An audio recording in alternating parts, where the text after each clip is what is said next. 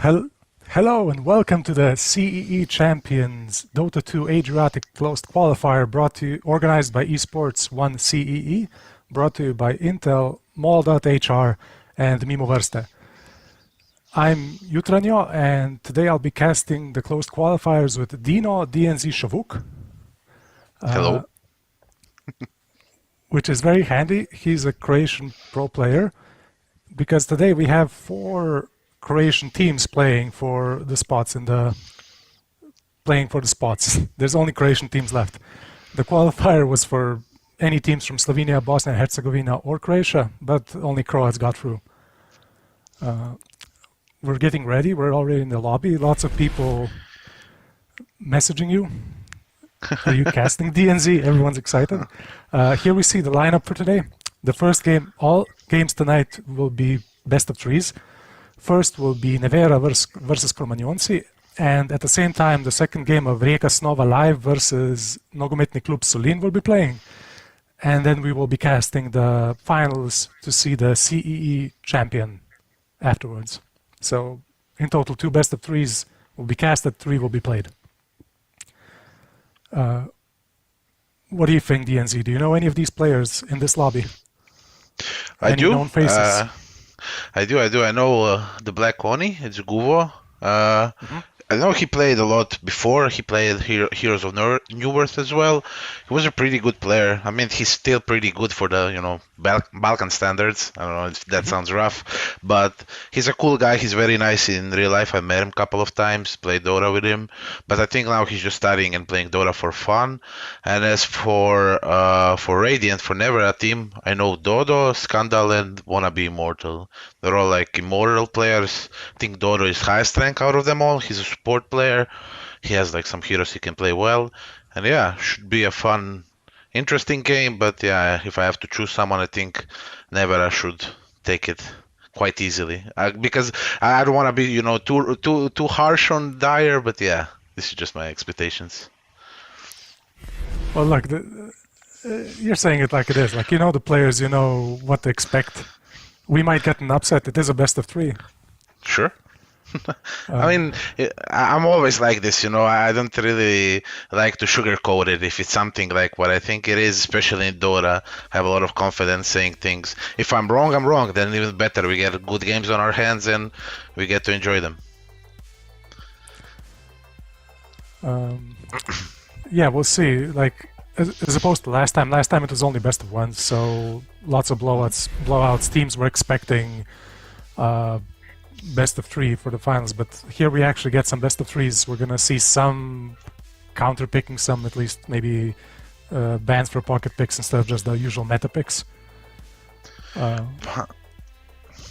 I mean, I think it's kind of hard to expect like meta picks in games like these because not every player is versatile. They have their own heroes. They can play a set of heroes, especially if they are playing their roles. In some teams, you can have like 5 mid players because they're all friends or something like that.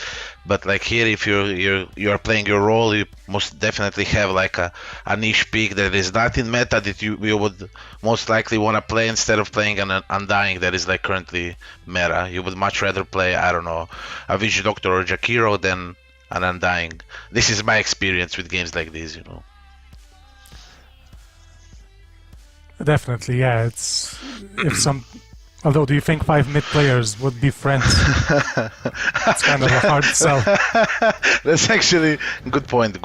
Yeah, I mean, you can't be never friends know. with that many mid players. No. It's actually Anyway. a really good point. Yeah. Yeah, let's go into the draft. It's begun.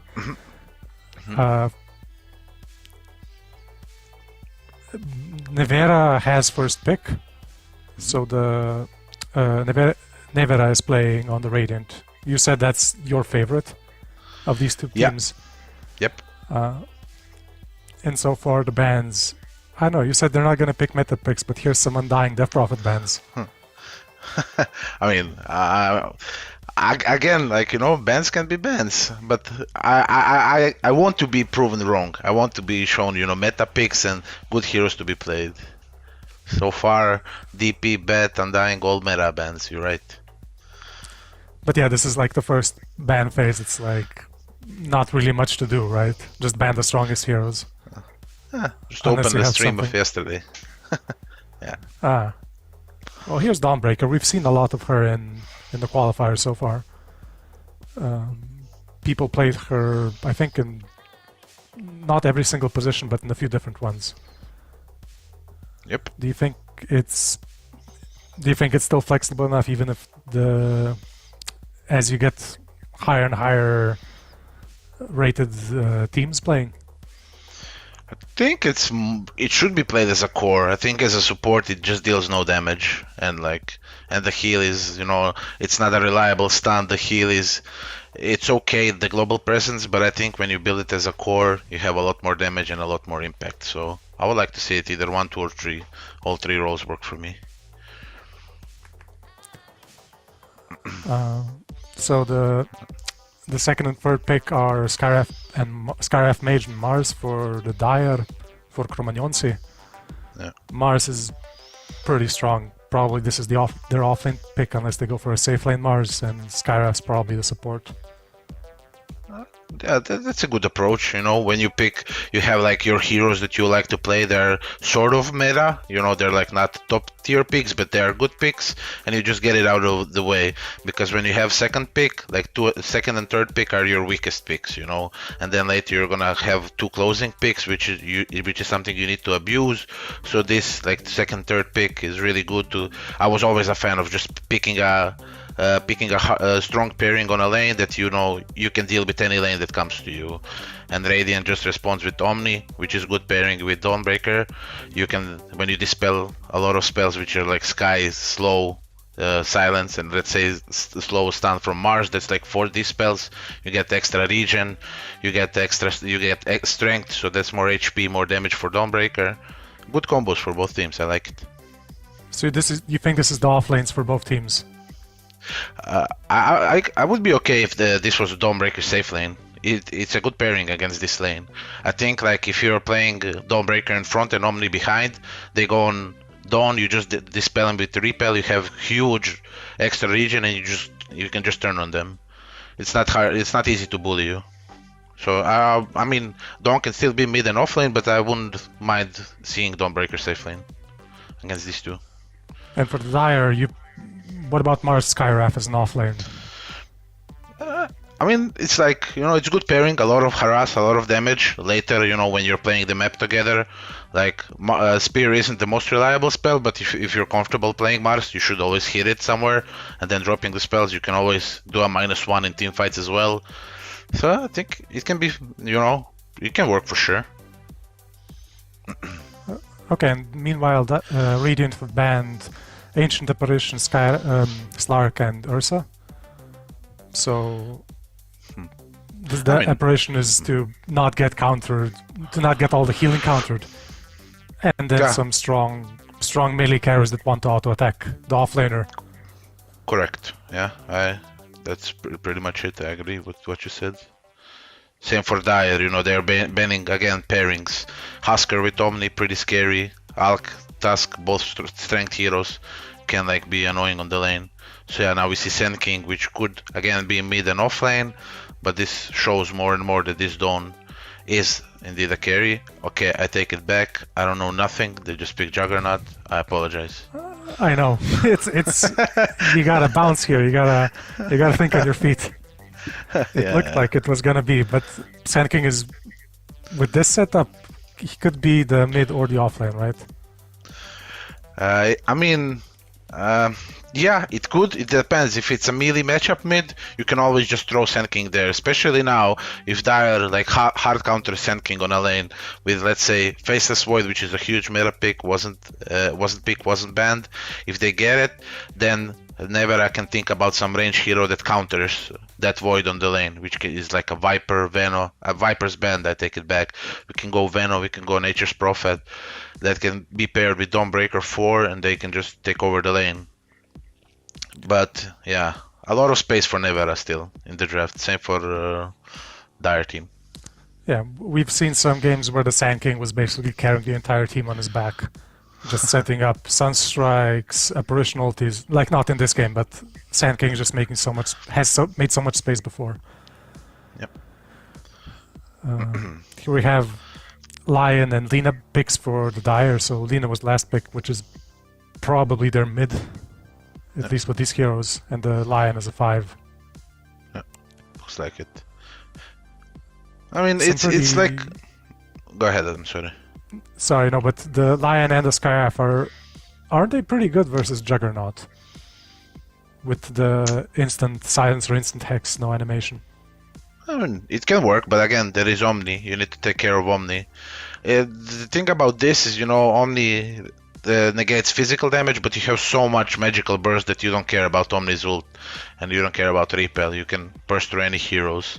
I would have liked, they cannot pick BKB control, because they picked Lion and then to pick Jugger after, but if they could think of some hero, I wouldn't mind like a Faceless Void on Dire, because that would sum up the draft real nicely. It's a good matchup against Jugger, it's a free lane against Sand King if he's offlane, and then you have a lot of burst in the chrono.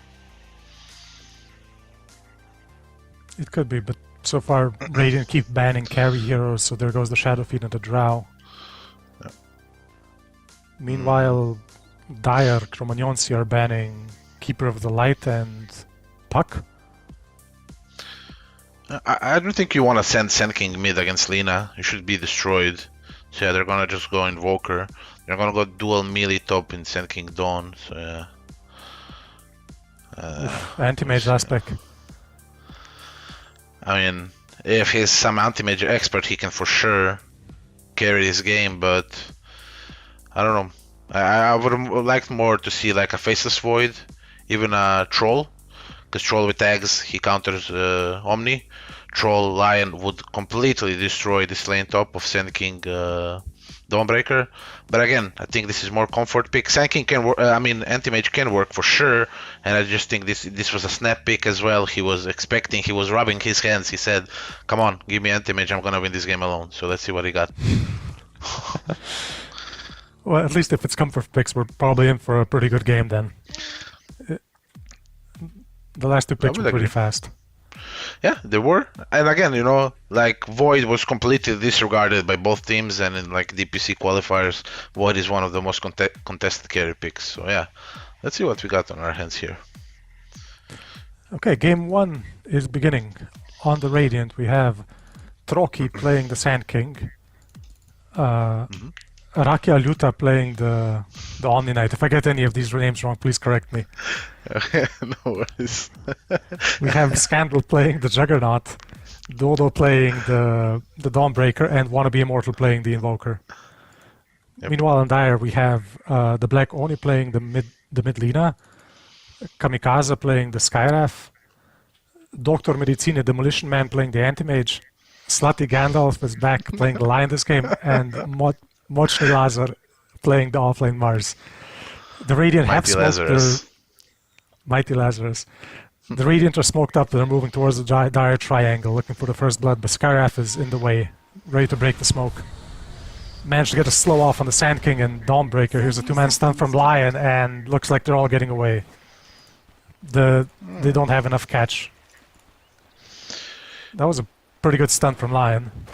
I think they could have easily won this fight. Like Invoker level 1 is very weak. Sand King skilled stun even, but if he skilled stun, then his start of the lane is pretty weak because he doesn't have Sandstorm 3rd skill. This could have easily been a fight won if they were just like, if they weren't too afraid. Lina skill stun, Lion stun, low cooldown. They could have won it, but they decided to play it safe, go for 2-2 runes and go for the lanes. Yeah, how much is this level 1 Burrow Strike gonna hurt the Sand King? I think a lot, because if they realize it, which they should, if Anti-Mage skills Mana Break level 1, he should just hit him. He's gonna see there's no like passive on the creeps, he's not pressing Sandstorm, and like you see, Lion doesn't even have a sentry, so Sandstorm would pretty much give him a free level first wave, and now he's just gonna get zoned. If Anti-Mage recognizes that. Yeah. What about the mid lane with Invoker versus Lina? Do you feel any of these two is favored here? I think Lina is like a stronger laner, but at the same time, if he misses creeps and then his bottle gets delayed, and if like he takes unfavorable trades, which Quasmax Invoker is good at trading because of the region, it could go south. But I would say like 60-40 for Lina, just because of the nature of the hero. You push in the lane, you get 2 CS for sure per lane because of Q, and yeah. If Invoker, especially if Invoker misses a lot of creeps, can go south pretty quick, but so far, even. And on the last lane we have the Skyrap and Mars versus the Juggernaut Omni Knight. Yeah. This is a pretty... I mean, the Juggernaut isn't likely to die with the Omni Knight backing him up. If anyone should die on this lane, it should be Omni. So I think Sky should have pulled here, but he might still do it. That would be a really good play by them, because if Sky goes for pulls, that pulls Omni out of position, and he's in like danger of dying to like a lot of burst. He just needs to be hit constantly, and we see like, you know, no region on Jug. He's not sending any out. Omni's not sending any out. That could be problematic for the Juggernaut, or for the Dire. For the Juggernaut. For the Juggernaut, I think Mars is enjoying his life with 9-3 CS, you know. So far, Dire is, yeah, on top of Lassie charge, but that can change fast, you know. That's not reliable. Yeah, it's only 2 minutes in.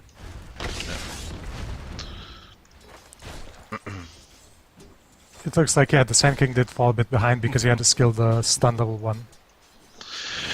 They pulled wave, which is good, but I don't know. Like a lot of mistakes that supports player do, they don't understand matchups. And what Dodo did well, because I will go ahead and assume that he has higher MMR than Lion, is he zoned.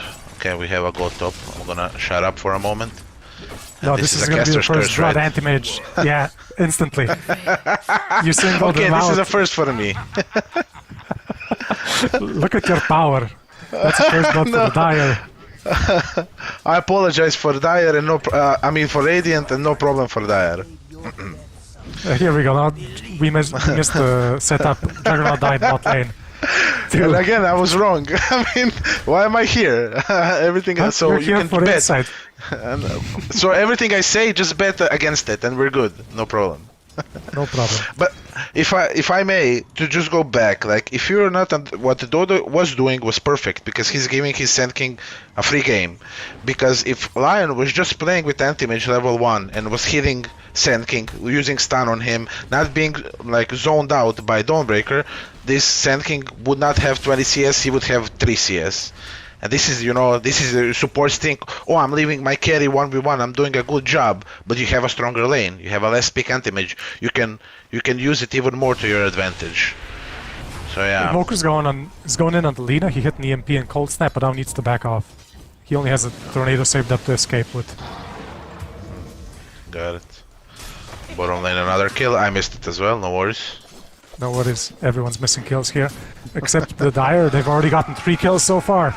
Here's Juggernaut spinning in on the Mars. It might be enough. Oh no, he has a stick. He has a stick. Ooh. No sticks. Juggernaut's getting stunned. No sticks, but he has a salve. He ferried out a salve for himself. He should be full HP in a minute. Yeah.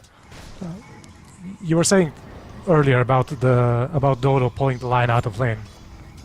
Why did Lion leave the lane then? Like, why not just stay with your anti-mage? Because he thinks he's doing a good job, you know. He's like, oh, anti-mage wins against Sand King, he doesn't need my help.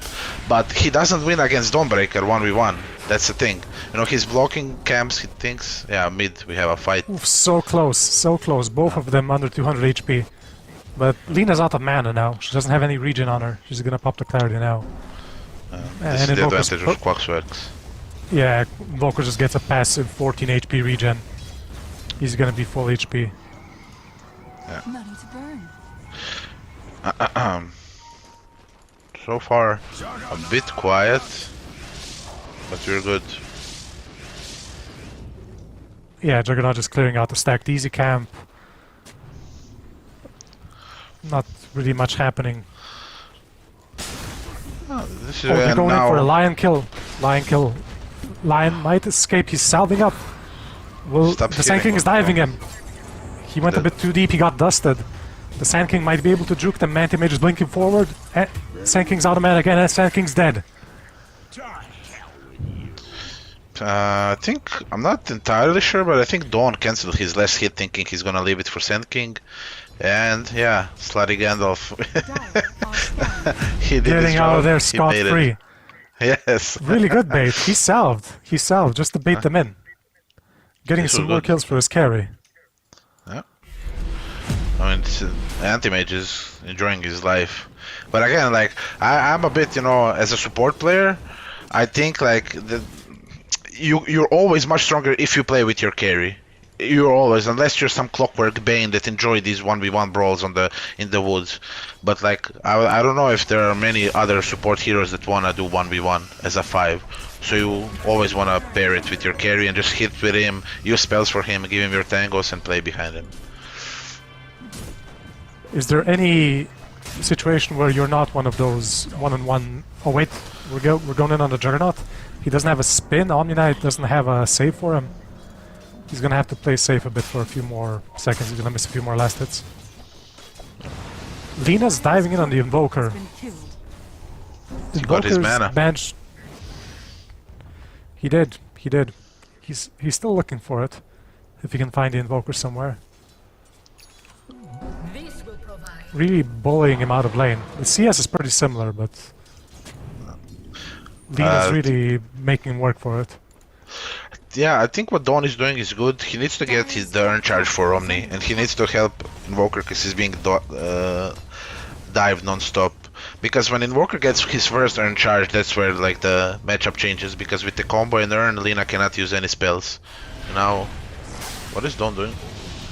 They can easily kill him here. Yeah, this is what we were talking about. Yeah, here we go. Invoker killing Lina with 50 HP to go. Yeah. And now he has earn charge, he will heal up. Earn bottom on Sky. I think the best play for Dawn to do now is to somehow camp around mid and wait for Lina to kill him again. That's gonna slow his game a lot, and he's gonna excel Invoker's game a lot. But is that really possible with the Dire Ward looking over everything? Yes, because Invoker, he can just sit behind Invoker and Invoker can start the fight with the Tornado EMP Cold Snap combo. Dawnbreaker is going back in again. Lina saw her and she's backing off. Meanwhile, bottom lane, they're going in for a kill on Skyraf. I think, Oh no, Juggernaut's spin ran out. He got dispelled by the Omelette, but will this be enough? Sky goes down. Mars doesn't have any spells. Now here's the Omni Slash. That's another kill.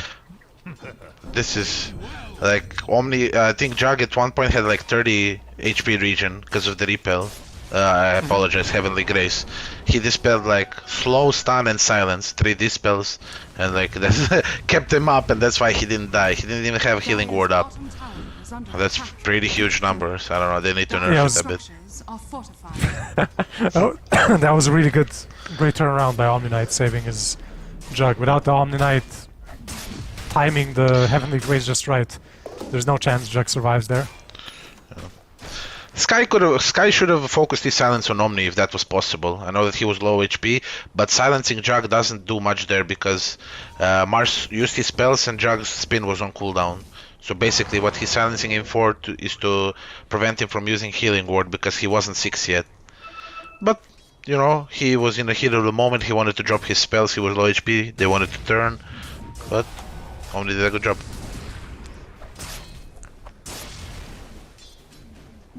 Right, looking at the networks at 10 minutes, we have Anti-Mage on top.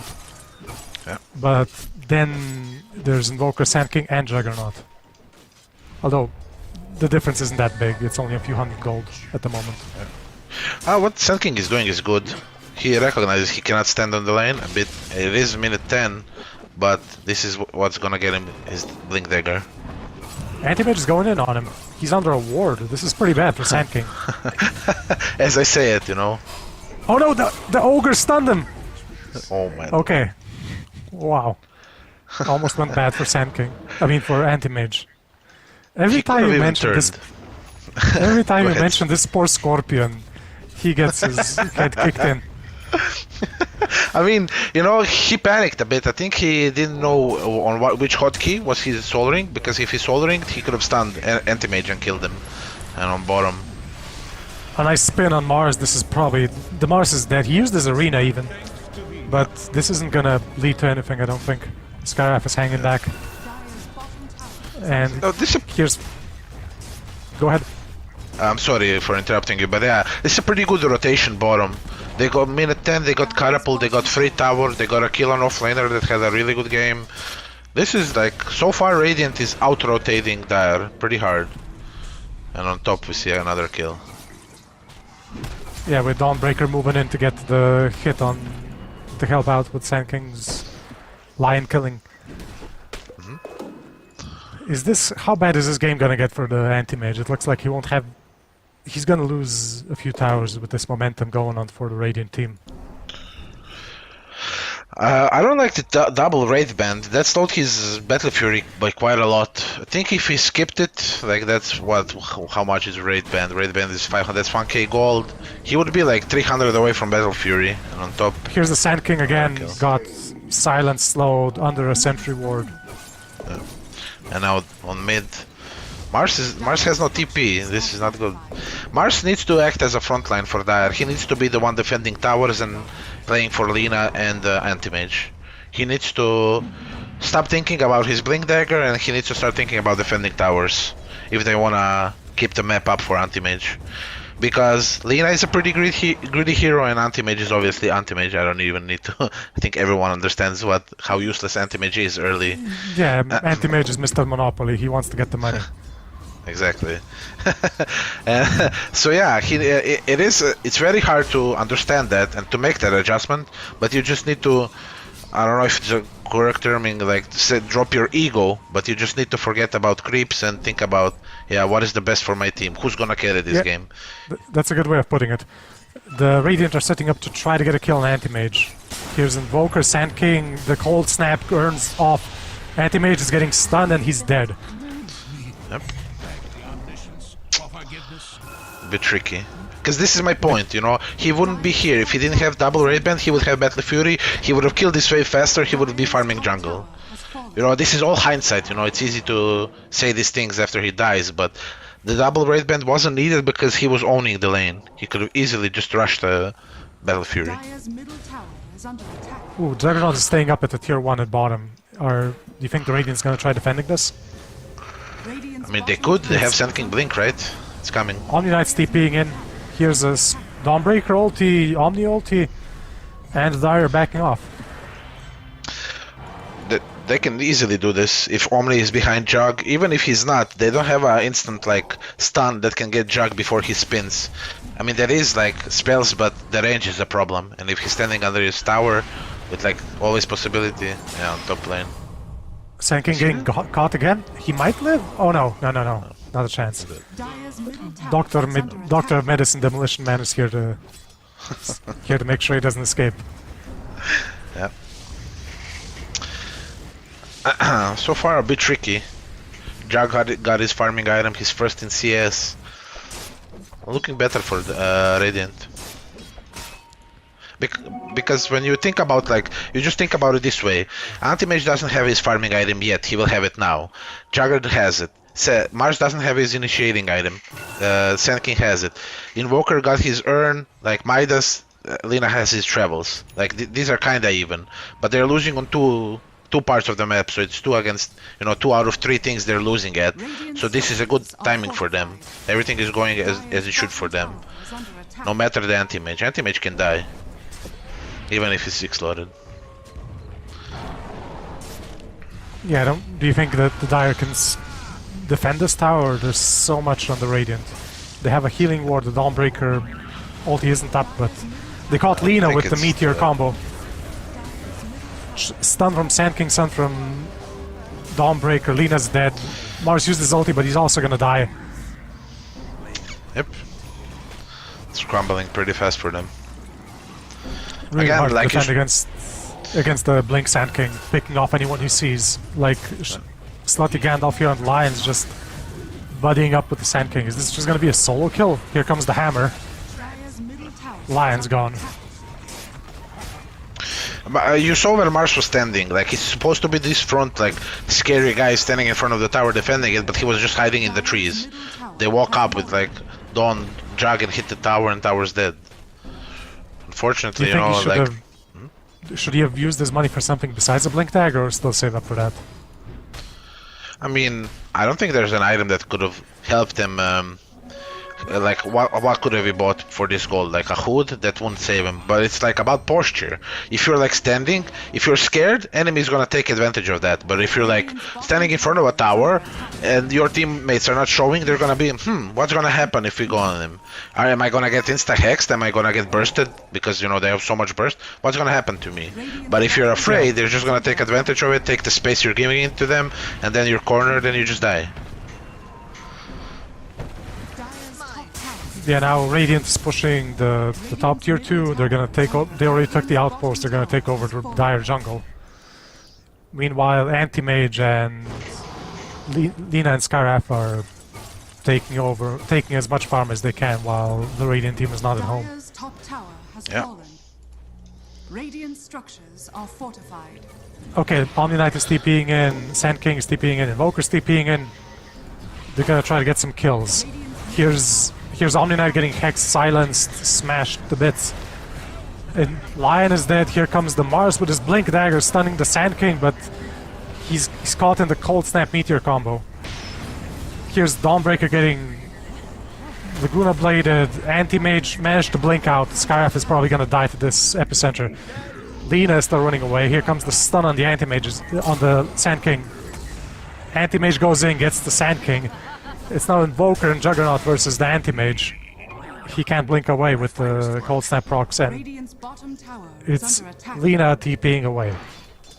I think I think he saw Sand King. Even if he was in Sandstorm, he saw Sand King running, and he didn't press a counter spell on Anti-Mage. I think if he presses it, Sand King just dies. They can turn on Invoker, completely different fight.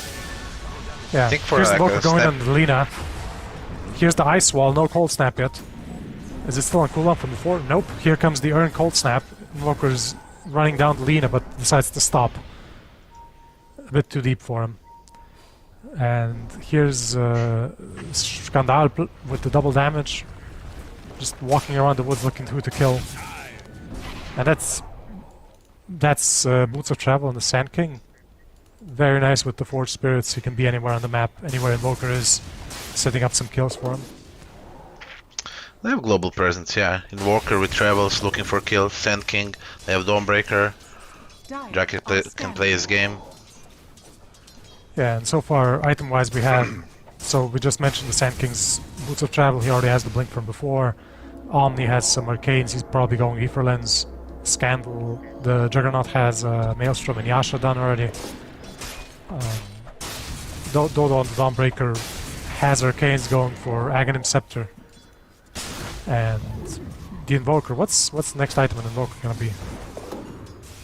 I think this is pretty, like, I don't think this item build is good. Like, it's pretty greedy. I think he could have easily just bought a vessel. Like, I don't mind Midas, but like travels is, I don't know. It's like, you For don't. me- I want to get the most money possible for my items. I want all my items to give me gold. I mean, it could be, but I think it's just most like, I don't care, this game is free for me, I can do whatever I want. Because, you saw it on top lane. If he had a vessel, this Lina would have died. If you just pressed like Cold Snap EMP on him with a vessel, Lina dies. Here comes the Hex on the Juggernaut. That's smoke from Lion, but Sand King is saving the Juggernaut from the follow-up, and they turn with the Dawnbreaker ulti. Here's the Skyraf just died into auto attacks. He tried to get the ulti off, but it couldn't. Oh, Jug ultied. Yeah. They're gonna go Rush now. He's gonna have Manta. Then I'm assuming Blink on Jug. That was some pretty quick yeah. turnaround from the Sand King. He was just waiting for someone to go on Lion, on Juggernaut. And the Roshan is just melting.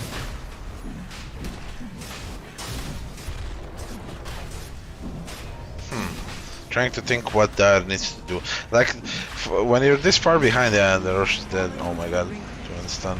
Oh no, here comes the combo.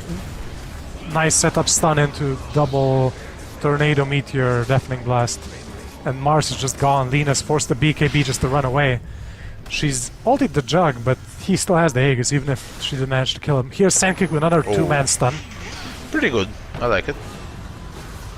It goes the Skywrath. Here goes the Lion's gonna die now, probably. If they have any long-range stuff left. No, they're not gonna die. They're just gonna play it safe. Anti-Mage is split pushing bot lane, and this Dawnbreaker isn't gonna kill him. The Invoker might be able to. Still has the Urn only. Might not be enough damage. There's some hybrid build, like, you know, I think Urn like for laning stage, and Urn like for like this minute 10 to what 12, 13, and then he just switches into Exort build because he has Sand King Blink. It's not bad. I take it back. I think it's good. It's like he's adjusting to the game state, and it's pretty good. I like it. Yeah, I'm a bit forgetful, but I think Never, I have already done this before, where Sand King is just setting up all the kills. She's doing pretty good double man stun. Yeah, these are really nice stuns every time. His team is so far ahead, he can just afford to wait after every stun to just like chill out a bit and then get the second ones lined up. Correct. He's not afraid either, you know. He just goes in. First stun he just went in. Second stun he was patient with it, so it's a mixture of both. So yeah, it's pretty good. Considering what was his lane, and I've seen games where I even myself played Sand King in the games like this, you know, on my bracket, where I just get blinked now if I was to play against anti-mage lion lane, you know. And for him to have a shard and travel dagger, these items is pretty impressive. Here's the entire Radiant team TPing up to catch out the Dire. Lena's been cold snap, but she BKBs up and is running away. I mean, TPing out. So Dire managed to get off with just a BKB usage to get out of there. I mean, yeah, that's not how you want to use BKB on Lena, but Dire didn't make a single move in quite a while. They're just like salvage mode, you know. Dodge them, have anti-mage keep hitting creeps, I'll bait them with my BKB. I think Lena should think about like getting I don't think Shadow Blade is gonna do it for her. She needs to tank up a bit more, because she is gonna be the focus at the start of the fight, so as much time as she can buy, it's perfect. It's better for anti-mage. What's if a they want good to take item for her? What's a good item to get on Lena at this point if you want to tank up? I think like AC or Shiva, like plate mail for sure, because she already has magic immunity. Now she just needs some physical durability.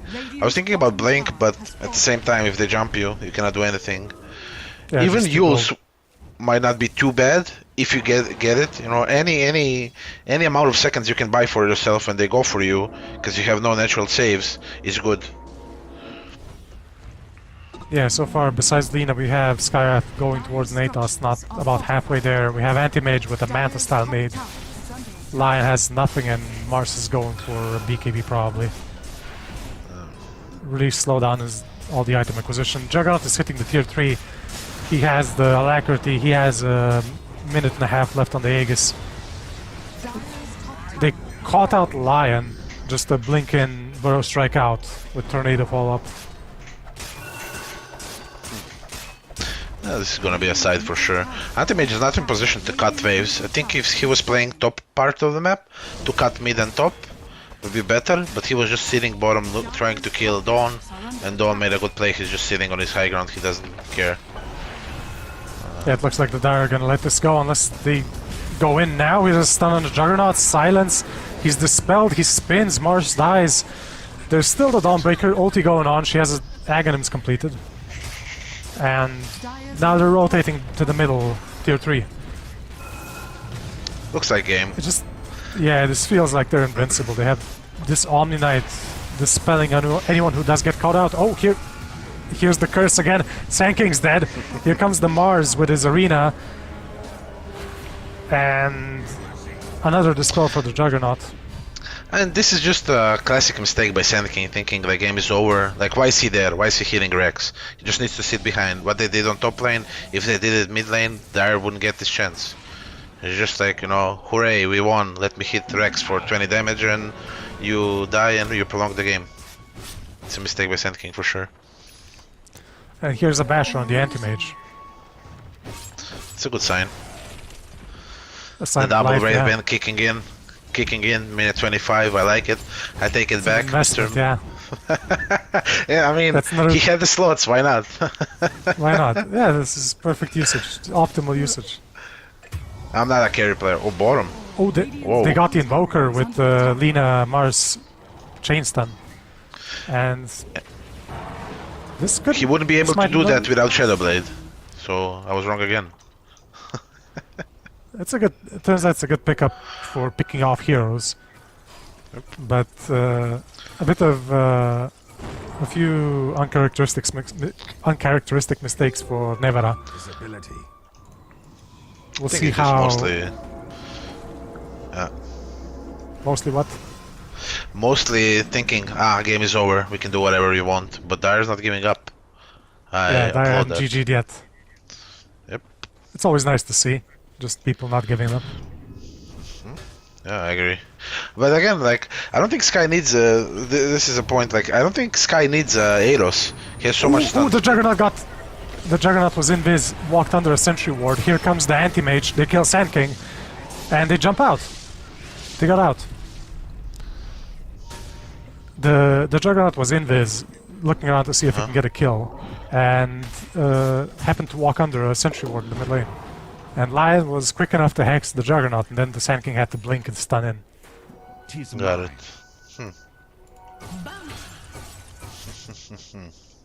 Good, I like it. There's some signs of life, even without missing one lane of racks. Not Hold on, that check graphs horrible here. even. Yeah, how's the graphs look like? They were like 12k ahead, now it's 9k. It's pretty good.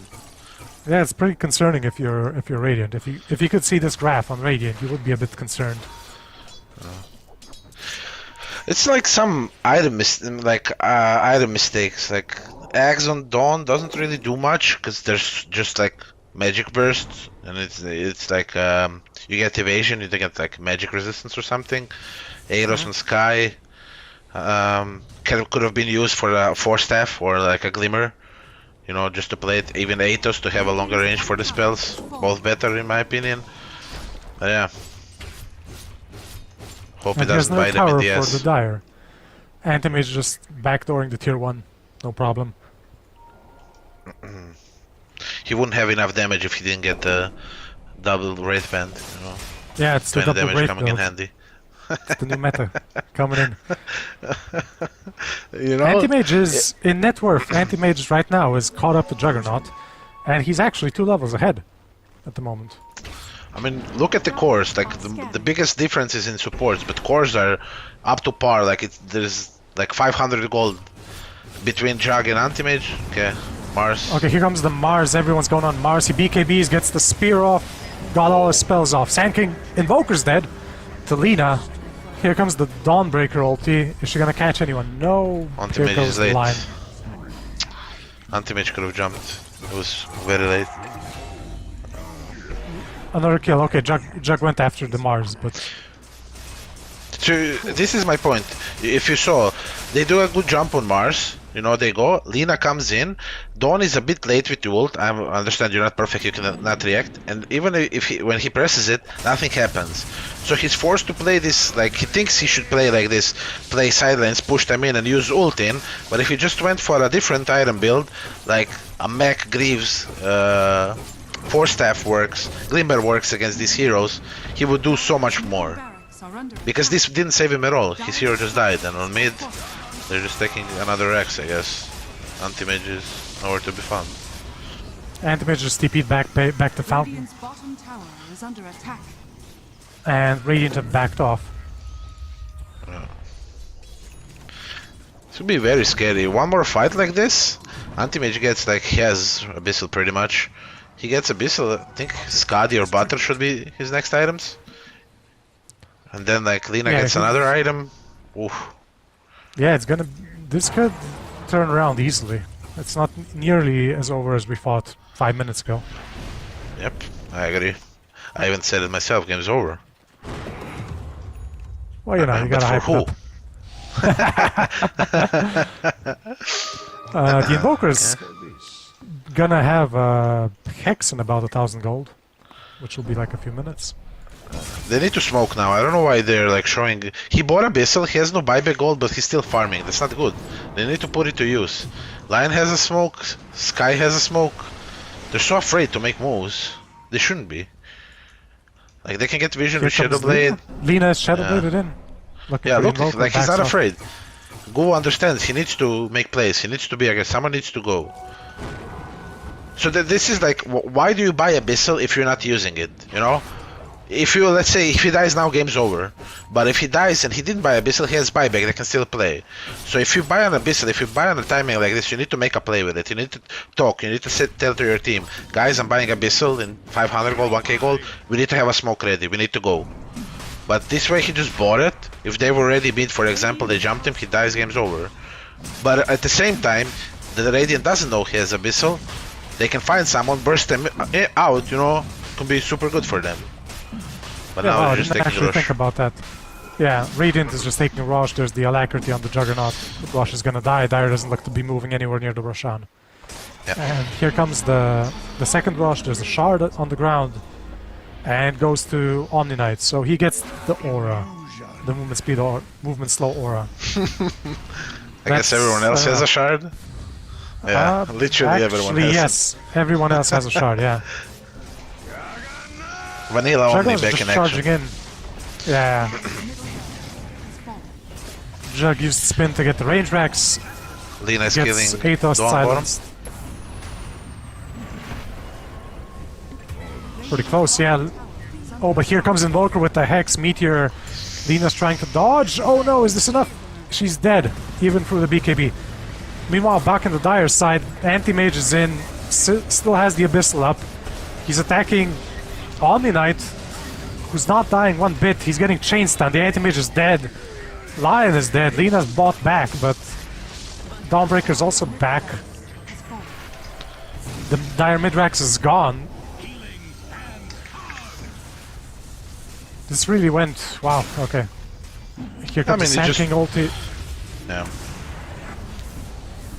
Everyone's just getting stunned and stunned and stunned. There's no BKBs left. Jug is spinning in with the shard. He just mows down the Skywrath. Here comes the Mars. Mars is also dead. The entire Dire team is dead. And this is probably going to be GG. They can't... Lion and Skywrath can't stop this push.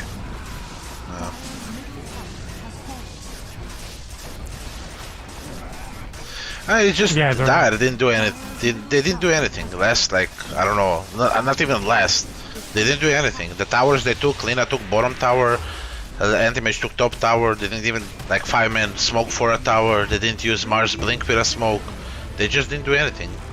The entirety time. Yeah. They were just waiting. They were just waiting. Yeah.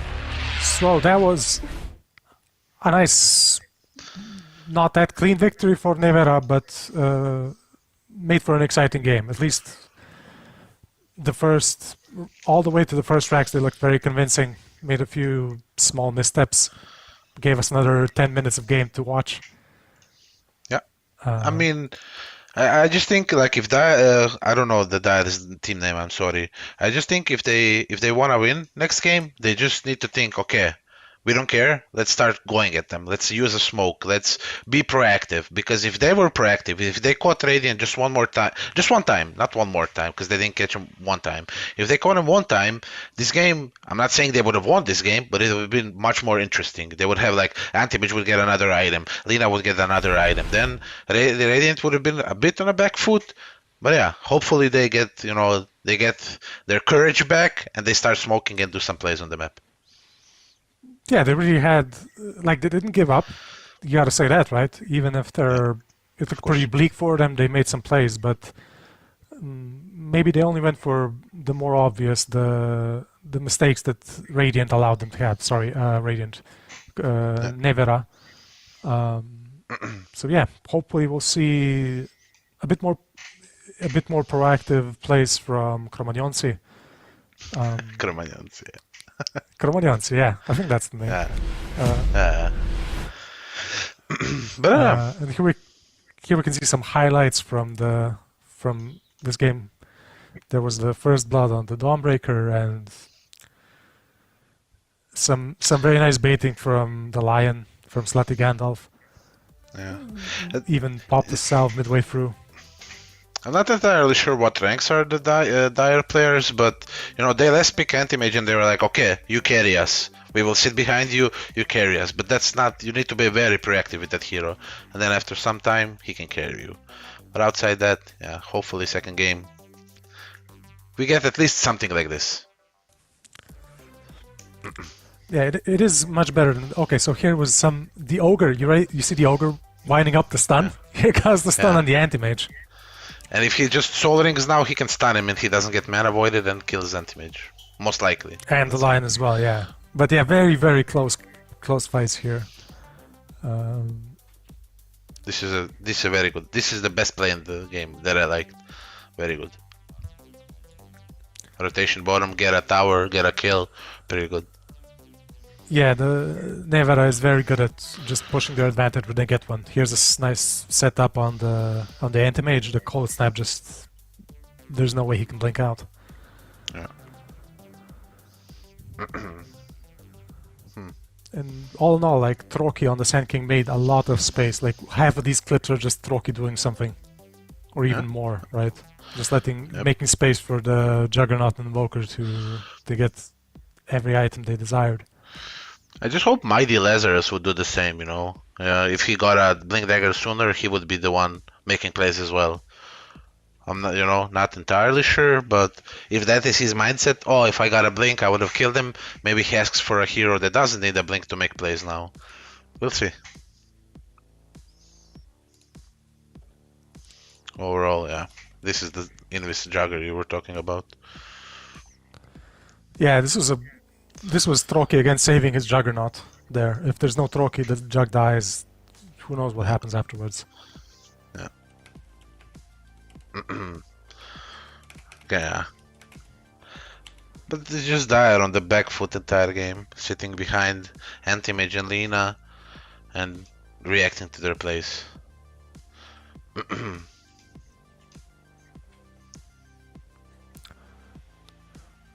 But yeah, so we saw some convincing plays from both teams. I'm sure it'll be a different game too. Now that they know a few good heroes that some players love to play, I'm sure that Cromoniosi don't want to see Troki on Sand King again, or probably, yeah. This is if he just pressed BKB here, he wouldn't have died. He would have TP'd back. He would have 2 lives. Who knows what would have happened? Yeah, it's all these tiny things. It's sometimes the tiniest thing who that changes the game, right?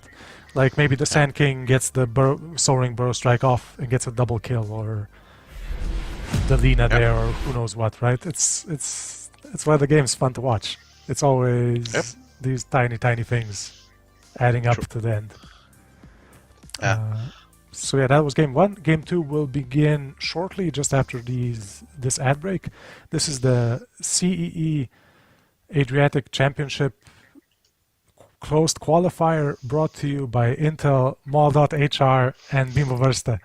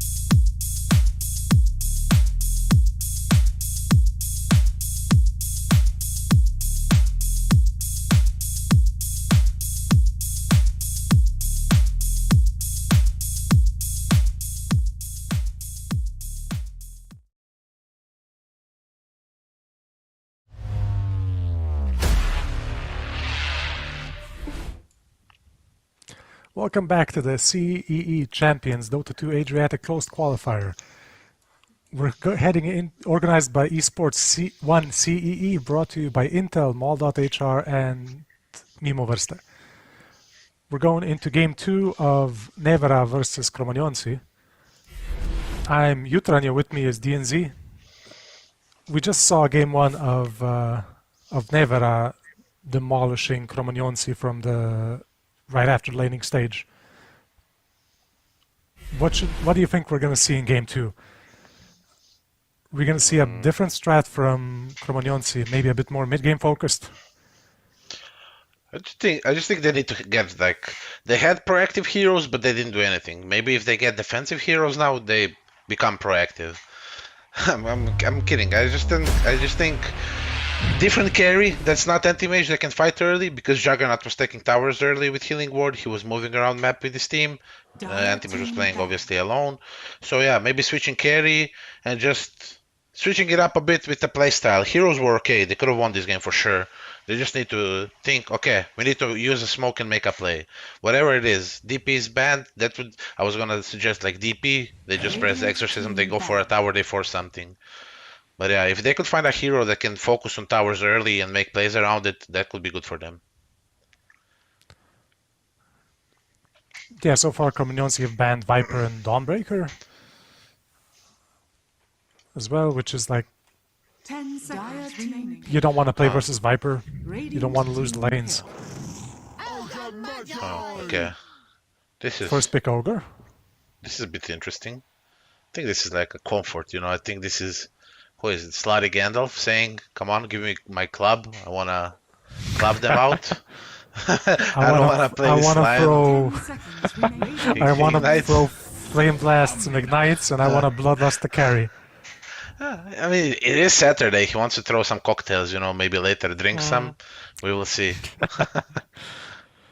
We'll see. This is definitely a support, right? There's no way this is a core Ogre. Is I don't wanna core say Ogre anything. any good? I mean, No, if no, I you say don't want it's it. We need shit, to say, 5 seconds yeah, remaining. it's gonna be the if star I of say the it's show. shit, yes, exactly. So I will say it's shit This is- because I want it to be owning. No, this is definitely like a support Ogre. There's no way, there's no real core Ogre strats. Here's the Omni Knight ready to save his carries again, same as last game. Nevera is really valuing the dispel on the Omni Knight. I mean, they have every right to. I think Cromagnon should have banned Omni. I think Omni was their biggest problem, because if you look at fights, if you use the Heavenly Grace on someone, that target would usually survive. If they wanted to play like this heavy burst lineup again, they needed to ban this hero, because Dawn wasn't the one saving them. It was Omni. Even though Dawn secured top lane, he played well. I don't know. I would like more to see an Omni ban, or even first pick. But yeah. And there's a Zeus for Nevera. This could be either a mid Zeus or a 4 Zeus, right? I didn't see 4 Zeuses in a while. Like, I've seen in pubs, or like in these Immortal pubs. I've seen it quite a lot after the change, but lately, not at all. Only mid. So I think it's gonna be mid. I think it's like, again, it can be anything. You can flex them. You can do whatever you want. You can pick up Pudge and send it on 5 lanes, which is ridiculous, And it's super. And the best thing is it's best in position 1, which is absurd. You'd never heard about that until the change. No, yeah, it's so weird. I'm like, all my time playing Dota, it's been more than 10 years. It's like, why is Pudge position 1 now? How is this fair? How is this? I mean, Who allows to me, this? I get shocked, Okay, Pudge has, 1 bar of HP. Okay, I'm just gonna slap him and he's dead, and then he just kills my whole team because he turns. But this is a hero we didn't see, and it's a very interesting hero. Yeah, this Primal Beast, it's very, I don't know. I'm not used to playing against it. 10 seconds You always remaining. misjudge how much damage the Primal Beast can do, I think. 5 seconds remaining. True, I agree. This is the only hero in Dota I never played. just out of protest because it was so ridiculously Radiant overpowered. team banned. As for every hero, if it comes in Dota, I wait a bit because I don't want to get a wrong impression of the hero when it's super overpowered, and then I just lose the grip when it gets nerfed. So I always played it when it gets nerfed. But for Primal Beast, I don't know. It just this hero, it's either make it or break it. He either just takes over the early game and owns you, or is like mediocre at best. Yeah, it's already gone through the cycle of, oh, it's a new OP hero, and now it's basement, it's been nerfed to the ground, and now we're buffing it up slightly. Like the shard, it. which was this silly eye for a rock, like that was way too weak. They improved it. They made it's like one rock and then 3 small rocks. I like it. It's a good spell. But Nevada picking up the potentially mid Zeus this early, like, aren't they worried about counterpicks slightly? I mean, when you think of it, what is the Zeus counter pick mid? It's like Brood Mother. Do you think Dire plays Brood mid? I don't really think so. Because whatever hero you pick, you think of, like, let's say your Betriders, which is banned. But even if you get like 4 stacks and you're going to apply 5th and you're running at Zeus, he's just going to jump out, he's going to slow you, deal damage to you, tower's going to hit you, he's going to use 2 spells on you, and you're like at the risk of dying. So it's not like you're always going to get your farm on Zeus, no matter who you're playing against. I thought he was a bit weaker now that they removed the easy camp from mid. I mean, he still But I gets guess- like on average 3 creeps per wave. He gets runes. He gets it's very good timing to play around his level 6. Side then just start fighting. He presses ult. But yeah, And here's the sad king. Here's the star of the show again, standing proud with his tail in the air. Dire team but this is even worse now. They banned all the good matchups for them. Like Jug banned, Lifestealer banned, Anti-Mage banned. I'm not sure what to think about this. There's still some bigs left, right? But here we have 2 big team fight ultis for Cromagnon, Phoenix and Magnus. 10 seconds remaining. But this is a bit strange. I guess this is going to be a core Primal 5 Beast, seconds remaining. unless the Phoenix is going to be the offlaner. No, but I honestly Magnus is the don't know. offlane. Yeah. Could be a lot I of guess, things. well, Because 2 out of the 3 middle heroes are going to be the cores. Ogre's support, but who's the other support? most likely Phoenix. I think this is gonna be like Magnus mid, Magnus or Primal Beast. They're gonna shuffle Phoenix 4, Ogre 5. But again, they could just switch around it because, maybe someone is a level 25 Phoenix that we don't know, and they just put it on 3 or 2. Yeah, But, here comes the Nevada picking up Ursa as their safe lane carry. There's no question where Ursa's going. 10 Also seconds very remaining. strong versus the Phoenix Egg Yep. Yes. 5 with seconds the- remaining. with his Radiant attack speed team buff. banned. He just gets off 8 last hits immediately. Dire team banned. They have a very But I scary have like some- first to second rush timing on the Radiant. Quite scary. Yeah, the Ursa is very good at taking early rushes. Radiant team banned. There is some... I mean, Ursa is good against Phoenix, but there is some nice AoE stuns to protect the egg, I guess, between the Primal Beast and Magnus. There is, but like an Enrage nullifies it a bit. There is Heavenly Grace. There is Zeus to cancel blinks that protect the 10 egg. seconds There's, remaining. both sides can do it well. I'm just like, 5 seconds the thing about remaining. the Radiant lineup is they have no cooldowns, while Dire has like RP egg. So that's the biggest difference I'm looking at right now. Neither of the lineups take towers real quick. So, if let's say a 5v5 fight happens and it's a even one, Radiant is the advantage, I would say, because they can just respawn, smoke again, go with Heavenly Grace and just fight them again, while Dire is pretty limited. Yeah, Radiant is now missing, depending on what they do with the Zeus, either they're missing a support or they're missing a mid. And Dire, I think they're missing a carry, but I'm not sure. Yeah, they're missing. Radiant seem to think so. Yeah, Radiant, last 4 bans from Radiant have been carry heroes. Why don't they just pick Faceless Void? 10 seconds remaining. Yeah, Is we what love I to see don't Void. understand. Yeah, it's just pretty more good team circles, fight. 5 more seconds AoE remaining. teamfight spells. I like it. Like, lean into it. If that's I what mean, you got, that's what you do. Yeah, you have Bloodlust, you have Empower, you're protecting Egg, you have good matchup against Sand King. They I can't don't know, like, dispel the Chronosphere.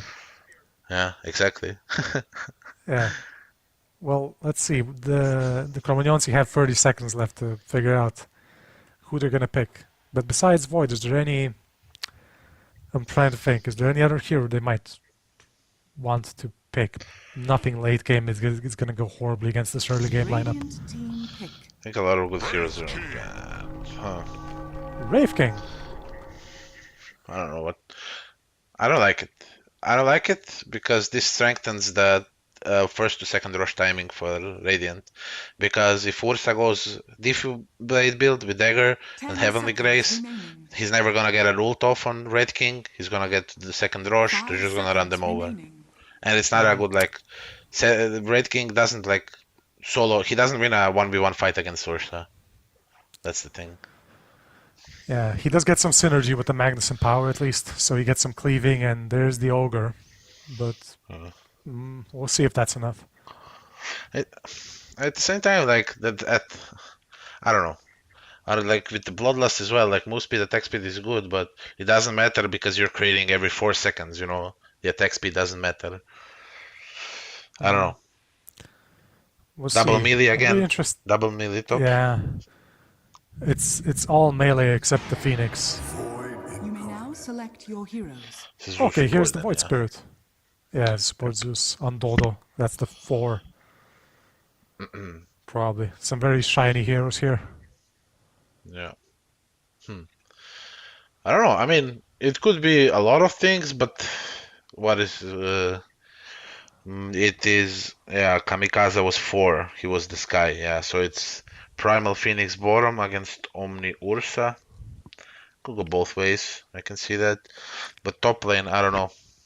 It all depends. Like, I think if you walk as 2 heroes into Sandstorm with Zeus spells, they are beefy boys, but at the same time, they're not gonna be full HP going. So we'll see. We'll see. We'll see. But definitely the Radiant is strong here, level 1, right? They're probably gonna repeat what they did last game with smoking up and rushing the enemy.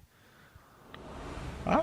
Are they the same? Yeah, they are same, like Radiant are again. Probably, yeah. They are smoked already, but they're pinging different part of the map. Yeah, they're going into their own jungle. Prepare for battle. And this game we have the Black Oni playing the mid Magnus. We got Slutty Gandalf playing Ogre Magi. Doctor of Medicine Demolition Man playing the Wraith King. Kamikaze playing the Phoenix, and Mochny Lazar playing the Primal Beast. Meanwhile, on Radiant we have Troki playing the Sand King again, Wannabe Immortal on the Void Spirit, Scandal playing the Ursa, Rakia Luta playing the Omni Knight, and Dodo playing the Zeus, the 4 Zeus, placing a ward down and escaping. I don't think the Dire saw him place that. Oh, and here comes the smoke up. But Dire are guarding every ramp. It's gonna be similar to what happened in game 1. 30 The smoke is gonna break. How is this Sand King's happening? skilled stun again. It's the same again. Oh, Holy but shit. Zeus is jumping up the cliff here. They got the Magnus. He has a skewer. He gets taunted out of the skewer. Magnus is dead. And Zeus is being run down by all the beefy boys. He's also dead. 1 for 1 so far. They've used up all their spells. There's another Sand King stun ready. It looks like Wraith King is gonna back off. Dire is gonna let The battle begins. are gonna let the Radiant take their side of the bounties. It's gonna be a 2 for 2. Looks likely. Well, I don't understand. How do they, like, first game they went on Dire triangle, and now they went on Dire jungle. Both times, both teams just hit each other. It's actually pretty interesting. You don't get that often. They did You know, put you up usually a miss ward, each though. other. They did put up an observer ward in the Dire jungle before smoking, so they did see some heroes up there. Yeah, but it's yeah, maybe they could have just waited and they're like, okay, we can go fight them, let's smoke. But they had every intention of using this smoke, but never mind that. Let's get to the lanes. Bottom lane. Yeah, these are also Omni Knight's pretty low here, just from a few Fire Spirits and Primal Beast playing his drums. Yeah. what do you think about the matchups, like top lane, Ogre, Wraith King versus Zeus Sand King? You said it's going to be very hard for the Wraith King lane.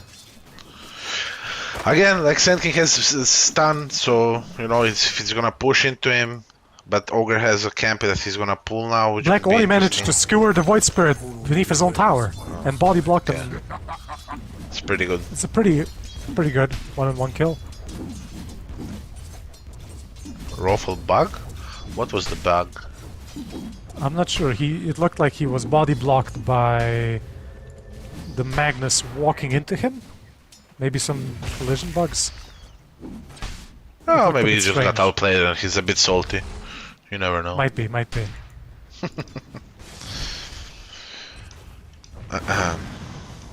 Top lane is the warding. Interesting that he decided to spend a sentry. So I'm assuming he's not gonna skill lightning bolt. He did. Okay, never mind. I was wrong again. So what I'm trying to say, like he got level 2, he skilled lightning bolt, but he spent a sentry. He doesn't need to buy sentries when you're a Zeus.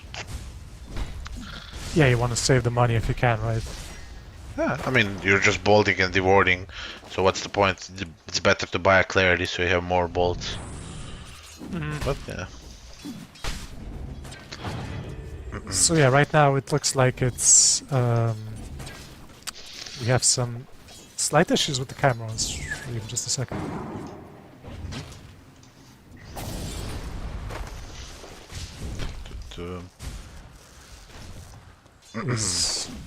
Okay, it's fixed now. Sorry. Zeus is going in on the Ogre, but okay, Sand King pumped the Mango, but the Wraith King stun saved the Ogre from certain death. Ursa's going in, but Primal Beast is also going in. They're just smashing each other. I don't know, there's like they got 7 stacks on the Primal Beast. It just fell off just before the Ursa managed to jump in again. Top, it's Troki being very low, high juking in the trees, hiding. Dodo is auto-attacking Slutty Gandalf. He still has a Mango left over if he wanted to. What a lane. One lane. Here's another skewer mid lane by the Void Spirit. He's just getting out with the Simulate this time. And Ursa goes down to the Primal Beast Onslaught Trample combo. But Omni Knight's going in on the Phoenix, so he has to back off.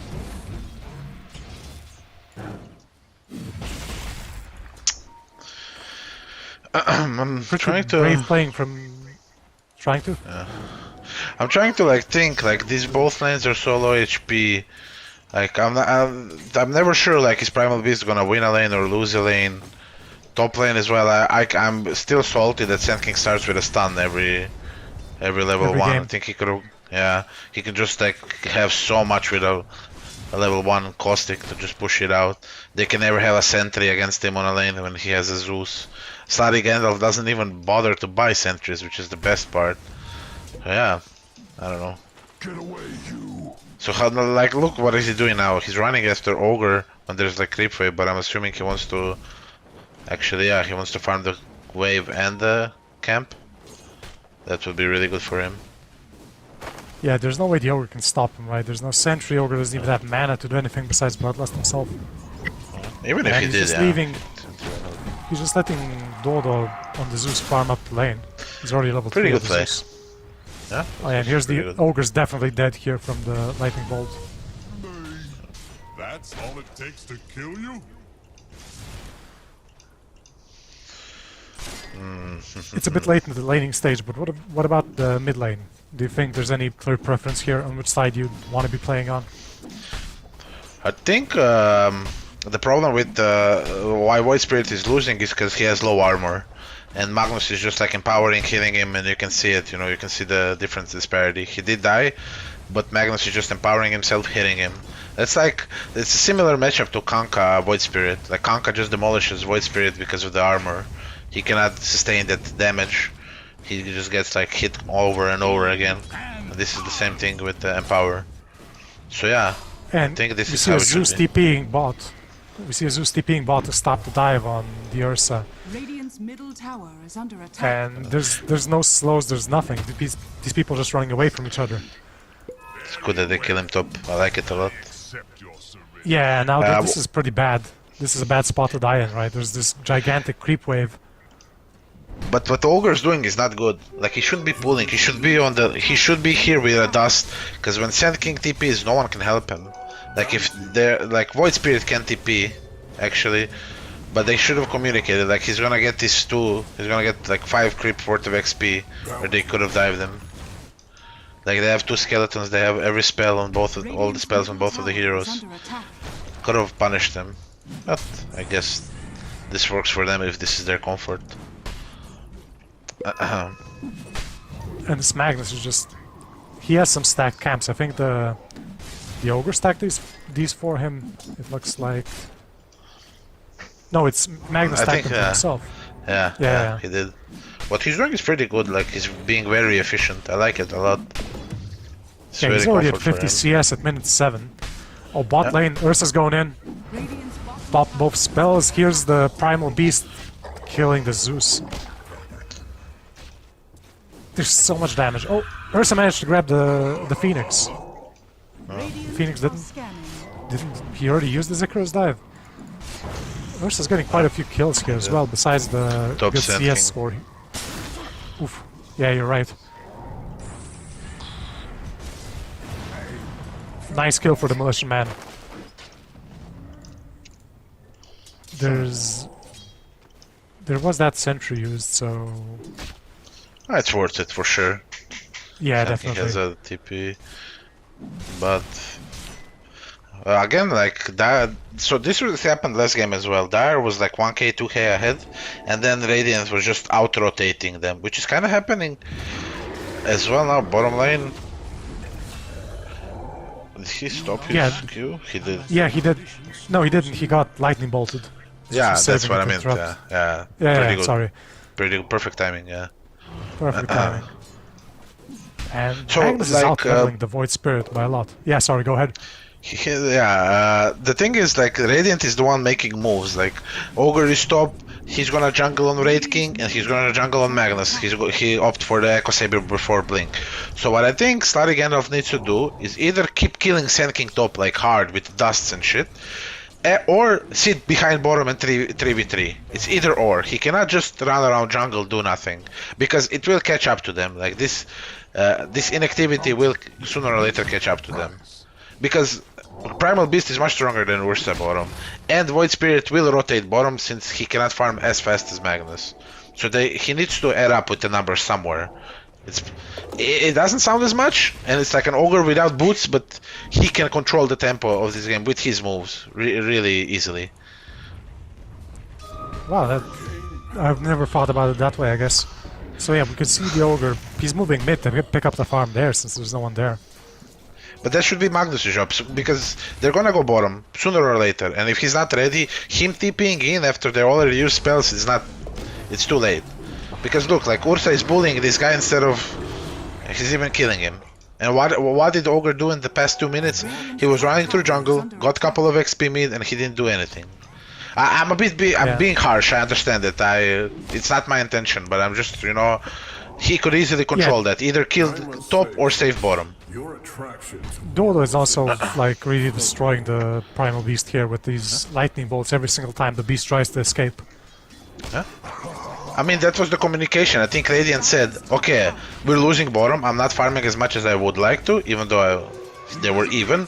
And he said, okay, I'm coming. They were diving, he came, and he's just sitting bottom, not letting him enjoy time. But look, Ursa, they could have done that already. Here's the Ogre. Huh? And yeah, They this should is be just afraid of them. night and day. Void Spirit, 1 HP. Magnus 1 HP, yeah, that was the Magnus RPing the Void Spirit. And him and the Phoenix are getting ready to go in again, I think. It's pretty ballsy from the Phoenix. One Zeus lightning bolt and it all goes downhill. This is so much damage. Mana The on Void Ogre, Spirit. Holy. no mana, no Pretty HP. He's dead. They're charging in with the skewers. Here comes the egg. Can Troki save this egg? It doesn't look like it. It's too much. Pretty good. I like it. This is just the beefy boys smashing and running in. Radiant structures are fortified. And they could have started doing that like 2 minutes prior to that. And like 2 minutes early game is quite a lot. Any 2 minutes in Dota game are a lot. So yeah, Here's other some than tipping. that, pretty good. Radiant's Are, bottom tower. are they saying anything nice to each other for our viewers who don't speak Croatian? Yeah, he said that he tipped the wrong guy, he wanted to tip another guy that he likes a lot. Dire's middle tower. Ah, what he okay. Okay, Yeah. makes sense. No toxicity here, no worries. No toxicity, no. Only clean water. Oh, but this is interesting actually. I didn't know that Pulverize ult from Primal Beast is not affected by Enrage from Ursa, so you Really? still get to Yeah. slap him 3 times. It's pretty good. Actually, pretty good. I didn't notice. Does he slap him faster or what happens? Same speed, like damage is reduced, but like the disable is the same. Okay, so it's like an ul. That's what? I'm sorry. So it's like an Like a scepter. Yule. Yeah. Exactly. Yeah. So the duration Okay. is the same, but the damage is reduced. But I think you care about disable more Dire's because the top more. tower is under attack. So Yeah, what is the definitely, disable? yeah. It's like 1 2.3 second. seconds, So yeah, 2.3, and then rage is 4 seconds. So basically, just half of the enrage duration, you're still controlling them. It's pretty good. I like it. Okay, I didn't even think about that during the picking phase. I didn't either. I don't think Radiant did either because they picked Ursa into Primal Beast, thinking they're gonna, Orb of Venom him out of the lane, but Mochin Lazar has other plans for them. But this is 4k, minute 13 in. This is quite a lot. I just hope that they don't stop doing plays, right? Because on bottom it was against Guvo. The Black Oni with Magnus doing the play bottom, going with the Echo Saber, understanding his power, and then the rest connected. I just hope they don't get run over by Sand King Blink because they're passive. But we see a smoke already, which is pretty good. Yeah, there's a smoke from Ogre and from Phoenix. There's a dust, there's a stun on the Sand King. There's no way Troki gets out of this. Super. Great. They delay his blink even more. Another smoke. Holy moly! We got 2 more smokes than the last game total. Dire's middle tower And it's minute 13, so this is an They action just bought packed the game. whole pack. It's a whole pack of smokes. Oh, here's the blink on the Magnus. Dodo's never gonna survive this. Just a blink skewer probably. Yeah, here we go. Sorry, just well played by a nice setup. Even waited for the Zeus jump, but it's so funny watching the Primal Beast charge his way through and Magnus going the other way. Just like 2 trains. So fun to So watch. far, yeah. This is not. Radiant's middle tower I think is under attack. they need to look. They need Sand King Blink, that's for sure. And after that, they need to smoke into kill into Rosh. That's their way back for Radiant. I don't think they can just go Rosh against this team fight. They need a kill. Okay, mid. This guy's not dying, but That's his blink is. it, Yeah, good again recap. the spell coming in from the Omni Knight. Okay, here's the Primal Beast ulti into a Phoenix Seg. Is Sand King gonna get away in time? Yep. Okay. He's out. Now they need to heal and they need to smoke. This is their play now. Do they have a smoke ready? They don't. Is it coming? It's not. Feels bad then. What do you think about this item build? The Void Spirit is going for a Quake Aghanim Scepter. Just Brown Boots Bottle Scepter. It can work. Like it's good against Phoenix. I don't know about the rest, but against Phoenix, when he finds him, he silences him. He doesn't let him dive because his job is to find Phoenix. The backlines. As much as it's like Primal's Beast job is to onslaught in and try to find Omni. These are the 2 jobs of the 2 heroes. So yeah, if he uses it to that, mid lane, that's a kill. He needs to run into Rosh immediately. I don't know why he's not doing that. They have no egg, they have no RP.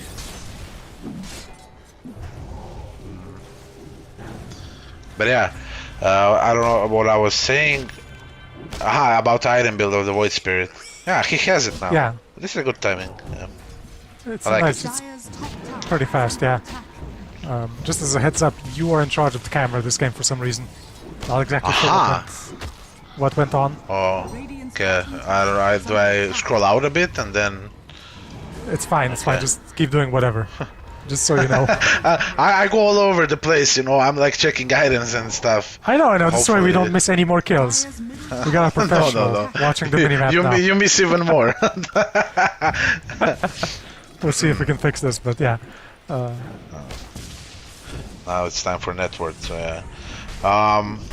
Yeah, I mean, again, Radiant is just sitting mid. Their push is super slow.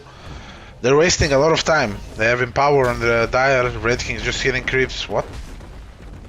Okay, I don't think Troki wanted to do that. I don't know if they understand even that he used Epi. But Maybe a yeah, misclick. this is a lot of time wasted by Radiant. Just look at them. There are 5 heroes running left and right on mid for the last, what, 1 minute, 2 minutes?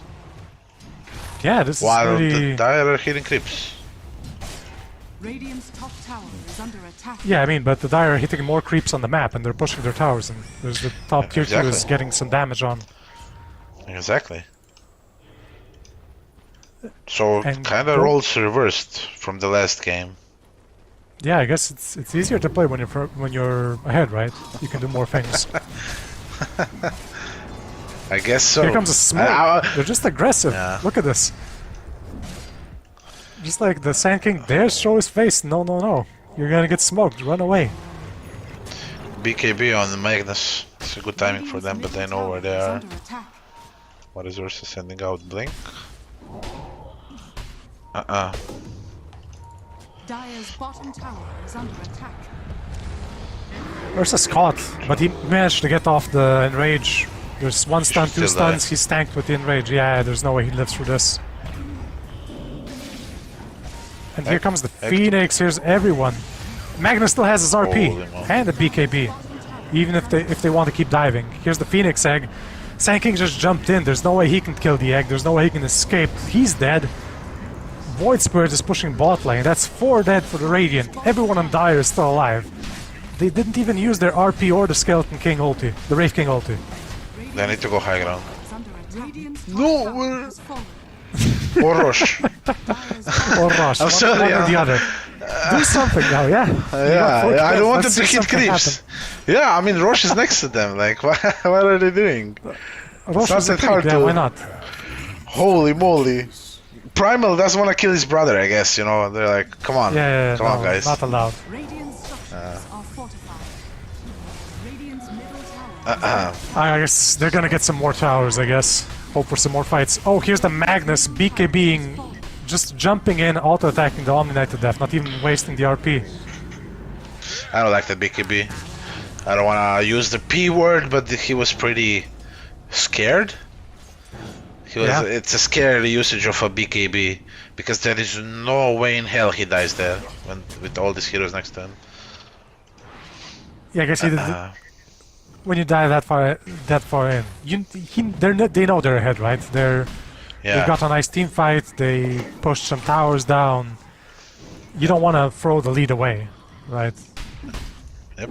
I mean, still. but that's the thing. Like you're ahead. You know that they have less resources than you, so you don't need to panic with the BKB. You can tank spells. Mid lane, holy shit! 2 hits is like third of HP. Whew, Goodbye. nice crit. Saving the armlet. Here comes an RP on the Void Spirit. He's getting skewered in with the Zeus.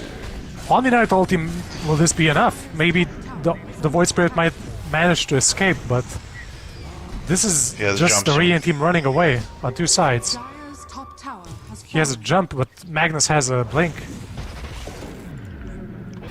This is a really long chase. Okay, Q usage.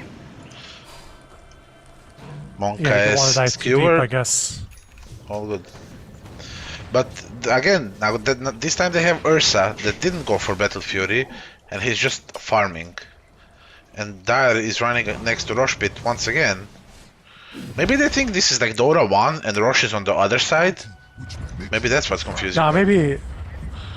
I don't know, maybe they just wanted their making sure Ursa doesn't get it, or maybe they're hoping for a good team fight once the Radiant try to get it. Is that a possibility? Like, no. I just think that No, they're not getting ready. thinking about it at all. Yeah, they're getting ready for a smoke up. I think Phoenix has a smoke ready.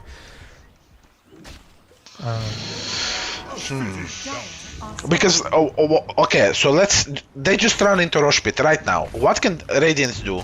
They have two blinks, but if Phoenix is in good position, he's gonna get his egg off. They have BKB. They're gonna have another BKB soon, but it doesn't matter. They have overwhelming damage and they have better team fight. So Rosh dies in, I would say, 10 seconds with the Dezo and double empower, and like with the Firebird, so Rosh is not healing. And if by any chance they get low HP, they're just gonna get healed up by Sunray. So you know, but if Radiant goes and they don't kill it in the 10 seconds, which they possibly can, when Dire jumps into them, it's all hell breaks loose. You know, it's pretty hard to take at that fight. Yeah, there is some, at least, some Sand King ulti with Void Spirit, AoE Silence. Like, something could happen there, but yeah, it's very... Much easier for Dire. Much easier to execute for the Dire, yeah, I agree. Yep. DD top. Here's a double damage on the Wraith King. There's Primal Beast is charging in, he grabbed the Omni Knight, here comes the egg. There's a Sunray out of the egg. This is a double damage Wraith King chasing down, he's gonna blink in 2 seconds. Oh, here comes the Sand King, ulti Void Spirit! That's 2 dead. Wraith King is back, no double damage. Ursa's low, Ursa's dead. Wraith King gets another empower. I'm sorry if I'm mumbling when you're casting, I'm just thinking out loud. Yeah, what are you thinking about? Why is Dire so scared? Like, why is he posted so afraid when Void Spirit used all of his spells on his face and there is only Omni? Like, 2 heroes, he has like 2k HP, if he hits him 3 times he's gonna kill him. You know, like this scared mindset is not good. It's hard to have confidence in playing the game and understanding your limits, but come on, you're just like literally two-shotting everyone, you should be very confident. Yeah, this is... It is hard though, yeah, you just lost the game 1, you have a big lead here, you don't want to throw it away, but you can also throw it away by not going in hard enough.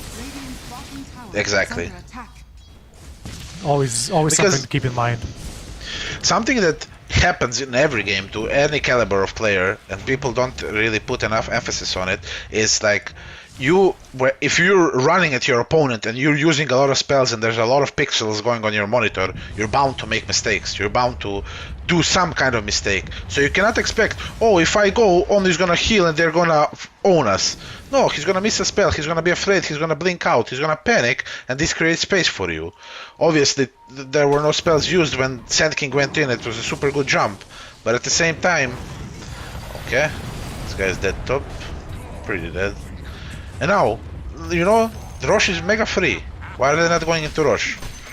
I'll take mid tier 2 as well. Yeah, I guess they want to save it for afterwards, the celebratory Roshan. Do you think this was a misclick as well, the tipping? I think this was pretty directed, but as long as there's no all chat that I need to translate, I don't care what it is. Here's Magnus fishing for a skewer target. I like it. Yeah, it's good. He is strong. He can afford to just jump in, lose 1000 HP and not even notice. Radiant's middle tower is under I think attack. Guvo is really playing well this game. I think he's micromanaging his team and he's making these calls. Like from the first blood to everything, yeah. Yeah, his nickname is the Black Oni, right? Yeah, I'm sorry, yeah. I keep calling him Guvo. It's fine. You can do that if you know him.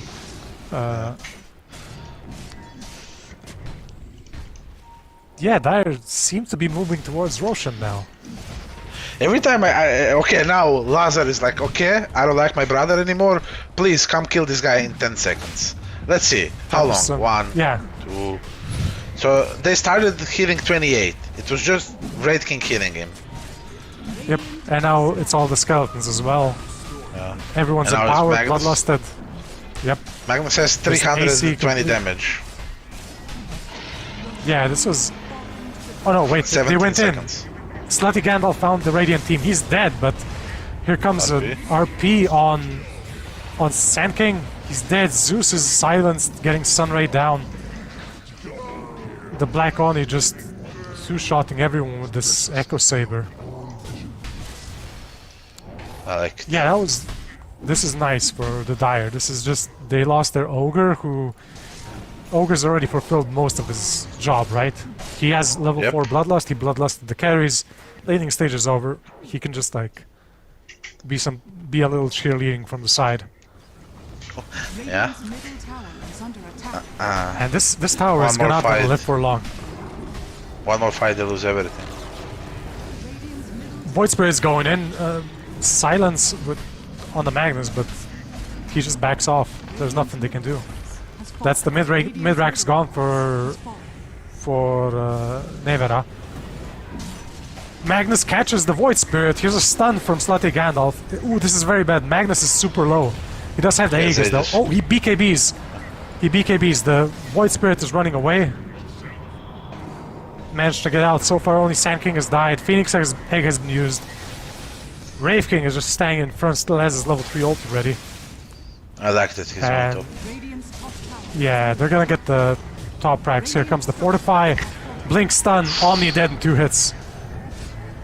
What was he doing? He was using a 60 damage nuke on a guy that can backhand him and kick all of his teeth out. Yeah. I think Okay, so Lucky the Dire Luka have doesn't backed want to off. play this game anymore. Yeah, do you think this is good that they pulled back at this point? I think they could have easily fought because they like the Sunray is way too. So what happens if they posture right? It's Magnus Red King in front and it's Phoenix behind. They cannot reach Phoenix because they're gonna die because both Magnus and Red King do too much damage. And if they go on them, Sunray is just gonna top them off because they're like both strength heroes with a lot of HP. And I don't think Radiant has enough burst to kill both of them. They're gonna kill one, he's gonna lose Aegis. They're gonna kill the other, he's gonna lose Reincarnation. But I do stand corrected because I think Red King didn't have ult, and that's why they went back. So maybe that was, in their head. What if they go on me, they kill me, we can lose the fight, yada yada. So that's okay. Yeah, they're keeping their lead. It's not like they're losing the. If you Yeah. look at the graphs, it's steadily climbing for the Dire. It's not slowing down, Yep. which is good. They have the lead. They're keeping it. Here's a smoke up from the Radiant. Void Spirit has an Ethereal Blade ready. Gonna try to probably burst someone down, but who's it gonna be? Wraith King's in front. He gets chain Dead stunned, twice. dead. Yeah, here's the death, but what about life number just 2? bought Wraith a King's big- dead again. Ogre's dead. They can win this fight. Phoenix is dead. It's only Primal Beast left here. The Magnus is nowhere to be found. Zeus Skeletons managed killed to Zeus. die from skeletons. Okay, Radiant's Ah, that's unfortunate. pretty bad though. This is pretty bad for the Dire.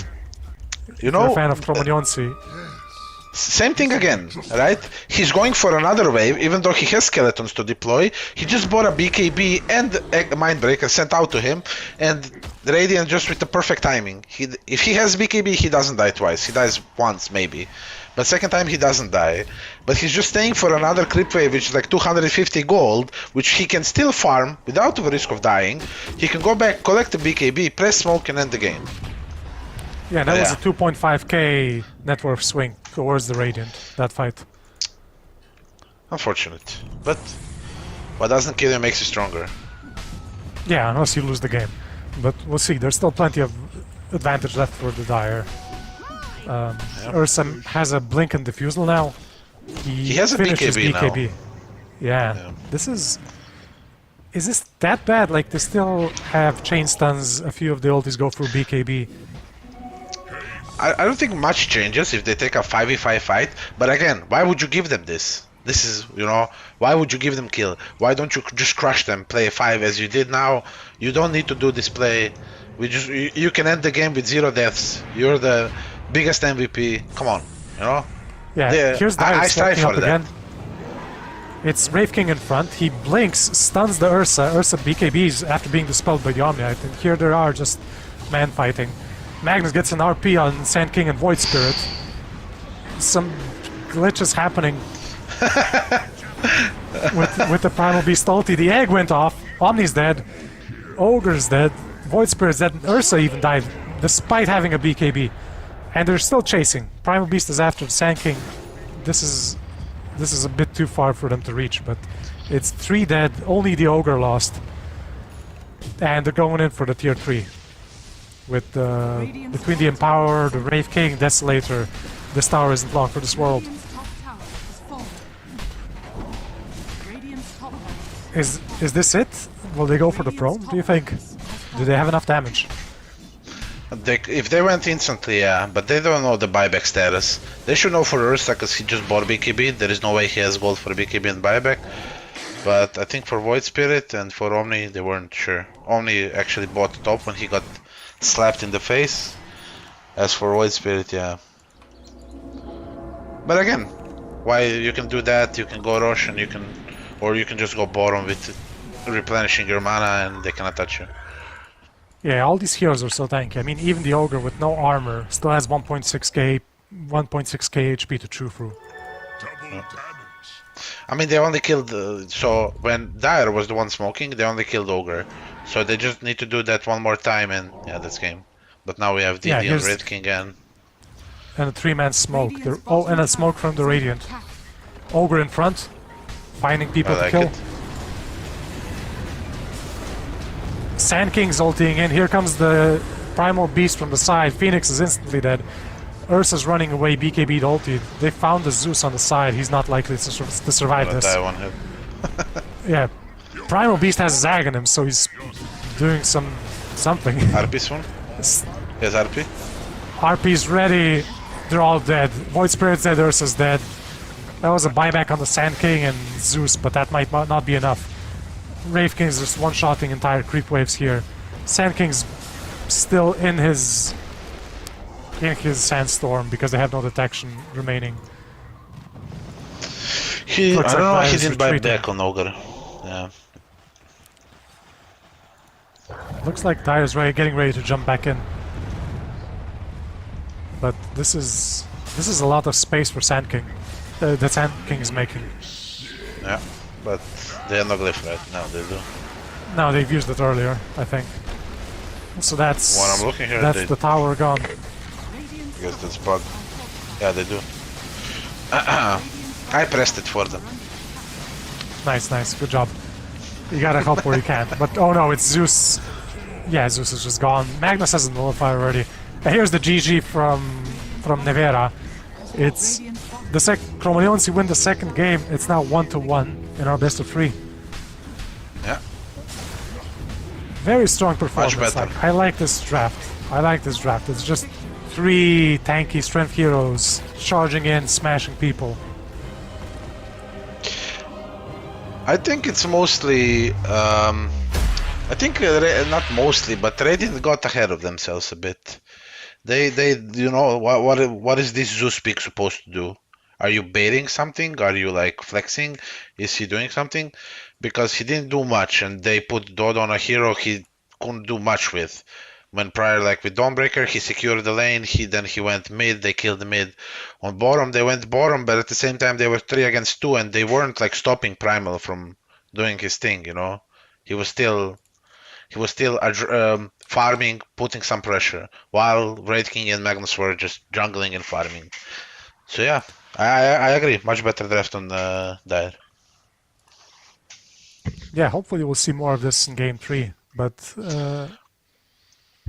so far, whichever team had the advantage going to the mid game turned out to win the game.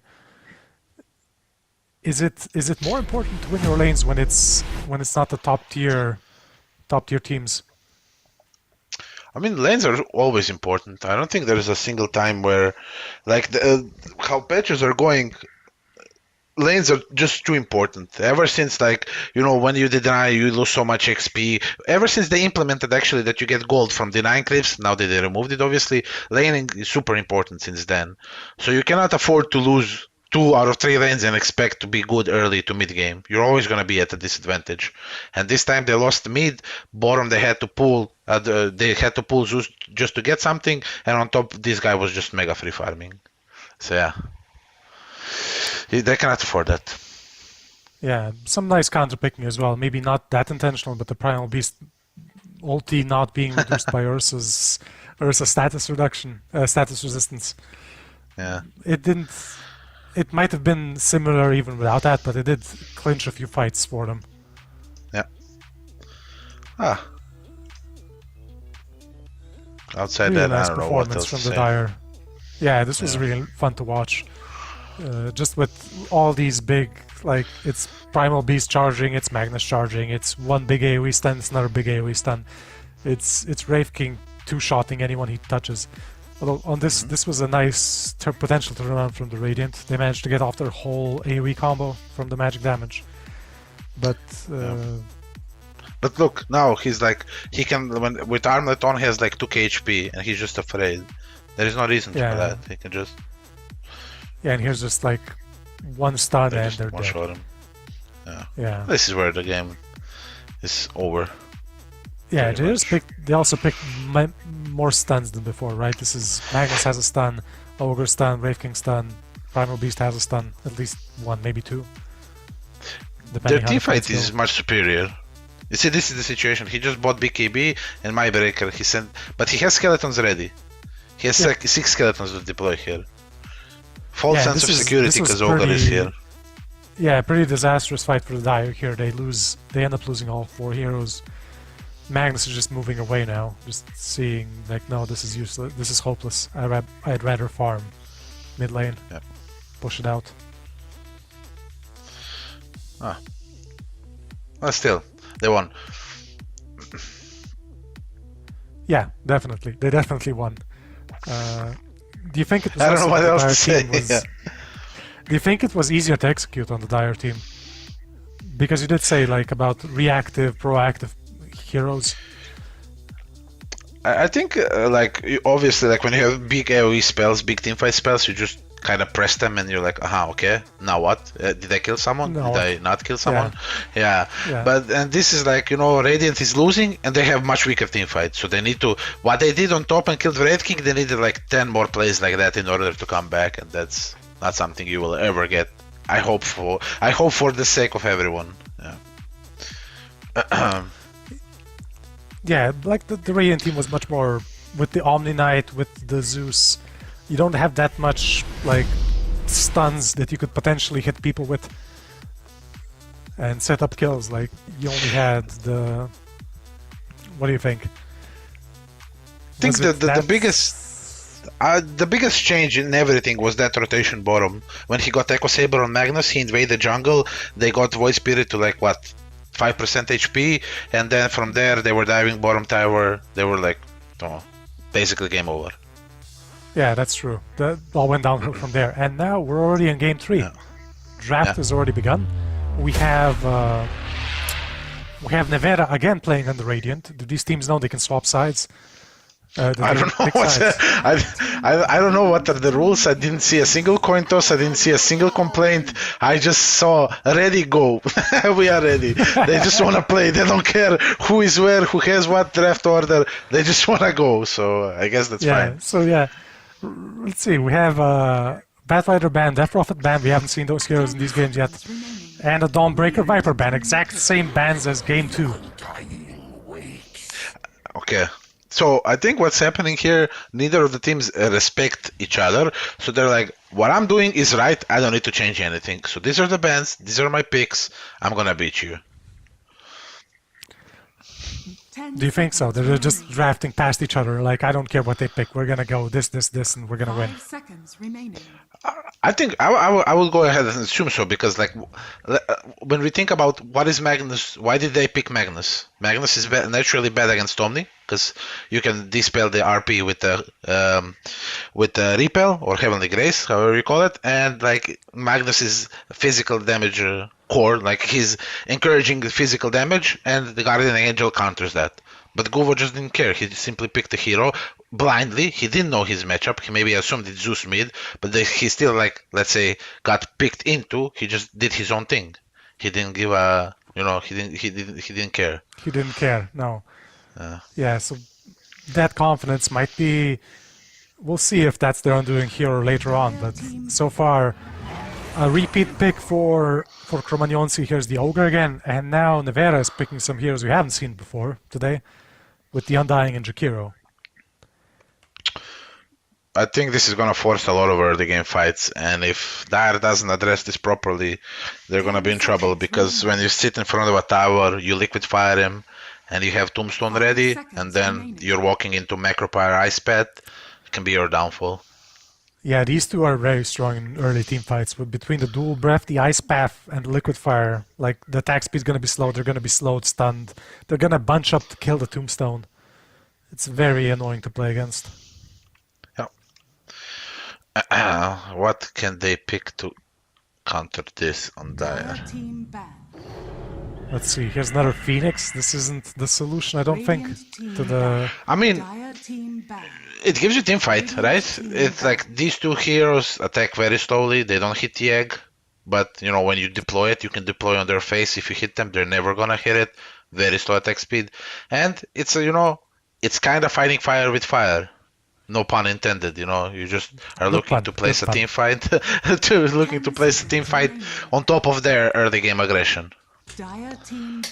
But yeah, and so when you look at it, I'm sorry, yeah, from a strategic standpoint, I was never a fan of picking a support. When you have a first pick, your first pick and second pick are your strongest picks.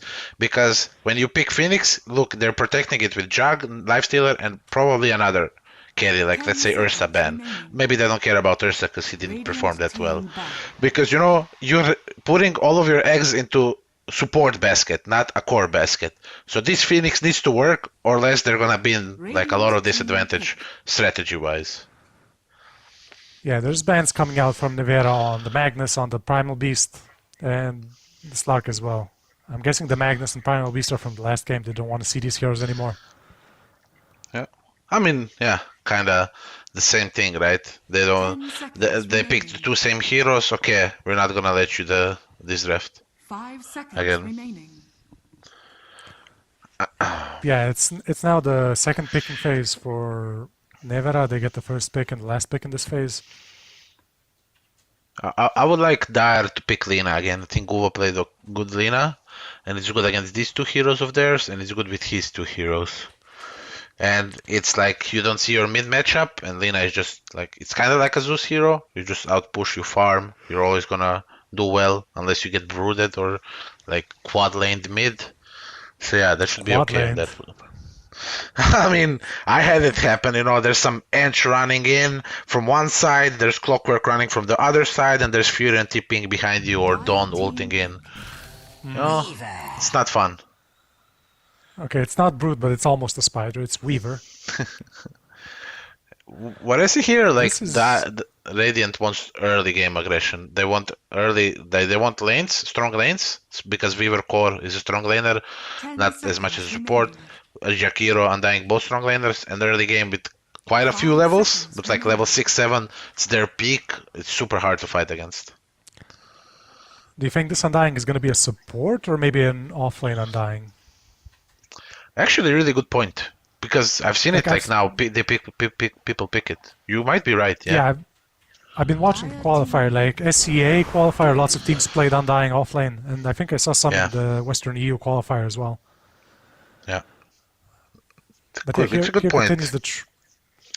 Here we can see the trend of strong lane heroes continuing. Here's a Dragon Knight.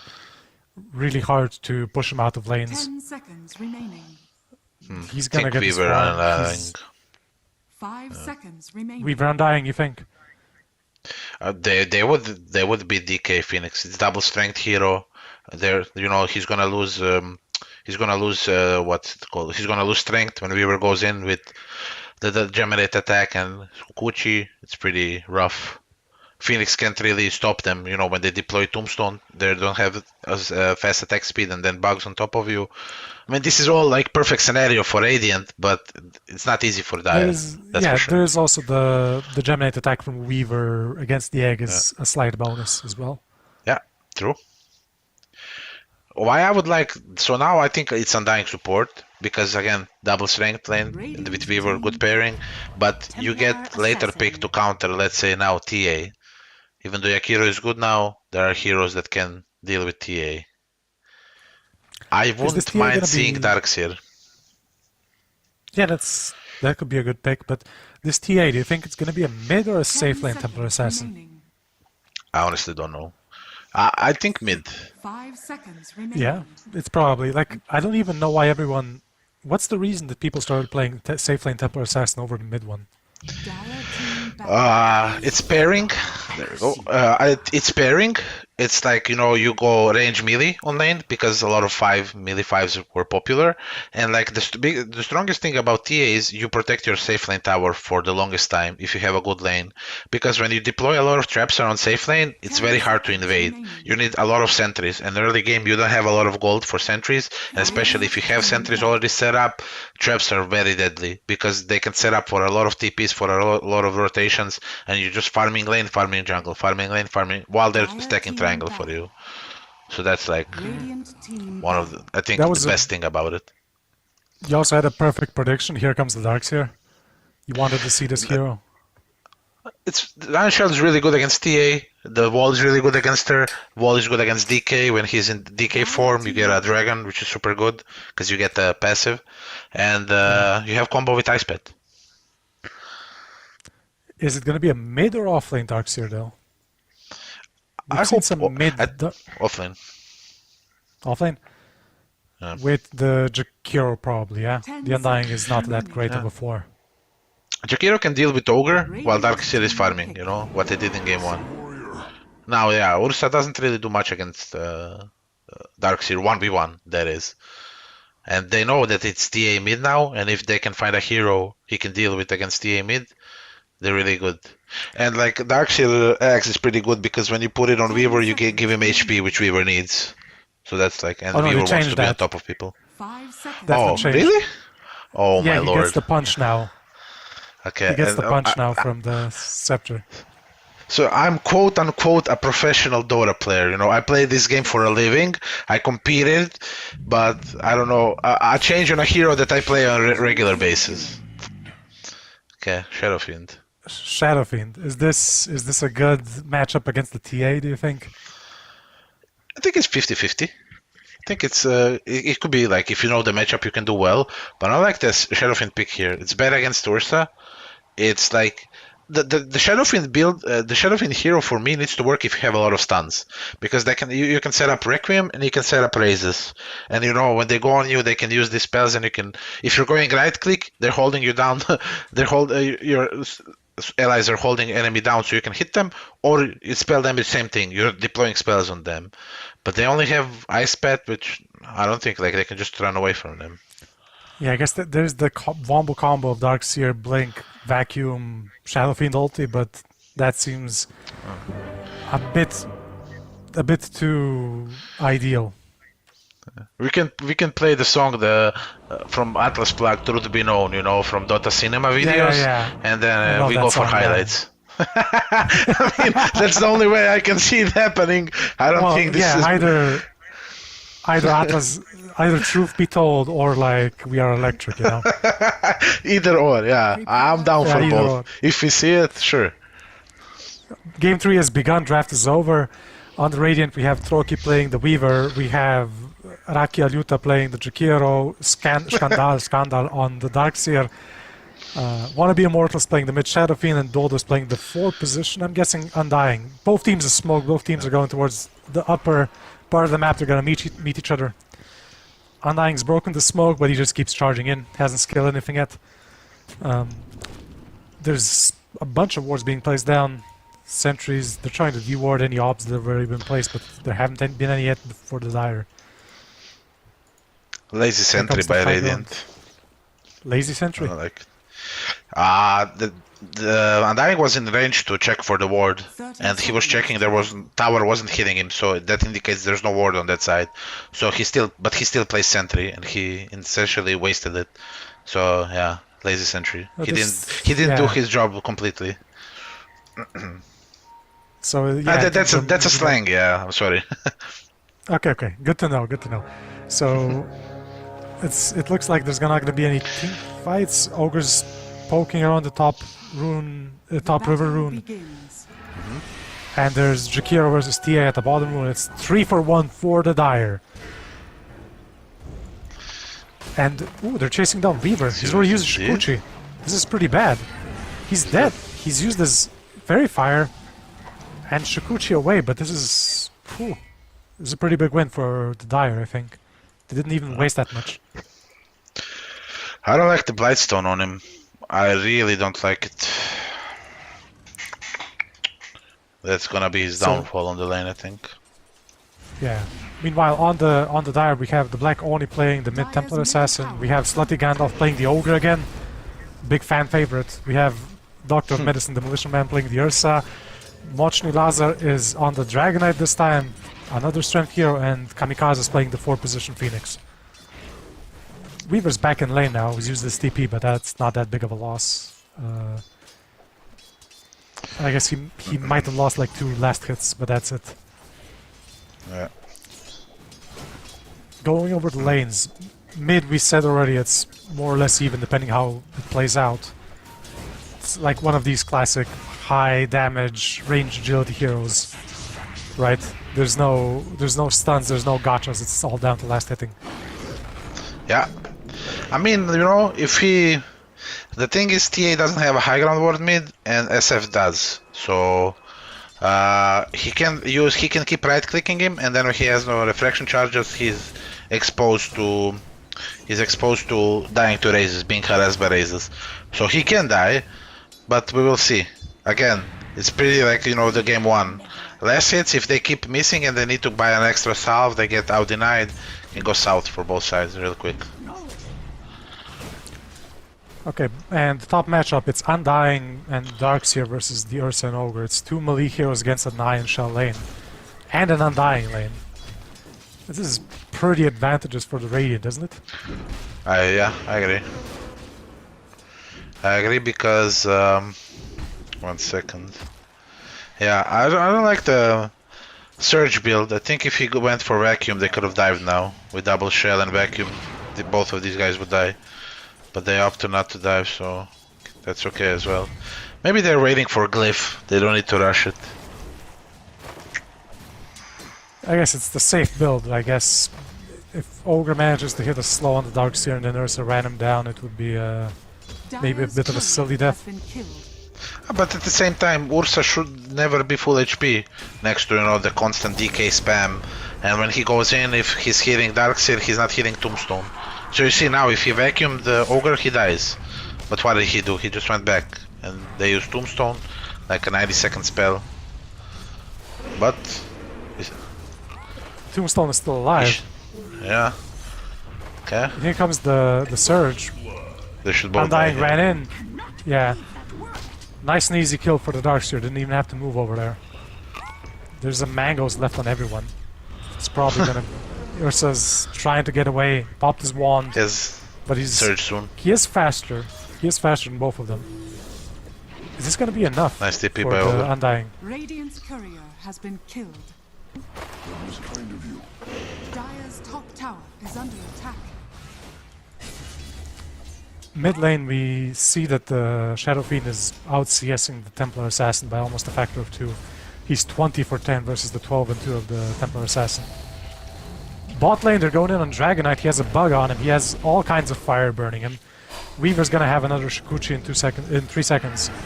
This Dragonite's dead. There's no way he can escape. Is the Phoenix... He's going in for the kill on the Jakiro. Do you think? Jakiro's dead, but no way this Phoenix survives. Oh, he's TPing out. He's going back to base.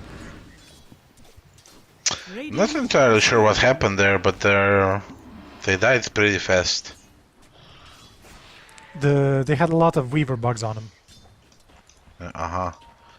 But I guess they got dual breathed and like fire spirits were on cooldown for a couple of seconds. That's why they took so much damage. Yeah.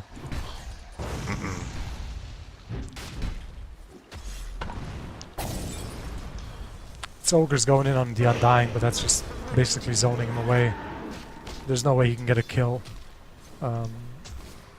Darkseer and Ursa so far are pretty even in last hits.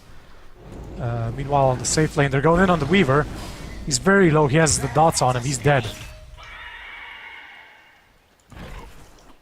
And Jakiro was like doing the pull, meanwhile. 660 HP on a hero. It's very low. Not entirely sure. Yeah. And Dragonite and Phoenix are going in on the Jakiro now, but Jakiro doesn't have 600, he has 800 HP. It's much easier to survive. Weaver would be left with 1/4 of HP if they went on him that way, so I think that's saying a lot. It's pretty ballsy build by Weaver. If he keeps getting kills, it's good, but if not, it's gonna be easier and easier for DK. Very glass cannon, gloves of haste, band of elf skin. Yeah. And like this Blightstone. I like Blightstone if both of the heroes are in position to constantly hit enemies. But yeah, top lane? Yeah, it looks like they're going in on the Dragon Knight now. Weaver's backed off, but Jakiro keeps going in. Yeah, meanwhile, top lane, it's a dive, there's a tombstone, there's Darkseer getting a double kill. And bot lane, they're going in on Jakiro. He got dual breath off, but this is now Weaver versus two very, very low HP heroes. This is gonna get a double kill. Phoenix is dead. He's attacking the Dragon Knight. I don't think DK makes it out of here. Even if he survives the auto attacks, he's gonna get Shakuched in 2 seconds. He has a stun. Unlucky. Unlucky. Very nice for the Weaver. The glass cannon build is paying off, I guess. He's getting... This is the third kill. I'm shocked. I'm shocked because as soon as we both said it's glass cannon and it doesn't look really good, he gets a double kill. As soon as we say glass cannon, he shoots, you know? Yeah. Gets a kill. Yeah. So I guess we're right. Yeah. Okay. I'll take it. I'll take it. We'll take it. He's now 2 levels ahead of the Dragon Knight from all these kills. Yeah. So XP he has for both ulti, kills. it's gonna... Yeah. Jakiro be playing really well, dying before his carry. Gets XP for kills.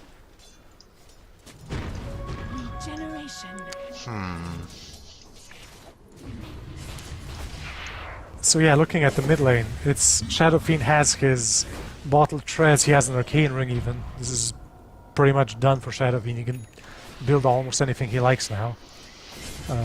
Meanwhile, TA is a bit behind, doesn't even have treads yet. Yeah, he's very comfortable on Shadow Fiend. This guy. I saw him play it like one other game. He was like spamming spells. He was going like magical build. He was making fun of his opponents. So I'm assuming he's like one of his best heroes. Okay, there's a tombstone down with the Undying destroying the Ogre. I don't think Ogre gets out of this. And here's another career kill for the Darkseer. And... Wait, was there another courier dying? No, there was just a sentry down here. Dire's structures are fortified. Ursa's going for a Battle Fury this game. I think his treads are on the courier, which died. So this is going to be a long minute without the added benefit of the boots. Of the treads, I mean. Yeah. I mean, I think he can afford to go for it. It all depends like what the build SF goes, how much pressure SF applies to the enemy. Because how Ursa is played, they're gonna dive top. Bottom they're fighting as well. We'll see, bottom lane it's... I missed Ice Path, the Phoenix is something... Misclick? He just stopped diving, he's definitely dead. I think he got into like last millisecond of Ice Path staying, you know. And that stopped his dive. Yeah, that stays on the floor, Holy yeah, moly. you're right. Not entirely sure, but yeah. Yeah, what's happening here? The Ursa's getting run down. The DK's moving in. Is this going to be enough for the Ogre to survive? No. It's the Phoenix teleporting in as well, to top lane. But these two, the Darkseer and Undying, they don't look like they're in that much danger. They just keep moving forward. This is so much space. The bottom tier 1 died while this has been happening. Undying's dead. Dire's And middle it's just a TP away for the Darkseer. He's safe. Actually, I just realized. I mean, I saw it, but this is the Scandal and Troki swapped lanes. Scandal is playing Darkseer and Troki is playing carry, so they swapped 3 and 1. I was like, Okay. Scandal is fighting here, but Weaver took bottom tower, and I was a bit shocked. But yeah, my bad. SF dead. Okay, here's something for Dire. Dire managed to pick off the Jakiro and the Shadow Fiend. It's Undying solo pushing against like 4 heroes here, and he's gonna get a few kills. He's gotten the offlaner. He's thinking about it. Is he gonna keep moving forward? Is he gonna go after the Templar Assassin? Oh, Balanced here comes hero. Weaver from the side. Very balanced. Weaver's here with the bugs. The Phoenix is dead. Weaver's not done yet. TA keeps going in. She's auto-attacking the Undying. She's like gonna get him, but she's gonna get out. Weaver's playing it safe. Backing up a bit. Here's Jakiro with the Ice Path. Templar Assassin has dual breath on her. The refraction charges are gone. Arcane Rune doing so much work. Oh yeah, okay. It's a very useful rune to have in this exact fight. He used the like refraction. I don't know, like 4 or 5 times this fight. is under attack. Weaver's Thanks weaving so in much, and man. out, getting a few more kills, but this is pretty dangerous. Is he gonna get greedy? Is he gonna stay around for the Templar Assassin? Top lane. Top lane is... Oh Wanna yeah, egg? they're going in on the... Egg is down, Dragonite is here, they're just moving away. Yeah, there's too much movement speed on these two. They can just back like off that. when the egg comes. So yeah, with the whole thing with Darkseer and Undying making space up here, their other heroes managed to get the tier 1 tower on bot lane and on mid lane at the same time. Yep. Darkseer's going in. Actually, He's... What's he doing? dead. He's Surge, he has the Iron Shell used. He has a that- nice he double baited. raise.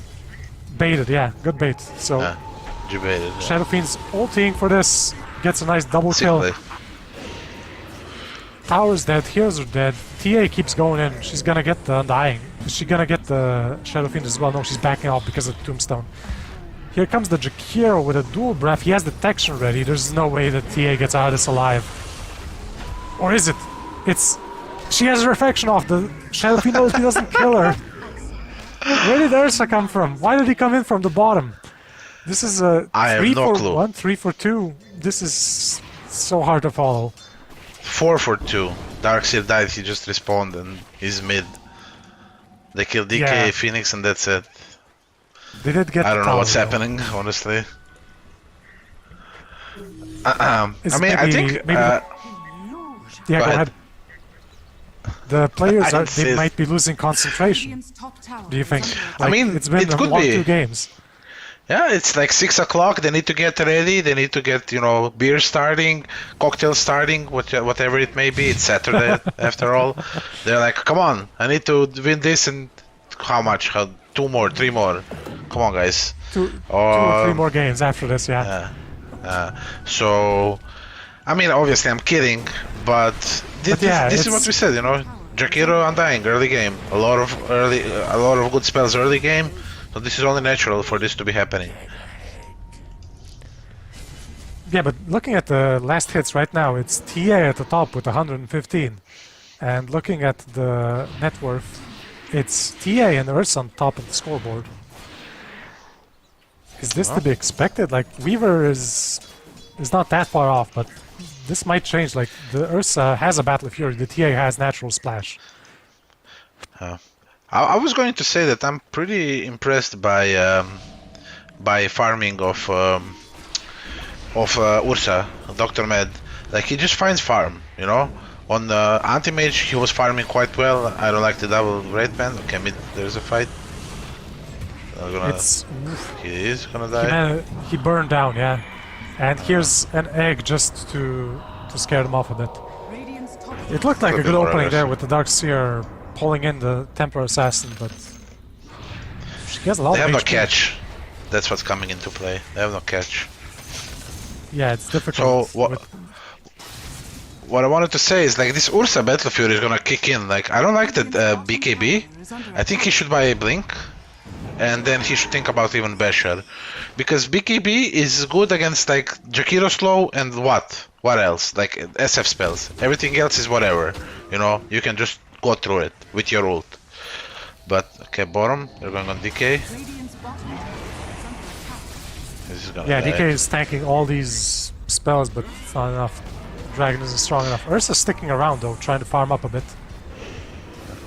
Oh, they cannot really kill him. Yeah, Is under attack. there's no catch even if they wanted to.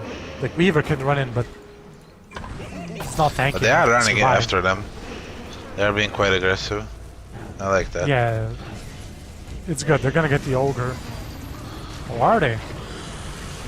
Sunray is doing a lot.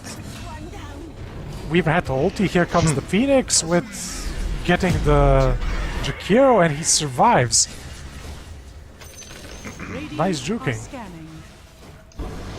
Radiant's middle tower is under attack. DK's TP'd in. Weaver is searching the woods with his bugs, so he got the Phoenix.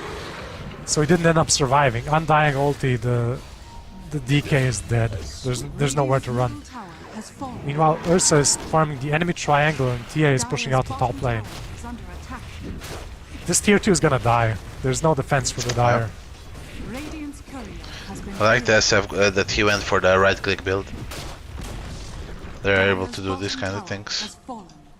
Dragonlance, yeah, he's going for a Manta, but he started with an ultimate orb. That's a bit unusual, isn't it? Yeah, I think he just bought it because he was here next to the secret shop, if I'm not mistaken. Apart. Ah, yeah, But okay, that makes because sense. if he didn't, then yeah, it's quite unusual. Yeah, Darkseer's going think, first item.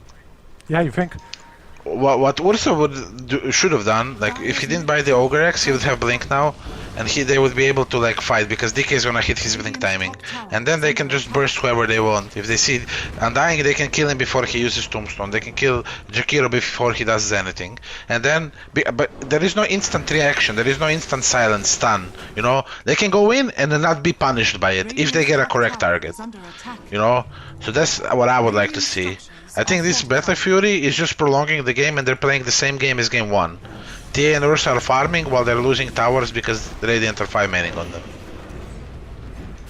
Yeah, and they're just charging in. There's a Tombstone, there's a wall, there's gonna be a vacuum into the Ice Path. The DK is dead, Phoenix goes in. Thankfully doesn't get caught on the Ice Path. And that's another tier 2 for the Radiant. Radiant's top tower is under attack. TA is trying to split push, but she doesn't have the damage yet to rival Shadow Fiend, Weaver, Jakiro, auto-attacking towers. There's a level 4 liquid fire on the Jakiro. Dire's middle tower has What fallen. are the chances that Darkseer doesn't know what his eggs do? Just like me. We'll see, right? He's gonna Oh yeah, I mean he's gonna get a punch, but I think he's expecting to get the double charge on Iron Shell and the HP bonus. That's what I think. Because we'll see. We might have the chance to punch- ask him after the game. Radiant's courier has been killed. sure, I would like to ask him that because I don't think the punch is that good this game. Teamfight started, they called out Undying. Good TA's done a good Tombstone, there's a few auto attacks. There's a Shadow Fiend ulting in on the TA Ogre and Ursa. Ursa managed to ulti before getting hit, so he survives. That's a 2 for 2 so far, but they're running away. Weaver's going in with his perma-hasted movement speed.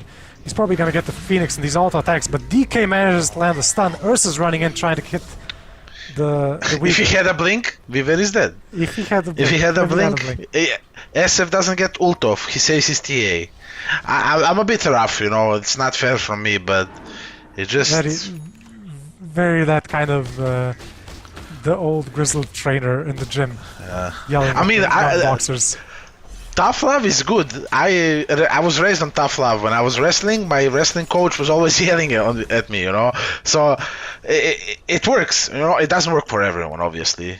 So I don't want to push that narrative that that's good, but it works for me, and you know, I know quite a few people that works for them as well. So please pardon my language. It's very. This is a pretty even game, unlike the previous two. I don't. Do you think? Do you feel any of these two teams got a big advantage coming out of the laning stage in the mid game? No, but I think the longer the game goes, it's Dire favorite. That's what I think. It's Slutty Gandalf out ahead again, eating all the spells, running away. Weaver's still diving in with. Okay, he time-lapsed out. A few big spells used. There's a Tombstone down. There's no Macro Pyre anymore. Radiant's bottom tower has fallen. Ursa's getting close to Blink, but they're gonna lose Rosh for this. Or he needs to run here. Are they? They have no Tombstone on Undying. They should know that. Yeah, the Radiant used up the big spells, not the Dire. This is a pretty weird. There's an egg's gonna be ready in 2 seconds. If you can manage to get it off though. Yeah, it's egg, no egg. There's a vacuum wall, Shadow Fiend's attacking the Dragonite, Dragonite's dead. Ursa comes in, pops a BKB, runs into the Shadow Fiend, now he's running away. There's... See? What did BKB do? Nothing. He just... Yeah. Weaver's just charging in, there's nothing he's afraid of, I guess. There's no instant stuns, instant hexes. Here comes the egg from the Phoenix. The entire team is auto-attacking it down. Ursa just runs away.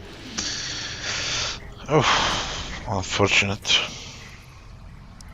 Very strong team fight, even despite using... Oh no, here's the Templar Assassin getting a kill on Jakiro. Gonna do some slight dewarding, but I don't think they're gonna jump into the Rosh pit now. That's an Aegis for the Weaver. And they're chasing Ursa down. Ursa has no way to escape, I think. Not with 4 heroes, 2 of them hasted chasing him. Oh, Weaver's overextending slightly. Here's a vacuum. Here's some raises from the Shadow Fiend. He's getting auto-attacked by the TA. Here's a punch from the Darkseer. He must know what it does now. Weaver's at 200 HP. He's shocked. He's stunned. Same as the enemy. Templar Assassin's down. DK manages to get the Aegis out of the hands of the Weaver. And he's running away. There's no way he can kill him twice. Weaver's what's happening tanked up a bit. Game? It's so chaotic. It's so pure chaos. Yeah, I like it though. It's not boring. But I cannot determine who's ahead.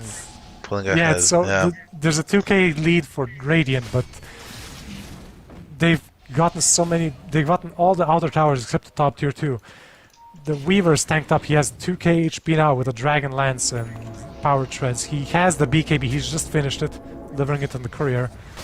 The other heroes, we have Jakiro's going for something with a Staff of Wizardry. Maybe it might be Yul's or it might be a Force Staff.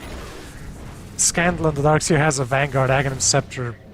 Shadow Fiend has a Dragon Lance Panther style. Going for an AC, I'm guessing. Next.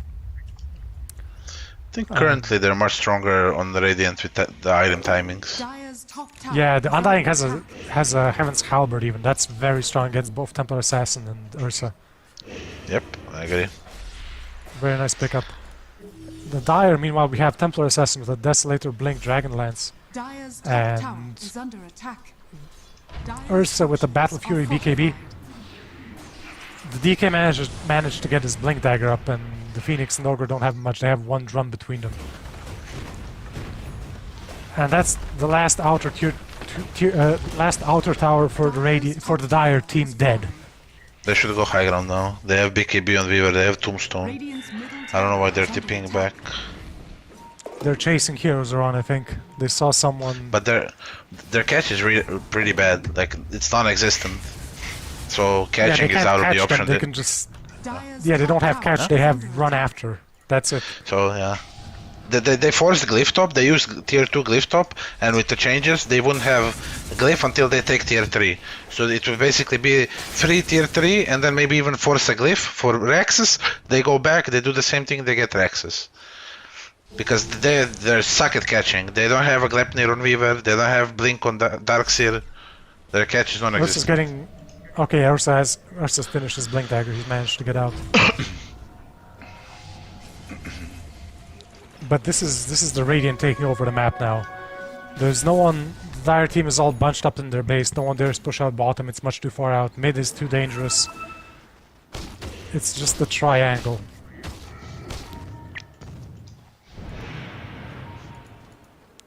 Ogre's managed to finish his Aghanim shard, so he has a fire shield, which isn't that pretty great. good shard. DK's...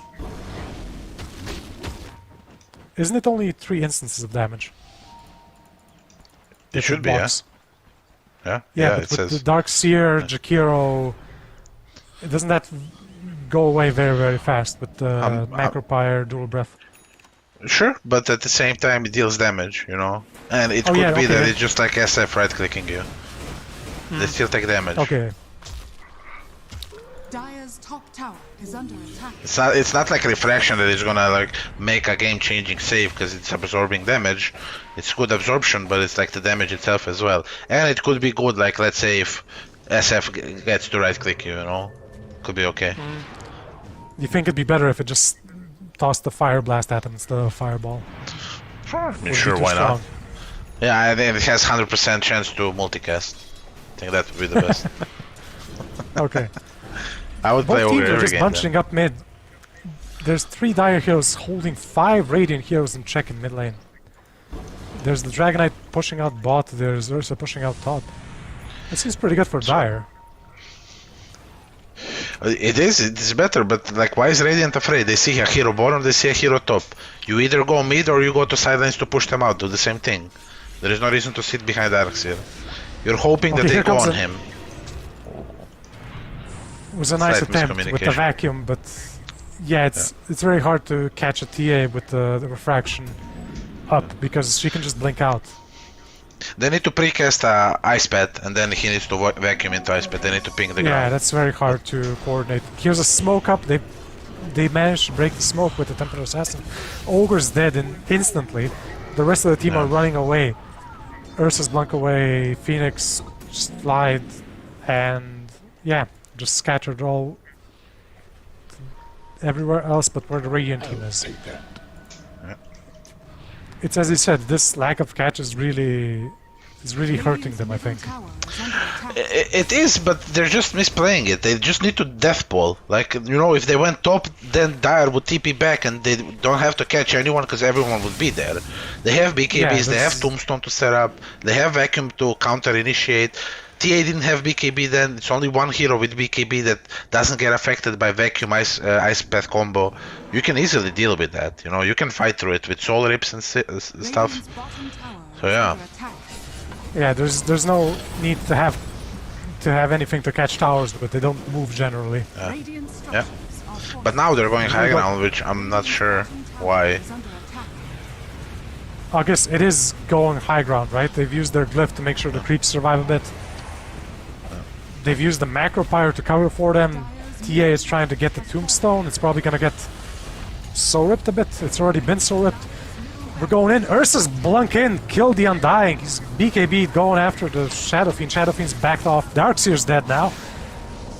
Weaver's used his ulti. He gets caught in the egg stun. Reveal. Do they have detection? Will they catch him? They have reveal now. He's dusted. He's stunned. The TA might attack him. Weaver's dead. They've caught the Jakiro. Jakiro's dead as well. Too late. This was They went in too buyback late. on.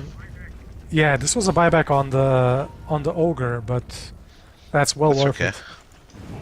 No Needs to problem. put a trap in the rush pit and go mid. Never mind. Radiant's What a turnaround! Why This is he carrying possessed mask? Is there no better? There is dagger of Ristool he can take. might be No. the concentration falling a bit, I guess. It's been probably. This is pretty intense games to play, right? When you're communicating and if you're not Yeah, used for to sure. it. Yeah, Is it- that's very valid point. Yeah, I agree. They're probably gonna do some I mean, item swapping now. Yeah, he's still carrying the game, so you know he's Yeah. playing pretty well. I was just like wondering, it wasn't intended flame as if you know what is he doing. I was just maybe he got like 5 support items and this is the best one he can carry. You know, I just Yeah, it is plus 7 damage, but yeah, it's huge. it's something. Do you think this was a bit too much from the Radiant, just like being that aggressive and just face checking the tower, I guess? It's like Dota is game of resources. If you don't have heroes to catch, you don't catch. You don't try to catch people on map. You do your thing. You need to recognize you're the one, you're drafting your heroes, so it's not like you're randoming them. You drafted them for what? Okay, there's a team fight. I'll finish my thought later. It's a really good thought. Yeah, it's a good thought. Keep on to it. It's Ogre being killed again. First thing every team fight, Ogre needs to die. But that is good positioning. If you want someone to die, you want your 5 support to die. Not anyone else, more important. A bit unlucky he has no buyback, but still. Yeah, It is true. did He use should it. be face tanking them. Might as well get the long respawn out of the way now. His team can dodge for this 50 seconds, I guess. True, true. The Radiant, they did get the tier 3 tower mid, but they don't seem to be pushing again now. It's DK getting ready to jump someone. Not the Weaver though. He has Weaver's not that. He could Not the die. target he's after. He could, yeah, but the rest of the team is now elsewhere. Yeah, if the entire team is behind DK, if he blink stuns someone with Templar Assassin and Ursa, both absurdly bursty heroes, very hard to survive. Yep. Radiant's bottom tower. I guess they have a 4 staff on Jakiro. Sorry, yeah, your fought from before, just before Ogre died. I'm sorry, what? You keep it in Did mind. You had a good fought my before thought. Ogre died. Yeah. So what I wanted, it's like Dota is game of resources, and you need to recognize what is your team good against, good with. Like what is your team good at? Actually, that's the word I'm looking for. So they're good at 5-manning. They're good at snowballing because they have no catch. They have bottom. Is he gonna die? Bottom, yeah, it's BKB. the Shadow Fiend managed to Shadow Blade ulti onto Templar Assassin, but with all the refraction charges, she just tanked it and walked away. Had to use a BKB though, but. Not So yeah, that bad. basically, end of thought. They should have just 5-man top, but while the enemy has no BKBs. They're super weak when they have no BKBs. Ursa has it, but what? Okay, Ursa is gonna go in. He's gonna go in on a target that is standing in front, which is SF or Weaver. He's not gonna kill them because he has no basher. He can DK stun, but we can still soul reap. We can vacuum ice pet. You can just reinitiate and kill them. But what you're good at that. This is what your team excels at. But it's just, and you should stick to it. You should take every tower. You should take every team fight you want prior to BKBs. They took some fights, but then when it was crucial to go high ground, and the enemy has no glyph. That's the biggest mistake they did, and that's why Dire is 3k ahead now. So now next time as well when they go, Ursa can kill them all with the MKB. I have one question. I'm wondering. You said earlier when Ursa went BKB before Blink Dagger that the BKB doesn't really do much. It stops the Shadow Fiend and it stops like the Jakiro Ice Path. Why is it so important now that both Templar Assassin and Ursa have BKBs? What's changed since then? Now they have damage items as well. So if you have BKB earlier, you deal no damage. But now when you're dealing damage, you cannot afford to get stuck into Ice Path for 2 seconds. And you're gonna take damage. You need to be right-clicking during that time. Because that will turn on you. And you need ways of getting on top of them. If you press BKB and you run at them, they're just gonna run away. But if you BKB blink on top of them with damage items, even Ice Pet can save an enemy. They save a guy. So that's the biggest difference. Here's a glyph from the Dire. That's probably their last one this game. At least for the trading, next 5 minutes. Yeah, the Shadow Fiend has an Aegis. So it's both mid lane and top lane being pushed in. Shadow Fiend gets out. Here's a vacuum wall with Phoenix and Dragon Knight. Dragon Knight BKBs. Egg is up. Weaver's BKB and smashing the egg. Egg is dead. Ursa got caught out after killing Jakiro. There's a BKB going off, but Undying has a Ghost Scepter. There's Heaven's Halberd still ready. Weaver's ulti. There's a buyback from the Phoenix. Shadow Fiend's wasted his Aegis. He's dead twice over. Weaver's going in and out, doesn't know what to do exactly. He's caught out by a stun, survives on 700 HP. And the Radiant are running away. They've lost their Shadow Fiend with their Aegis. And... wait, no, it's not over yet. DK managed to catch out the Weaver. He's caught Vacuum Ice Path. And Ursa goes in, manages to get the Darkseer. They're gonna go after the Jakiro now, I think. Jakiro's dead. Templar Assassin's here. Gets the Weaver as well. Wow. Good attempt by Radiant. Because they wanted to get a kill and get out, but I guess the only thing they got are Bimble, And yeah, they're pretty in a rough spot now. So even though Ursa made a mistake, he jumped Jakiro, he popped BKB for position 5, whilst he could have used BKB and jumped Weaver to try to protect Yegg with a lucky bash. Not so lucky when you have overpower on. But he made a mistake, but still very one-sided fight. They got like 2 kills only on Radiant with Aegis. And they traded sides, so now pretty interesting. Yeah, they did. They did get the mid racks, but this doesn't look that great. The Dire have so much damage. This is basically equal now. Maybe even slightly advantageous for the Dire because they have 2 big heroes with BKBs ready. Yeah. Because this is what I said. SF is not good into Ursa at all. When he jumps you, he put like your ult doesn't do anything because he can just enrage. Whatever you itemize, Ursa can itemize against. Your BKB is gonna get countered by Basher. Your Butterfly is countered by NKB. It's super hard to play this matchup, and you have no stuns to protect you. Quite rough. For a last pick, I think he should have done a lot more.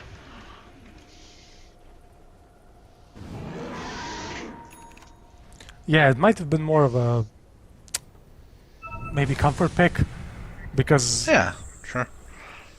because Wannabe Immortal probably does enjoy playing Shadowfiend a lot, but this might not have been the best game for it. He did get the Aghanim shard from the last Roshan kill though, so there is some fear on the auto attacks now. Yeah, it could have worked, but if you pick it like this, you need to know why am I picking it. Okay, I'm better early until he gets this item timings. Therefore, I need to take Rosh. I need to take a side. I need to stop him. But he was just playing his own game. They were fine manning, but not as for objectives they should have. And now this is the result. Yeah, they lost half their base and they're 7k behind. They can still win the game for sure, but yeah, Radiant is taking their time going back. Yeah, the Jakiro's gone. He's just caught out by the Dire trying to catch some stragglers. Weaver might go in for another wave, I think. It looks like he is. You can afford it, I think. With the swarm. With the DK, is he going in for a kill? I guess that's just to prevent the Blink Dagger. Here's a courier kill. How greedy is this Weaver gonna be? Okay, it looks like he's gonna get off without a hitch. Gold and sweet. Manages to get out. Yeah. It's looking pretty dire for the Radiant team though, for Nevera. Going into it, like you said that they were the favorites. And even in the last open qualifier, Nevera was the one who managed to beat Cromagnonsi in the finals. I was expecting Nevera to be winning this, but right now it's looking pretty good for Cromagnonsi. Yeah, it looks like they came ready to play. Radiant's top tower is under attack. Rosh is in 140. I don't think. I do think, because I don't know for certain, but I just think like this game 2, the game 2 shouldn't even happen for Radiant. They just picked bad heroes. They got into their head because they basically stomped game 1, and this is the result. Yeah. But at the same time, the difference between game 1, 2, and 3 is game 1. Demolition Man, he played Anti-Mage, and game 2 and 3 he played Red King Ursa, which are like good laners, and they get online much faster than Anti-Mage, and this is the product of it. Yeah, they're definitely online now. At least 100 megabit connection on this Ursa. He has all the items he wants. He's got the money for his Abyssal. He has a Havoc Hammer picked up now. How do you like better, the... I think. Yeah, probably for Ursa. How do you like the Havoc Hammer? Do you think it's a nice fit on any of these heroes? Maybe Dragon Knight? DK for sure. Even the Phoenix can do it. Even Ogre can do it. I just like that. I like using that spells when I'm winning a fight and I'm just running past people and just pushing them away from me. It just feels so good. I don't know why. Yeah, it's a great item, just as a little knockback. Oh, here's Ursa. Trickster cloaked. Wondering if he should pop into 3 heroes and die. Decides not to. I don't think he saw those, but he was like on the other side of his team. On the other side of the map from his team. Yeah. They're just waiting Rosh. It's gonna spawn now. Dire's gonna know first. Hope they notice it. Yeah, but Radiant is making a perfect pentagram around the Rush pit. Or was anyway. Never mind. I have no clue how to read caster's that's point the first. for Rosh. Yeah, first timer, and then when I saw 2:30 after that, I'm like, okay, nice one. Yeah, makes sense, yeah. No, it's a very long respawn timer. Worth pointing out, Undying has a gem picked up. So Pretty good. other notable items, Jakiro, Darkseer both have Ghost Scepters. The Undying has an Ethereal Blade. And looks like we're gonna have a team fight here. It's jumping forward, jumping out. No one's committed yet. There's some traps flying around. There's a smoke up from the Radiant. Caught everyone but Weaver. They're looking for somewhere to open up on. It's the DK and Templar Assassin in front. The DK managed to catch the Undying. Here's a quick burst. The Undying is dead. Templar Assassin's BKB'd. Ursa's BKB'd. They're all the Dragon Knight's BKB'd. They're all chasing down the illusions. Shadow Fiend's Glimmer Caped. He's ulting. The Phoenix Egg came out. Dragon Knight's gonna die to the Shadow Fiend. Another kill, but double kill by the Darkseer on the Ogre. Gems on the floor. Ursa's still chasing. He has a Blink Dagger in 2 seconds. He's caught up. There's no way to remove the Ethereal Blade. He has ult. Why is he afraid? Doesn't want to commit. Look at TA. He knows. He understands. Come on, let's hit. Let's force a buyback of Weaver.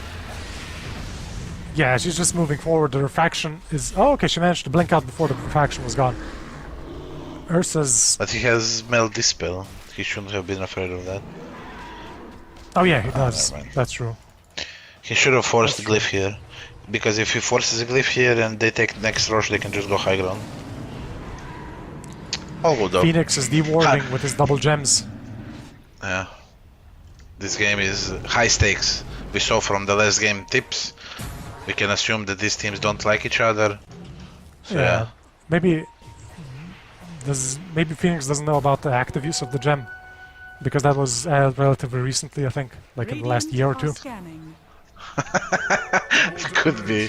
You see like what, 4 staffing and diving on top of hills? Yeah. So Radiant is smoked up. They're moving back to the Rush pit. Rush is actually just respawned this moment. I already know because of trap. Ursa's going in. Ursa's caught the Shadow Fiend. Shadow Fiend gets Ethereal Bladed. Immediately BKBs. DK is jumped in. BKB'd. He's getting auto attacked by the Shadow Fiend. He's gonna die. There's no way he gets out of that. Dire are on the retreat. Weaver's just chasing them with his Scotty. They've stopped chasing now. They're looking for a turnaround. There's a double damage Ursa. Rush is up. His team was far away. If DK was closer, they would have killed SF, I think. That's Jakiro dead instantly to 2 attacks from Templar Assassin. She gets Ethereal Bladed, can't attack anyone. Gets Heaven's Halberded, but the Ursa is slowly chasing the Undying. Undying decides to go back in and dies instantly. And here comes the Roshan. Here's a buyback from the Undying. Him and Shadow Fiend are both TPing into the tier 3.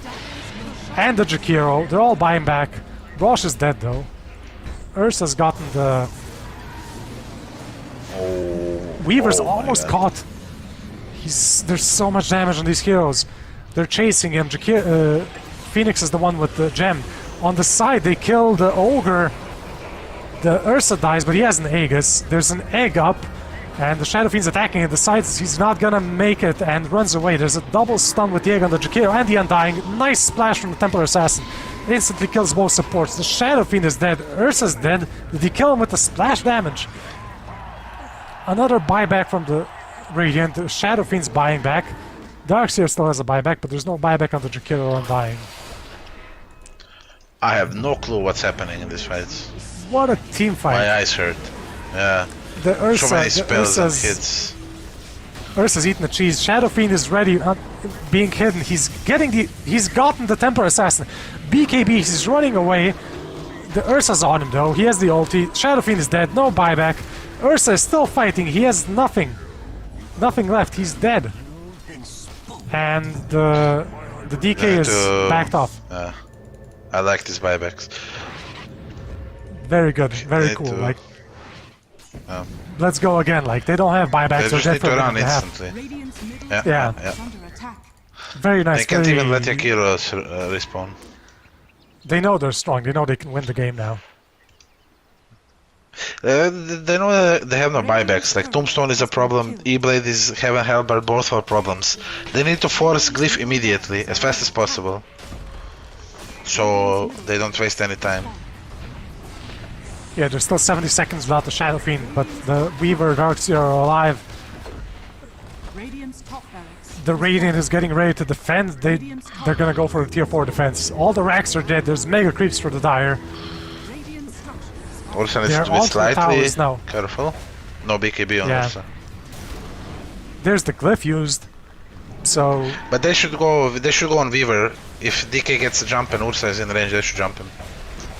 yeah, they have detection on the Phoenix in the back. Jakiro's used his macro pyre, but I think they can easily avoid that. There's so much range on these heroes. Look at the DK. Oh, here's a vacuum, but he gets stunned. The ogre's gonna live. The Weaver's getting disarmed.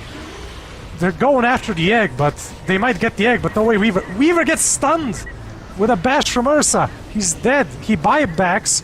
Jakiro's dead. The Dragonite's still alive. The entire Dire team is still alive. They're just backing off from the wall. They really don't want to die here. Using buybacks on getting- both their carries.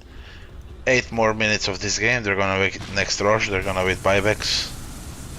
I'm gonna assume. Yeah, it's very, very, very Dire favor at the moment. The last remaining tower in the game for Radiant has 130 HP.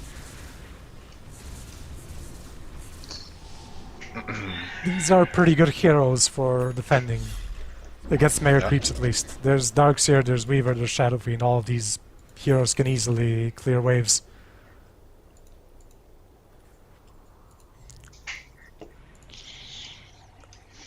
Looking at the items, is there anything? The Templar Assassin has finished a Swift Blink just now.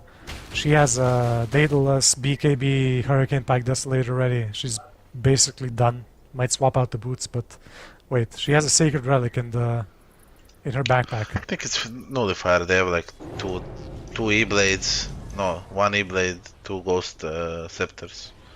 Yeah, definitely. Hopefully not a Divine Rapier. Yeah. Let's hope not. The DK is building a Aghanim. He has enough money for it, but not enough for the Aghanim and buyback. So, looking at the buyback status, no one on the Radiant has buyback. And the Dire only have buybacks on the DK and the Phoenix. Everyone else has it either on cooldown or in case of Slutty Gandalf on the Ogre, they can't afford yet. Ogre did Bad manage to DD. pick up a Wraith Pact for his team. Oh yeah, that's a DD. That's a DD on the Templar Assassin. Didn't bother bottling it. I guess we're just gonna go in. Nah, they're just gonna farm. They're gonna wait it. Yeah, well we They can. don't wanna risk it I now. guess yeah, the next rush is gonna be up in 3 minutes. Or no, it's gonna show us when he's gonna respawn in 3 minutes. What can the Radiant do in this position? While they wait for the next rush. I mean, while the Dire wait for the next rush.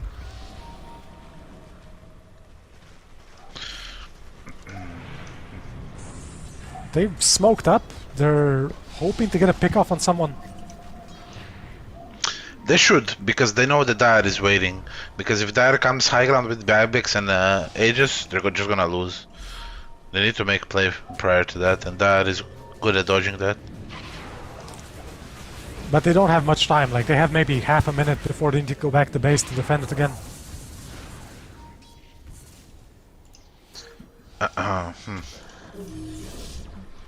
What's going on for your head, like, when you're in such a close game, when you're finally with your back to the wall trying to defend against the Nega creeps? It all depends, usually like, what is the team morale. Yeah. Because, like, if everyone is, like, you know, quiet, just hitting creeps, you're just delaying the loss. But if you're making plans, thinking like, okay, if a position 5 is making calls, I'm gonna place wards in front of the base. If we see them, we need to pounce on them. We cannot let them set up because they are ahead. You know that they have like 2, 3, 4 items on you. You know, you need to make plans like that. You need to. Someone needs to make a call. Okay, let's push these 2 more waves out, and we're gonna smoke and look for them here. You need to actively think about this. I think these are the only 2 plays you can do. Because hoping that your enemy is gonna come high ground with buybacks and ages and they're gonna make a mistake, that's like, you know, that's loser mentality. You're just playing not to lose. You're just delaying your loss. So you need to be proactive with the thinking because you have all the time in the world now, which is like 8 minutes till rush. I mean, now it's like 3 or 4 minute max. Because you don't have like a Arc Warden or Spectre or Sniper, these like gods of defending high ground and defending forever. Pretty. Yeah. Even though you have good wave clear. Yeah. Yeah, there is Undying and Darkseer, but that's not enough this late into the game. Yeah. Weaver is going, like, dreaming about the Divine Rapier. I don't think that. I think he should get refresher orb, because double BKB is good against these heroes, like double time lapse just to buy time, because he does deal damage. If he gets to hit people, he does deal damage. It looks like Dire is moving in though. I like it. Oh, here's the tombstone. Here's the tombstone. Here's a pull on the Dragonite, but he can just fly away. Ursa's in. Ursa's going in. BKB and Rage. He's out again.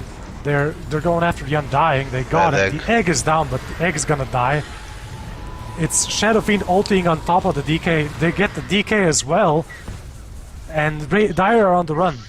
They bought back on the bird, and yeah. I mean, I said I like it because I don't want them to wait, but it's a bad goal because were they in smoke? I don't think they were in smoke.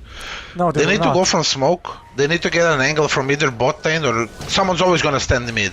They either need to guess top or bottom lane that someone's not standing there to break the smoke, and they need to go.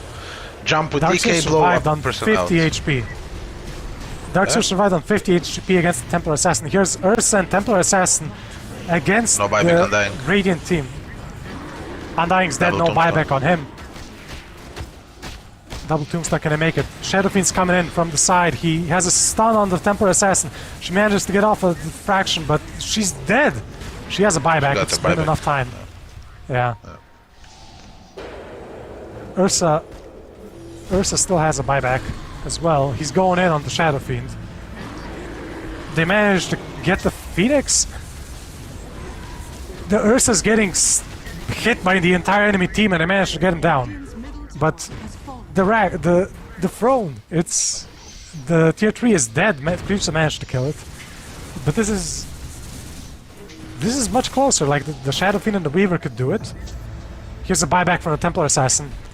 Darkseer's punched the Ogre, made a Ogre clone. They're running back. The DK has managed to stun the Weaver. Templar Assassin's out in front, hitting people. DK is backing off with the BKB used. Weaver's going in after him.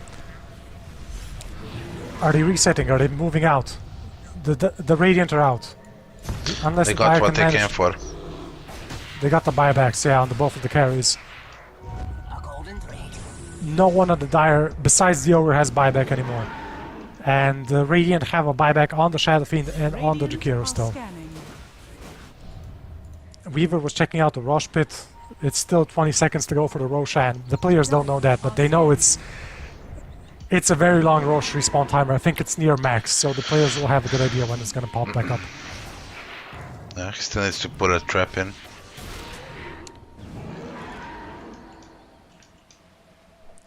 Weaver split pushing, making space, wasting the enemy team's time. We're nearing the 1 hour mark as well, which is when we'll get the tier 5 items. Radiant are smoking up. They're moving out, but they're not gonna catch anyone. There's no one to catch. The entire Dire team is hanging out in their own jungle.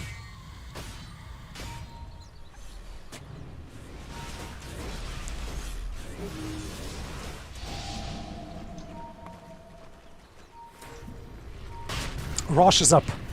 Weaver's gone in. He's hitting him. There's a tombstone up already, thanking the Roshan for the Weaver. Here's Shadow Fiend as well. This Roshan isn't gonna survive long. The Dire are waiting. Double damage.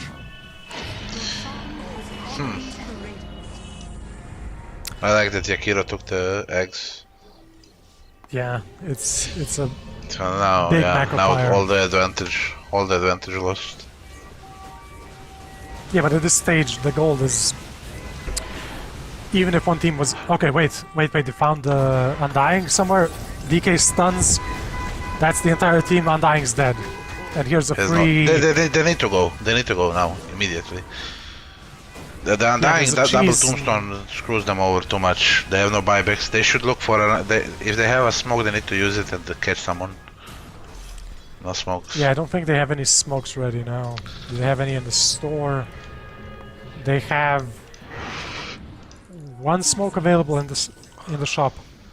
Meanwhile, Radiant is down to 0 smokes in the shop. They have one smoke on the Jakiro at least, for when the opportunity shows up. It's very stressful, these kind of situations, isn't it? It is. It is. When Yeah, it's this because late, when it just all- one mistake. Yeah. It's all over, yeah. You had 1 hour to show what you got, and now it's all down to split-second decisions. I can still go up to like hour 30 or something. It's not, Oh, you know, yeah, you but know. it's mega hard for. The problem with Dire, it's like it looks harder than it should because they're not communicating properly. They're not jumping together. DK and Ursa need to jump together, but for some reason DK is just constantly stunning people that neither TA or Ursa can hit. If they stun someone when like Ursa or TA are next, and they're just gonna die. Like this long of a stun, no one can survive through. They caught out the Phoenix. He's stunned, he's getting hit, he's dead. That's a BKB used on the Shadow Fiend. There is one thing worth pointing out maybe. If there is a team fight happening somewhere, with the amount of damage these heroes are doing, it might not last long, but if any team fight gets extended to like a minute or something, these creeps could destroy the Ancient. True. But the Radiant is good at paying attention to it. I see that they're always pinging, you know. After that last fight, Yakiro instantly TP to push out the lanes.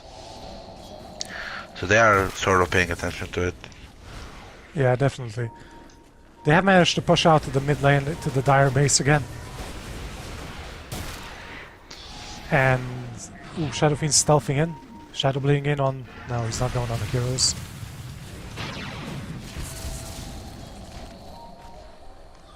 It's very, very tense. It's... The tiniest mistake by any hero could be the end here. With all these buybacks being used. It's gonna be more relaxed, maybe 3 minutes.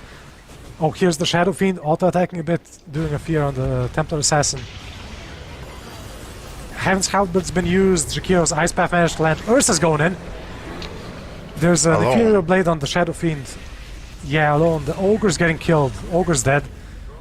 No more Bloodlusts. The Templar Assassin's TPing into the Radiant base. Oh no!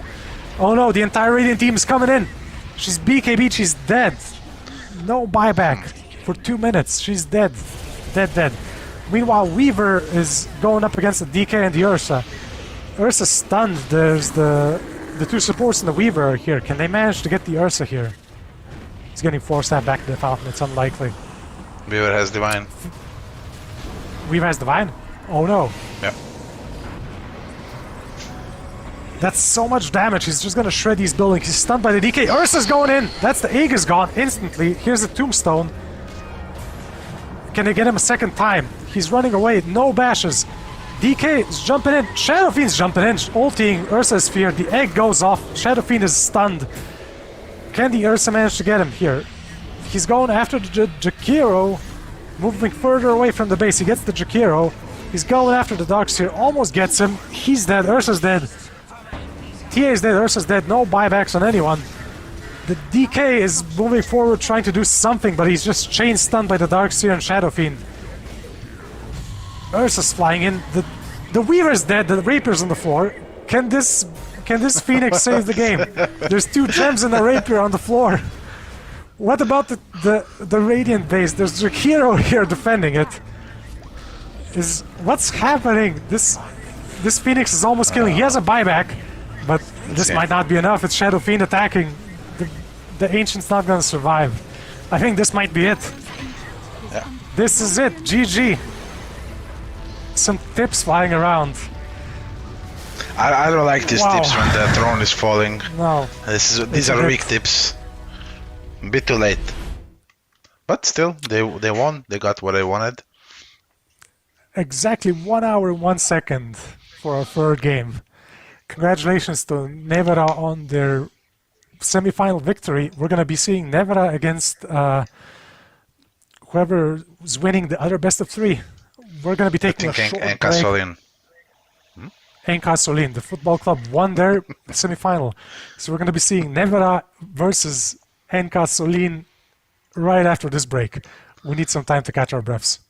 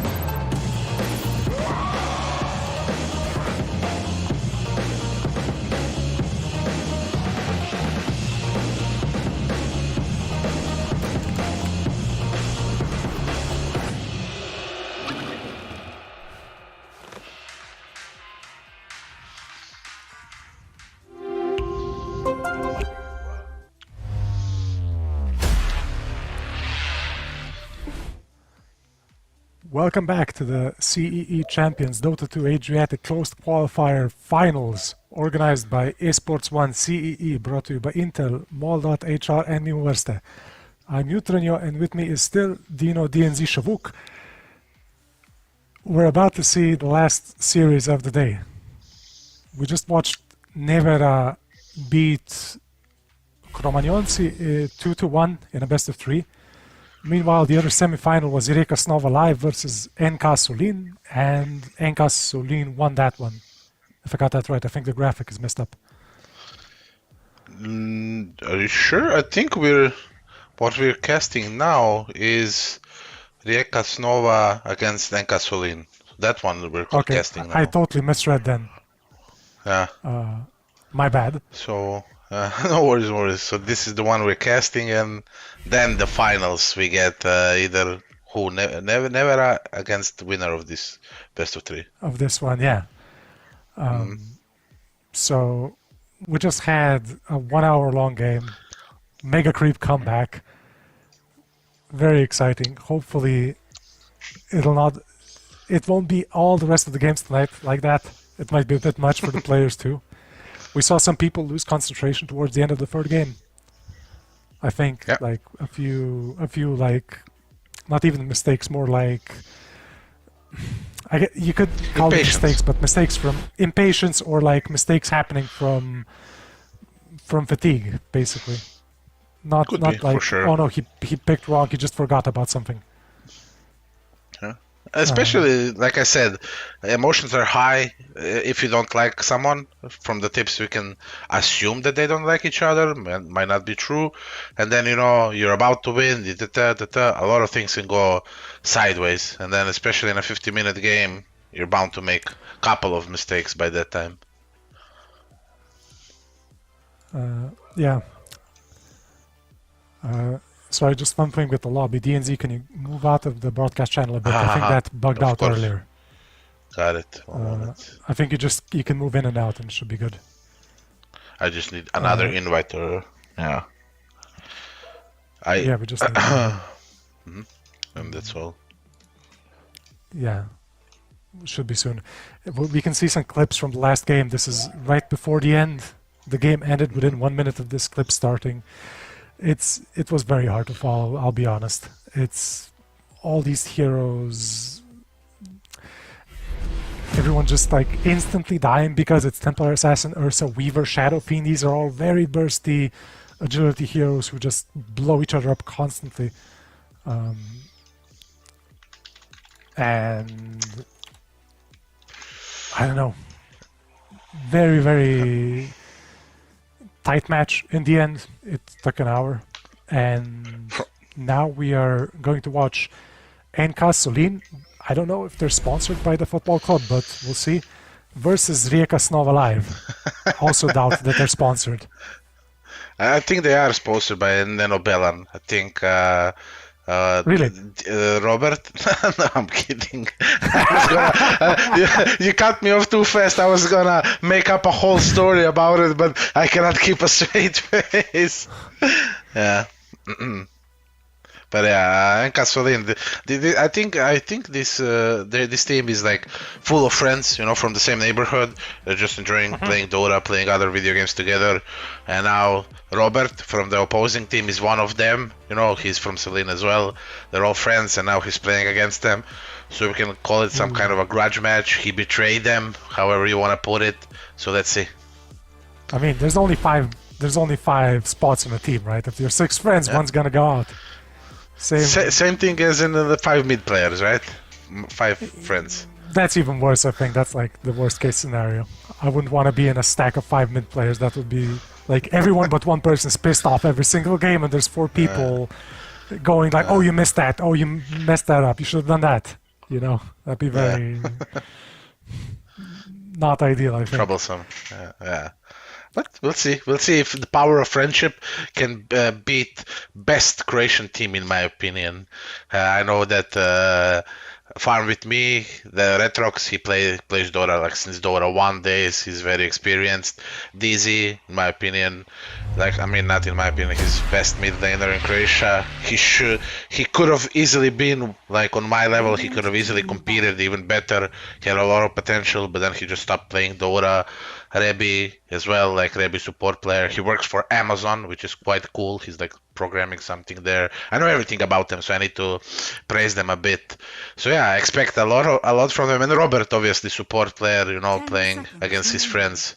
Should be a fun matchup. Should be not so So close, just for- I would expect. Go ahead. Just for the viewers, which nicknames are these people using? Just so the viewers know. Aha.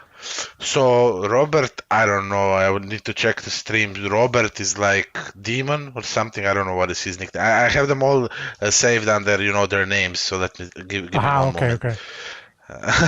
Robert is Just so we know one who moment. to look out for, who's gonna be the number one vendetta target. Okay, the number one vendetta target is Old School 23. That's Robert. He's the one that backstabbed his team. That's a good story. I'll stay behind it. I mean it. Okay, But okay. yeah, this is a mid player. He should, you know, outclass anyone in this like tournament, in this qualifier. Yeah, overall should be pretty fun. Team pick. Dire team pick. We got some nice picks here. It's Snapfire, which is a hero we haven't seen yet today, along with the Razor.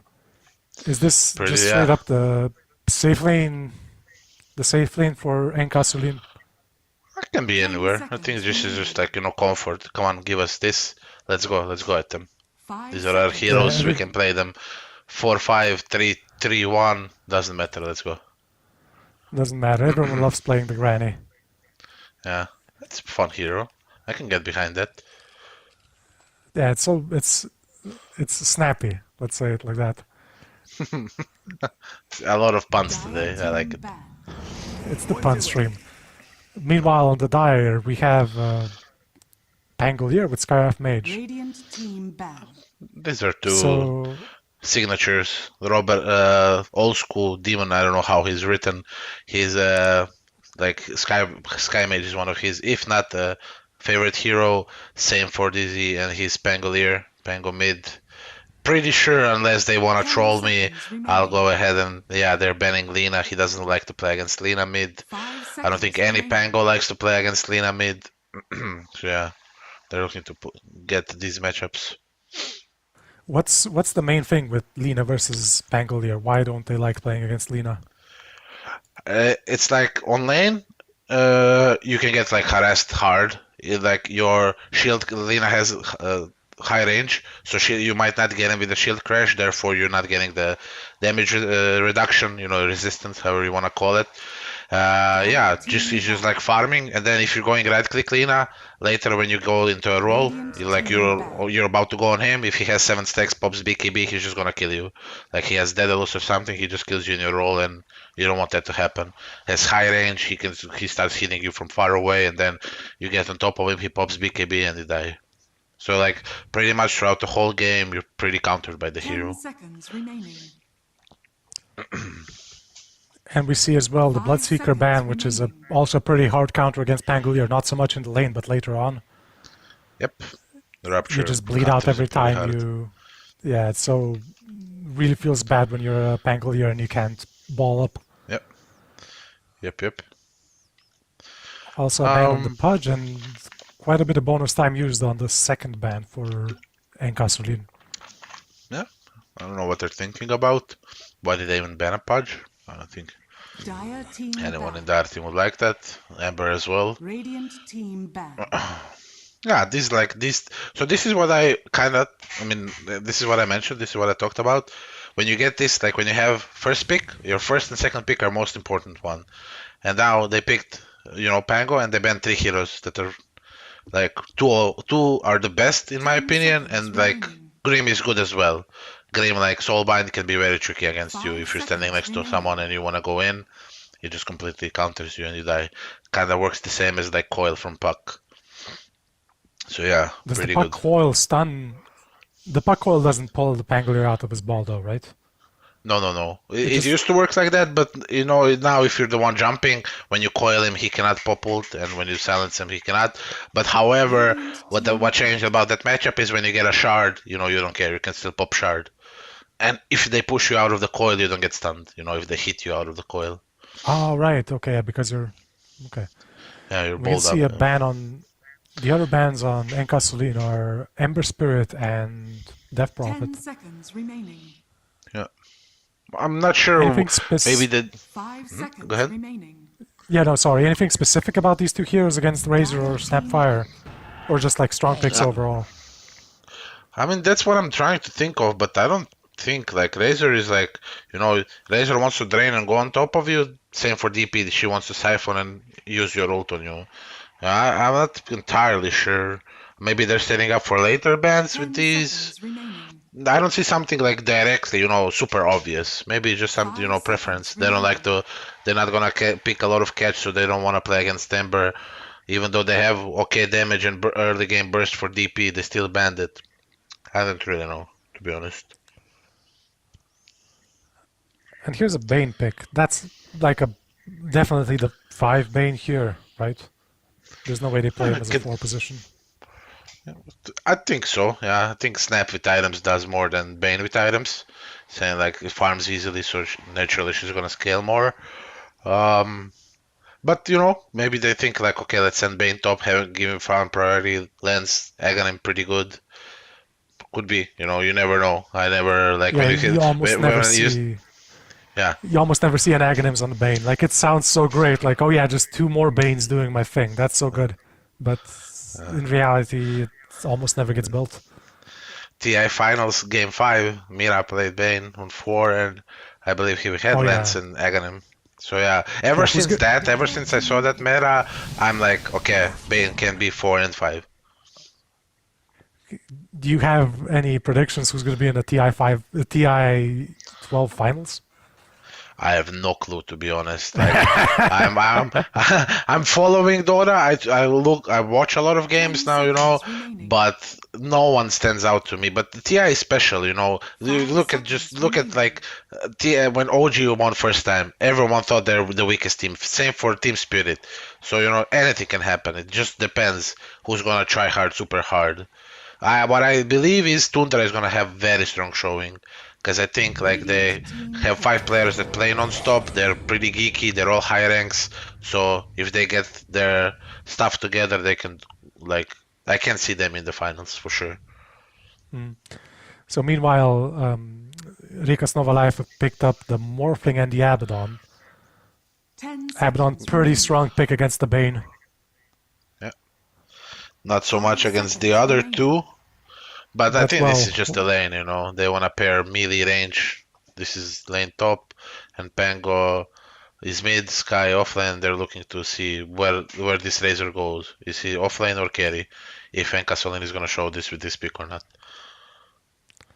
Do you think it's the Skyraf is the position 4, right? Yeah, I'm 100% In sure. this, yeah, Morphling maybe mid, probably safe lane, and then the Pangolier mid, I guess, or could be the offlane as well. Yeah. It could be. I'm not sure if Damage plays it. I know that DZ plays it for sure. Same for Morphling. I know that DZ doesn't play Morphling. There's no way. And yeah, and I know We that finally got it. Retrox likes to play We, it. we finally got Took 4 your games. Faceless Void. Took us 4 games and what, 3.5 hours. I'll take it. But we're finally here. We're finally here. Everyone's going to see how strong Void is, and it's going to be banned first phase every game. 5 seconds remaining. Hopefully, you know, but at the same time, think they're not gonna get ahead in lanes to show that. I think this big cooldown on his ult could be their downfall. Because like Dire, like Rekas Nova Live, they move fast around the map. They're gonna, you know, abuse it. I don't believe they're gonna make mistakes like, you know, when big spells are on cooldown, they don't do anything. It could happen, but I see them like claiming parts of the map, claiming tier 2 towers, claiming Roshan, and just, you know, closing the map more and more. There are some pretty strong synergies here, though, with the Snapfire ulti and either the Bane or the Faceless Void. It's very strong. Yeah. Also, the Razor draining someone through, again, either the Bane ulti or the Faceless Void ulti. a bit flexible with how it supports and cores having the setup and the payoff. In terms of how heroes see. move about in the mid game. We'll see. Yeah. The Morph is pretty good against like Razor because he can turn into Razor and just drain him back. And like especially if Razor spent his link, he's always gonna get killed by Morphling in team fights. So yeah, as well. Like if he gets Chrono, then he's morphing. It's pretty hard to kill him. It's like 50-50. You can either get a morph off or you don't. It all depends from where Void is jumping on you. Okay, what's happening here? Wait, the Dire have banned Invoker and Quap, 2 mid laners, and Enka Solin have just not banned anyone. They missed a ban. Did they write what they want ban? Did they intentionally want to? Are they typing? Okay. So this was not intentional. I think they.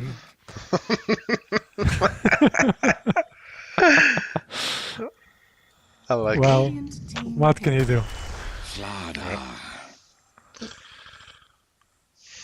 Yeah, Slardar. Demosh asked me the other day, what are the Void counters? I gave him a list, and this is what he Okay, was this one of them? Yep. It is, because... Go ahead. No, what were the other counters, just so I know for my pubs? I think like strongest hero is Viper. That's like Viper, Beastmaster are the two strongest and two meta heroes, and then you go like down the line of like Venomancer, Fury, and Slardar. These are the top 5. Oh, what about this last pick sniper? Do you think this is this the game for it? I don't know. I mean, it could be because you do have Razor that needs to go in. Void going in with Chrono, you get some like leeway, but at the same time you have Slardar with Sprint and Blink jumping you, Pango with Blink and Q ult going at you, Morphling has Waveform. It's pretty tricky. But I don't think this was the hero they needed. They needed a more active hero. But this is I don't know. I've seen We've had some sniper games in this qualifier, but they've all been very lackluster. Yeah. I don't know, maybe, it's like comfort probably. It could, he's like, okay. Yeah, it could work as well. But he's probably gonna go mid, isn't he? Yeah, I'm pretty sure it is. Right, so on the Radiant we have Enka Solin playing Reanimated is playing the Snapfire. We have Lord Red Rider on the Bane Elemental. Istina YB playing the Faceless Void, Astral playing the Razor, and Mestra playing the Sniper.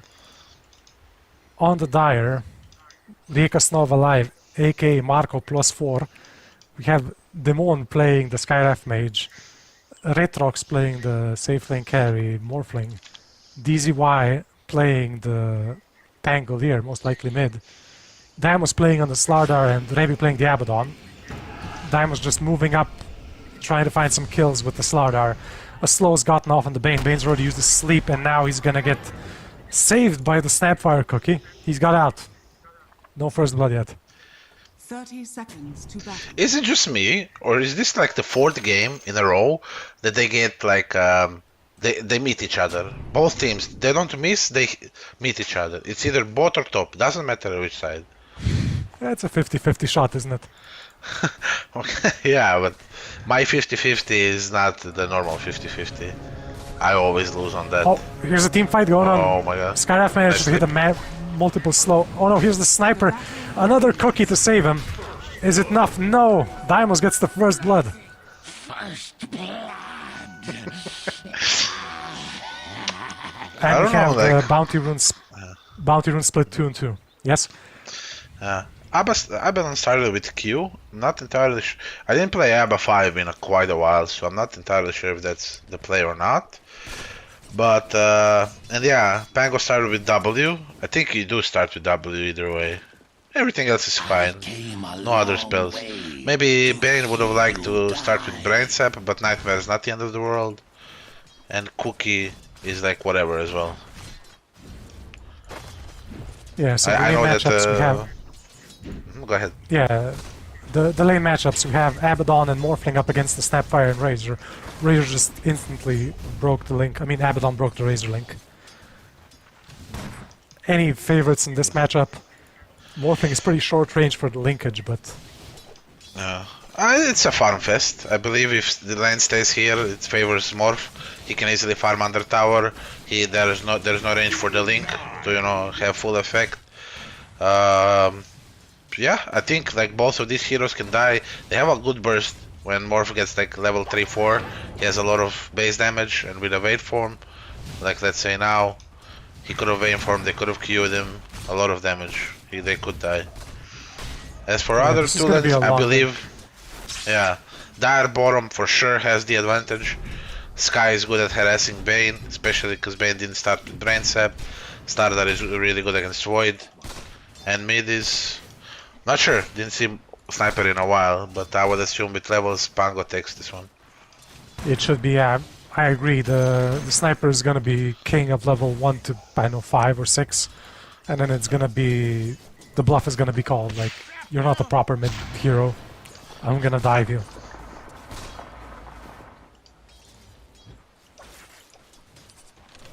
On the safe lane, Bane has managed to get level 2 now. He still has 3 mangoes. Still has the Observer Ward in his inventory.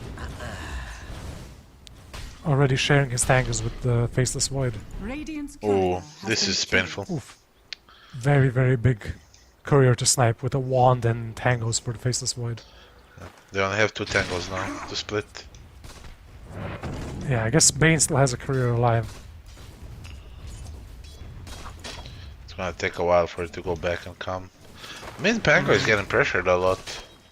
They're even CS, but Sniper is getting 3 more creeps in this tower. Yeah, but this always happens. Like, I feel on the early levels with Sniper, you're not picking Sniper. You're picking Sniper, the guy who wants the Sniper, knows how to play Sniper, and he owns the first like few waves.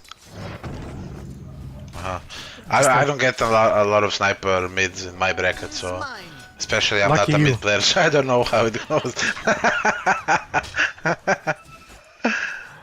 It's just we'll see how it goes. I'm being too negative here.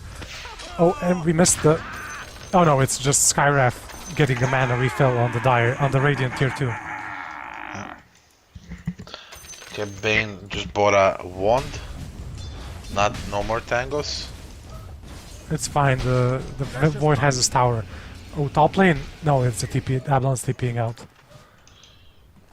He bought a win, his fast hero. He's gonna run back now.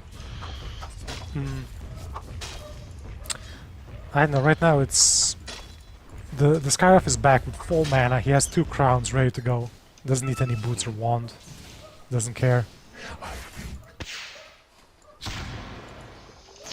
It's This pretty is standard how he plays practice it, yeah. for. Yeah, the standard practice for the Skywrath to empty out his mana pool and then go die on the tier 2, right? Yeah. Ever since they added TPs on respawn, suicide Yeah, is Middle worth tower it. is under attack. They're going in on the Bane. There's gonna be a bash here. One more auto attack. The Void eats the bash. It's good. It's not bad that he hit Void. Took a lot of damage. He didn't time walk it off. He's sending Yeah. 6 tangos now. They're so low. Oh, almost dying there on the Faceless Void. Finally, he gets his tangos and his magic wand. But this is. It's Sniper moving a bit too far up, maybe? It's. Right now, CS-wise, it's pretty equal. Slower, the Dire have pretty. No, okay, it's not that even. The Dire have a sizable advantage in both top lane and bottom lane. So both safe and off lane, the Dire are winning pretty handily. Yeah. Morphling has a Ring of Health, which is slightly unusual. I think. Usually Morphlings build a Morbid Mask. I don't know. I mean, the Lincoln is good, actually. Like against Bane, against Razor's Link. It's pretty good. So why not? But yeah, besides the Sniper's doing okay mid lane, creep score wise, but the other 2 lanes, Razor and Void, are basically half of the enemies, half the enemy safe lane or off lane last hits. Dire are scanning. It's like this lead is gonna keep growing because Slardar with like power threads level 6 is scary. Sniper needs assistance mid or he dies to a roll. Yeah, Like this is next gonna roll be he's very. gonna die. Yeah, the sniper, like sniper being the only strong hero coming out of the laning stage, is still very. It's gonna be a hard mid game if this trend keeps up here. Oh, here comes the roll on the Pangolier. He's running down the sniper. Is he gonna manage the angle? No, can't do a turn. He choked it. Oh no, Sniper sniper's TPing TPing bot. Has a mango 4 kills tweet. He's ulting the Skyra. That's one kill. There's a Snapfire here as well. Will the Slaughter manage to get away? He's slowed from the time dilation, just enough to stand a bit more. Ooh, nice. Double kill on the sniper. Is this the caster curse? Is this what it feels like? It's just like think like if Pango doesn't make a mistake, Sniper doesn't TP bottom, Starter doesn't die, right? Sniper dies, Yeah. All these Starter tiny doesn't. things They're adding up. trading. Tower is under attack. Yeah, they trade bottom 1 for 1 and they're 3 against 2, so that's like good as well. They're all good. They still have advantage. Morphing is mega free farming. Sooner or like if Razor doesn't have a good game, his BKB is gonna get delayed and he's just gonna be food. So they need to, help both bottom and top, but the more they help bottom, the more of a food and the later the BKB he gets on Razor. And when you look at his items, it's like these are like support items that he has on Razor. Yeah, it hasn't really managed much. Not yet, anyway. I know this Morphling has so far a pretty free lane. He's 44 last hits, 25 denies. Very strong lane. Okay, that misplayed, but all good. Yeah, is it gonna... Okay, no, I guess the missed cookie was enough for her to get away. Here's Razor chasing down the Abaddon. He's gonna have a plasma field in 1 second. I don't think this Abaddon gets away. Bottom? I hear the sniper shooting someone as well. He gets a Skyraft kill. The Void died from probably Slardar, and now the sniper's dead. It's gonna start falling apart really fast. Yeah, and top lane Razor's doing some damage, but the Snapfire They ended need up being to- the one who died. They Yeah, need to prioritize support levels. If they wanna repel this place, they need to have like early Snapfire ult, because she is gonna be the one dealing damage alongside Shrapnel, and they need grip for Pango roll. These are the two things they need. I'm not sure if they're gonna get it, but Bane is level 5, and if he gets it bottom and by minute 11, it's good. And yeah, Snap needs to get XP somewhere and get the book. These are the two things they need to look for. What do you think about this Faceless Void hanging out here behind the tower?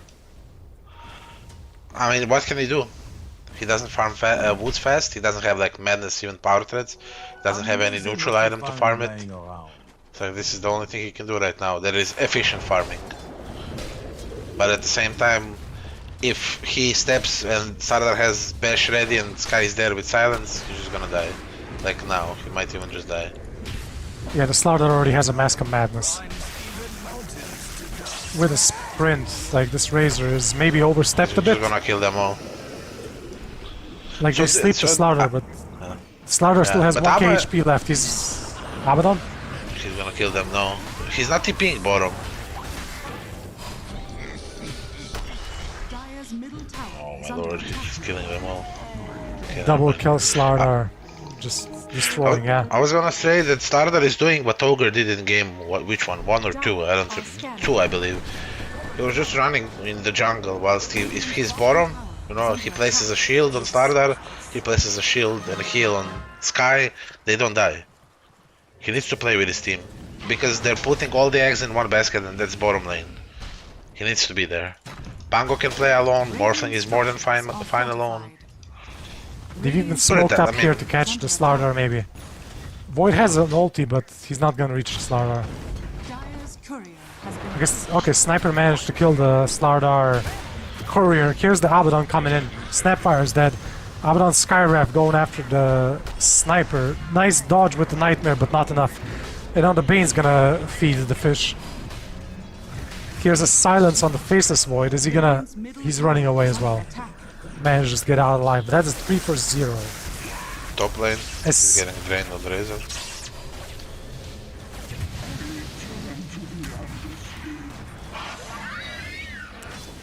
Yeah, this Morphling already has a Perseverance at minute 11 with Power Treads. Almost has enough for an Ultimate Orb. Pretty rough.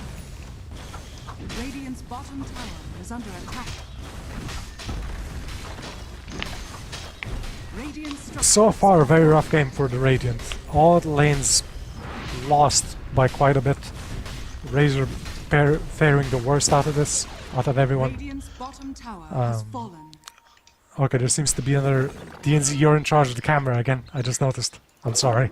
Oh my god. Okay, it's good that I'm paying attention.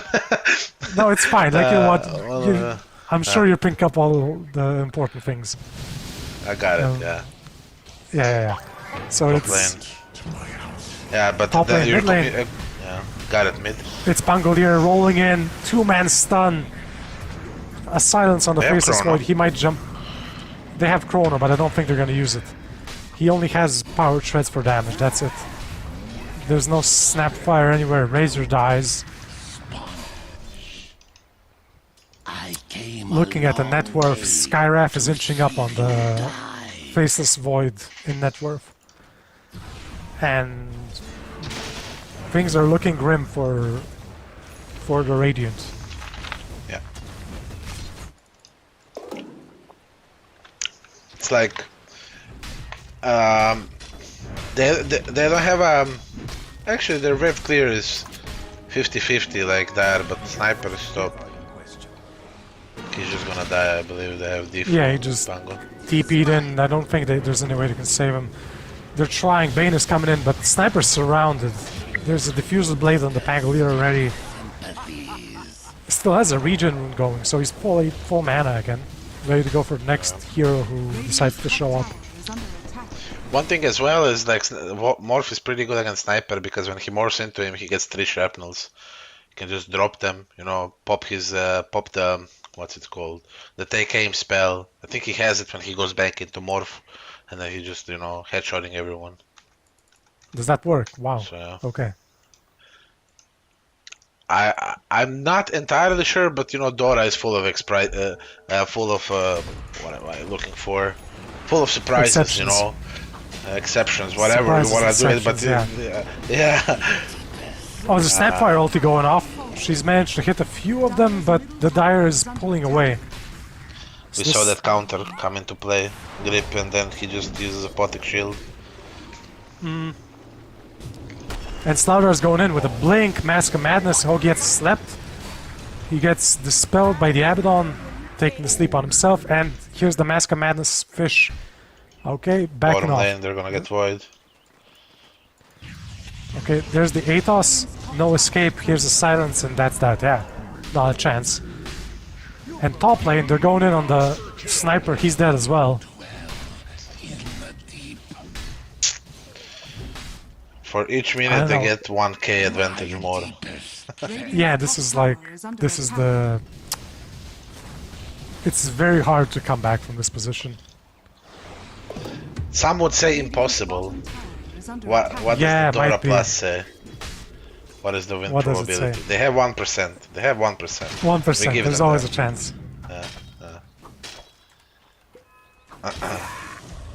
But yeah, this is looking bad. So, okay, no, they stunned the Pangolier. He couldn't get off the ulti. Here's the Sniper ulti. Void! Yes, he managed to ulti him. Pangolier's dead. And now they're going after... They're backing off. They're backing off. They don't want to die. That was a lot of money for the Pango Sniper. kill. Yeah, it's 1k gold for one hero kill. Is under attack. So yeah, 1% maybe they're became not 2%. Here comes Daimos on the Slaudar. Mask of Mana's Bane's dead. Now they're gonna go on the Void. Void runs away, gets Athos. That looks like it's gonna be it. There's a Bane courier flying up, but that dies as well.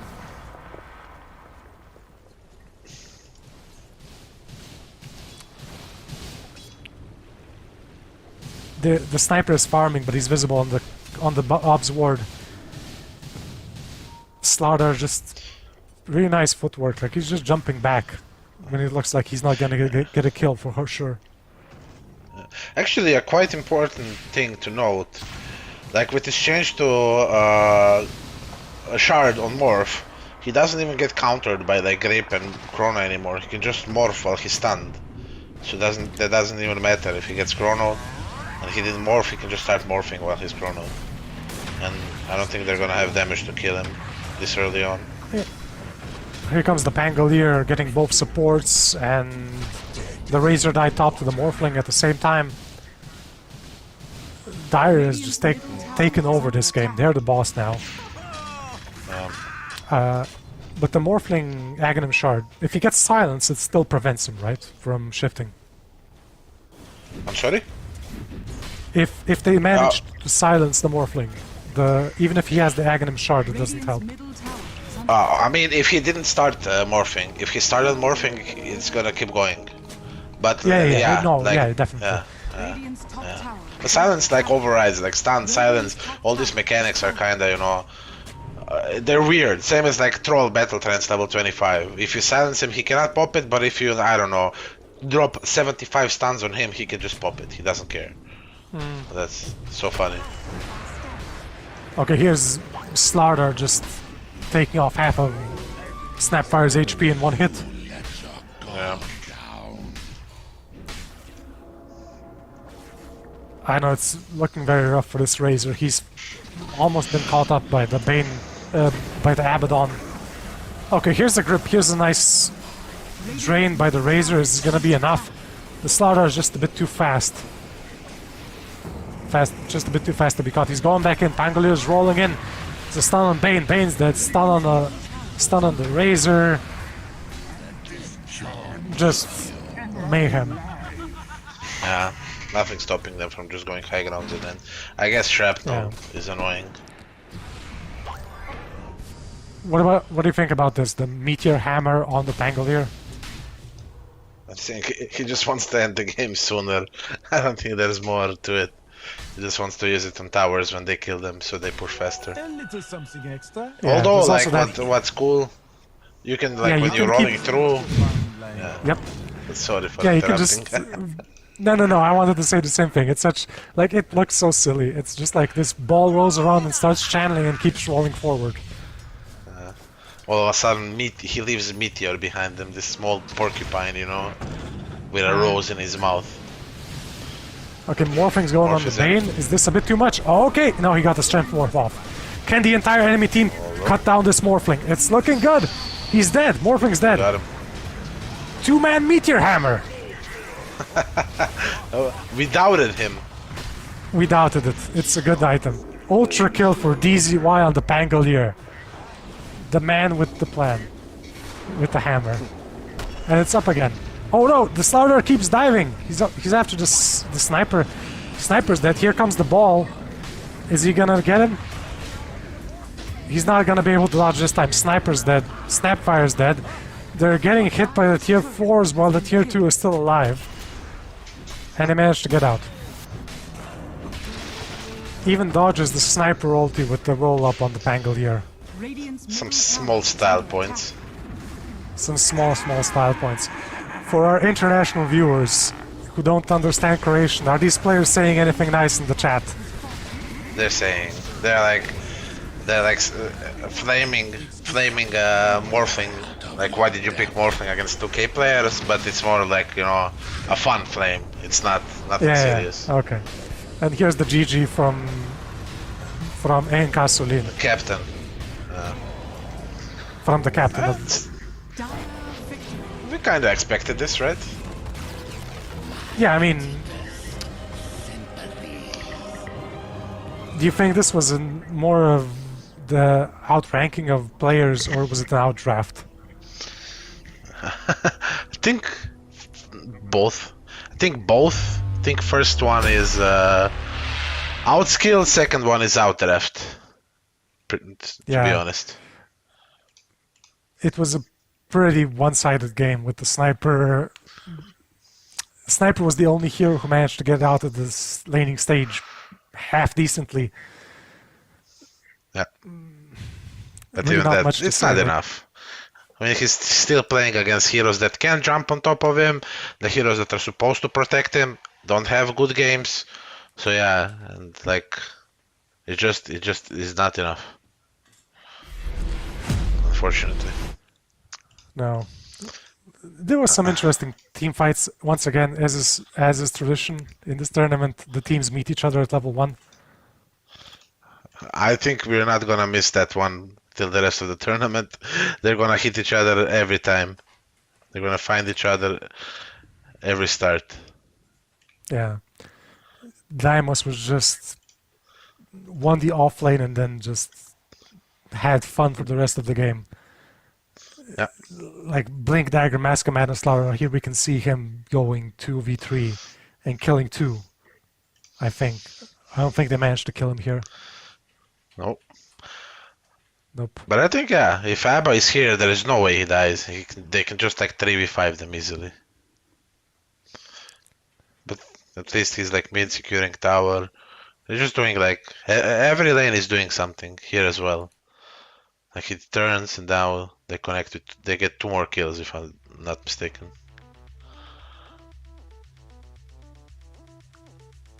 Yeah. Yeah, it's like, I don't know, it's not even like what could the region have done differently. It's very, like, once this game reached 12 minutes, it was very, very hard to come back from. Yeah.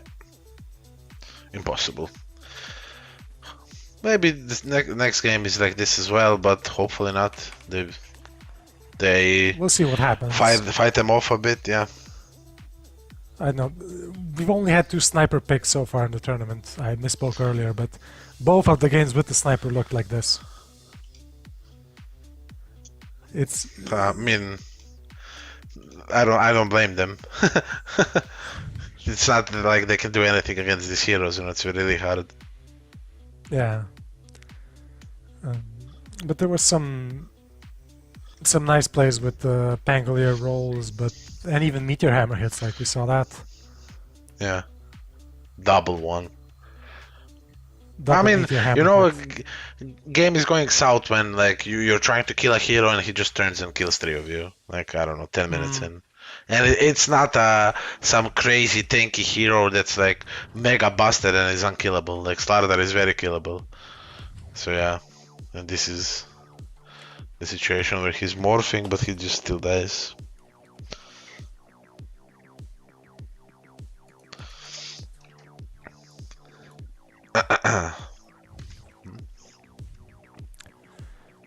So right, that was game 1. It's a best of 3 though, so we're gonna see game 2 of NK Solin versus Reka Snova Live, aka Marco +4. So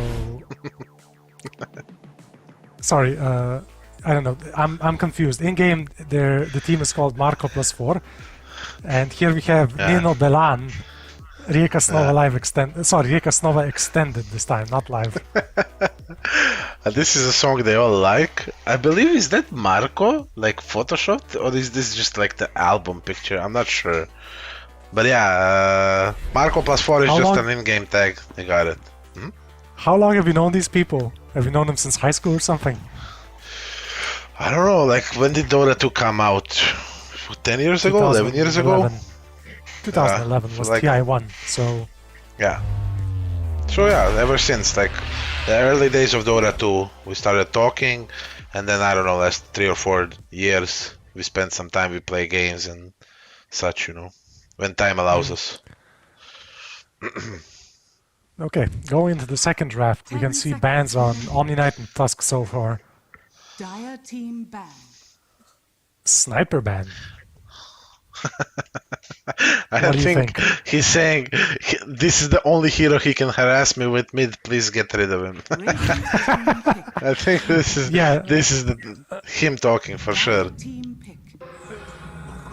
Just like I'm curious. Is Marco the mid player? No, Marco is Red Sorry, Sox, the not carry. Marco. Robert. No, I Robert mean. is Skywrath Mage. That's him. Ah. Okay. Ozku, or I don't know. 10 seconds remaining. But yeah, they go for first pick Rubik because, 5 like, seconds in order, remaining. I believe it's Skyred, Tusk, Rubik. These are the three favorite heroes for Robert. You know, the Ozku. His friends banned two of his best heroes, and now he first picked his third best hero. Is he a good Rubik player then? His.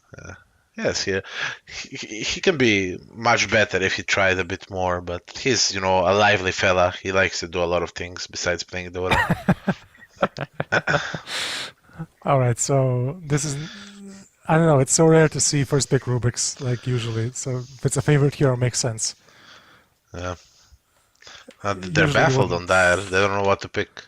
They don't want to pick any spells. The Rubik's gonna steal. Dire team pick. Yeah, Radiant now they're team Might go thinking, for, what's yeah, okay. what's the worst spell we can give him?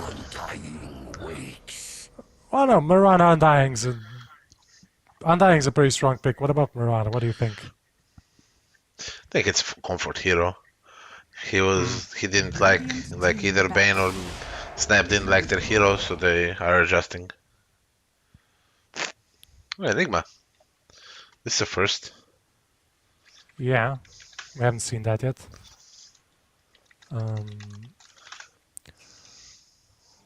Wondering what else we're gonna 10 see if seconds remaining. we. Dire team ban. What position is Mirana for? Is it like a core Mirana, an offlane Mirana, mid Mirana maybe? I don't know. I really like Mirana, so I can play it any role, and I can enjoy it on every role, but I still think position 4 Mirana is the strongest one. I think everything Dire else is the team waste. Why is that? Like, why? What's the key features you get from Mirana? Like the invisibility is pretty strong. Taxes the enemy team if That, nothing else. Radiant that's for team later. ban. Like, she can be really strong on lane if she's paired with another stun. She has high range, she has good burst on lane. So if you do stun into arrow, starfall, it's pretty good. She likes to build earn vessel. If it's needed, then like whatever utility item is needed. Her ult is super good because like if it's an active game and a lot of smoke, like you keep wasting smokes, then when you run out of them, you can make plays with ult. You can just pop it and run across map as a team because enemy cannot have sentries everywhere. That's pretty good. And yeah, like the strongest Mirana feature is like if you're playing an offlane with a stunner and your mid laner is someone that could set up your arrow. So you're controlling runes, you shoot an arrow on a stun, you can like either kill a mid laner or shoo him off the Dire lane. team ban. It's pretty good.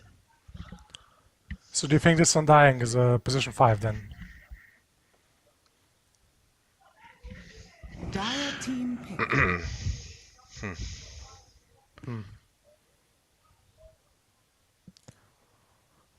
We'll see. At least so far for the Radiant, at least the Rubik likely a support. Probably the offlane Yeah. Enigma here, right? Yeah, I think so. Offline Enigma is really good against the dying. You're not a strength hero, you're a range hero. You have 5 Eidolons, seconds so remaining. if he runs into you, you stun him, you do a lot of damage to him. Radiant team pick. Here we go. Second phase picks. We have a Winter Wyvern for Enka Sulin. Yeah.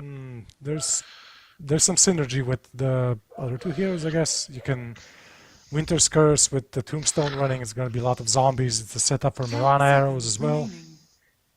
Yeah, it's good against canceling Black Hole. It's good 5 against seconds. Enigma on lane Also that, because yeah. Splinter Blast can hit all of the creeps and Enigma.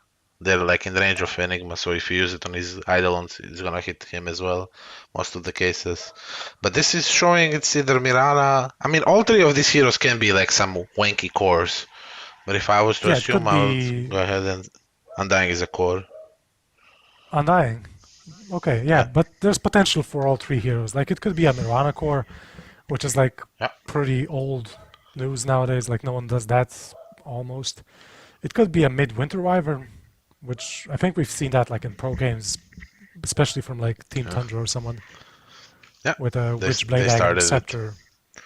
Yeah. Yeah. If you ever play against that, it's so horrible to play against if the enemy team has any other long-range carries or like long-range heroes. You just get constantly slowed. It just keeps happening. Never-ending stream of ice flowing towards your head. Yeah. It's tricky to find them if you have no catch or like something that scouts like through the trees or whatever.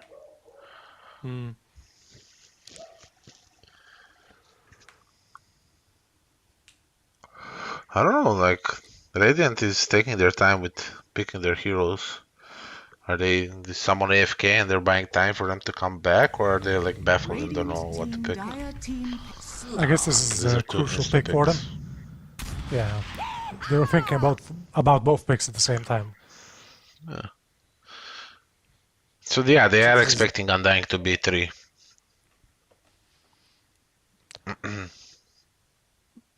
You think so? 10 seconds remaining. I think so, yeah. It's like Because- people get this idea, like, you know, 10k Undying, so you get to hit him, you steal his essence tax, it's like good for you. Slark is good against someone, you know, if Winter Wyvern uses heal on someone, they're not moving, you can get stacks off of that. You cannot leap out of pounds. It's pretty good against all the 3 heroes. Okay, yeah, I can see that. The Radiant do now have all the heroes except their mid laner. They're saving that for the last pick. Yeah. Meanwhile, a lot of for things. Enka Solin, we're gonna maybe with this pick we'll have an idea of what hero is gonna go where. Hopefully they don't Hopefully. pick another flex. Another flex. It's team flexible. It's all flex slots. Enka flexible. Let's see. Only 30 seconds remaining on the reserve time. Here's a bristleback. Bristleback is good against Enigma, but with these heroes, I don't really like Bristle if there are no if there is no superior stuns or control, which I don't think in this case there 10 is. seconds remaining. But There's really however, not like much control. he's good what am I looking for? He's good with protecting the tomb. You know, there's a tomb. He's in front of it. There's like he can set up curse because he's going in front. People can misplace the arrow if it's flying out. It could work, but it's this is the same as like third game. Third game last series. They're good at snowballing, but that's pretty much it. Other than snowballing as a 5, going like through towers, I don't see their team excelling at anything else. Yeah, very little football themed heroes as well. There's no balls here. 5 seconds remaining. I guess they're But, acting yeah. as a ball if Radiant is gonna kick them around again.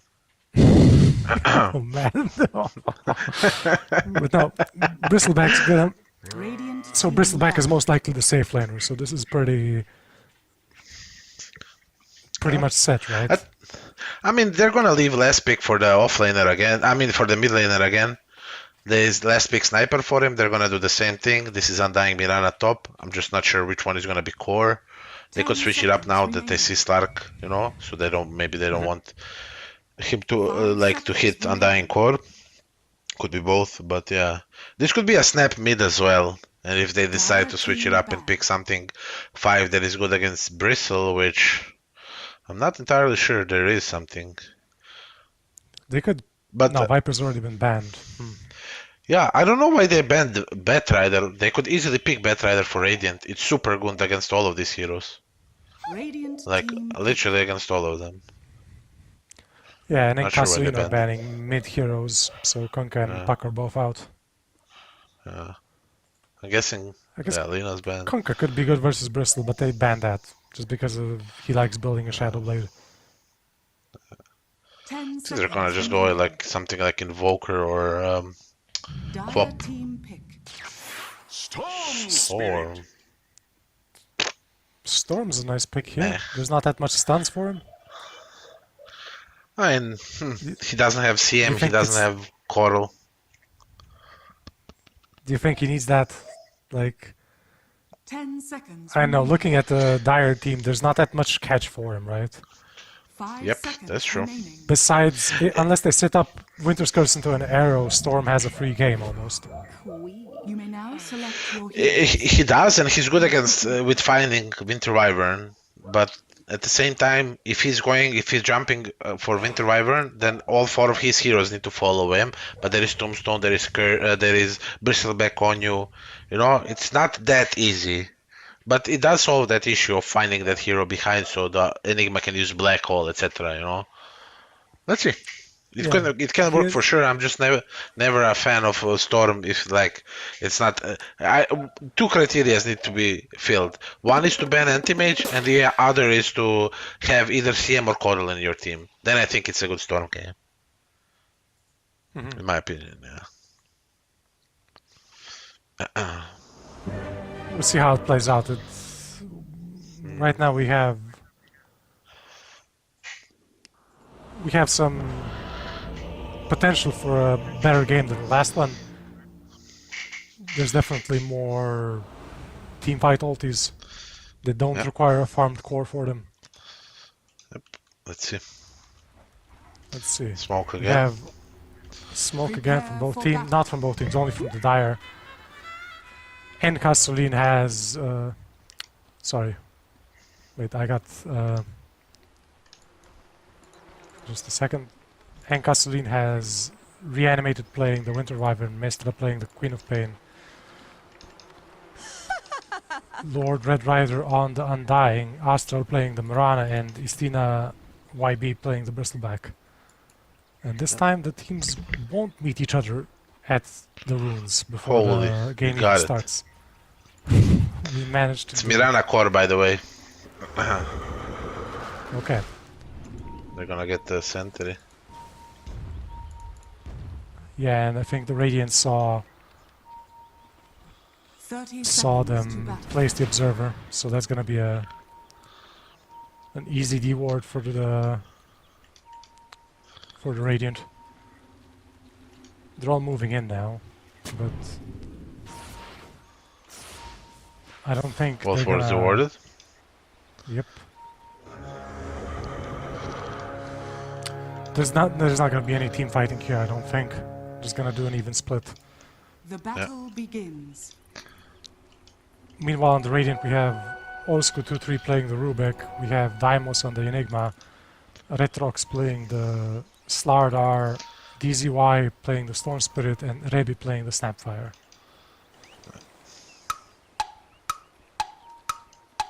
Let's see. Let's see how it goes. Storm Spirit versus Queen of Pain. This is... Can go both ways. If Quap oversteps and gets hit by like 2 or 3 static remnants, she's in big trouble. Yeah, Storm is hanging back for now at least. Doesn't want to get daggered and auto-attacked. Meanwhile, top lane, it's Rubik Enigma versus Bristleback, Winter Wyvern. Both of these heroes on the Dire are good at little Enigma, little Eidolons, but oh no, they're moving down. They're attacking the Bristleback. He's low. He's surviving with 50 HP. Almost died, yeah. Has been killed. Rebi managed to snipe the Undying's courier. Only after he delivered his items, though. And he's playing on the side with the Undying, away from the lane. Doesn't want the Slark to get too much decay stacks on him. Yep.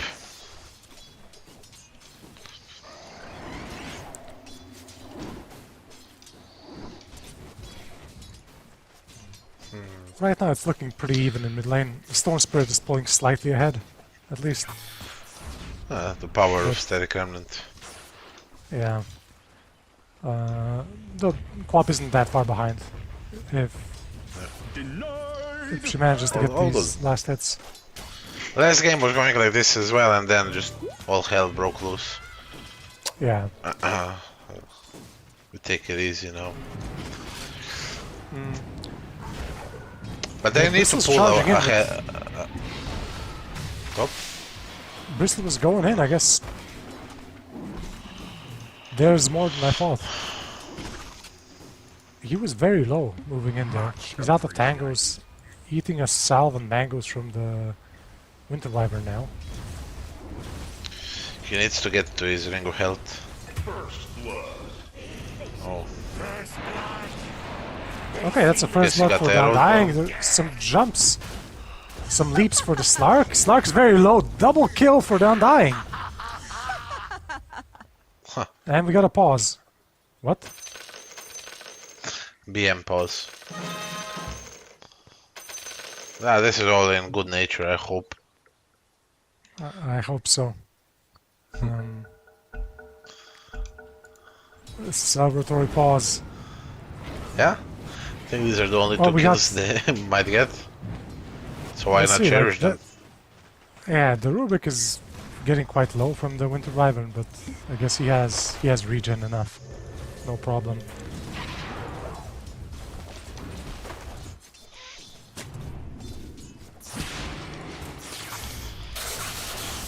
Mid lane's Queen of Pain's trying to go on the Storm Spirit, but she has a blink still. There's no way she dies here. Death tax.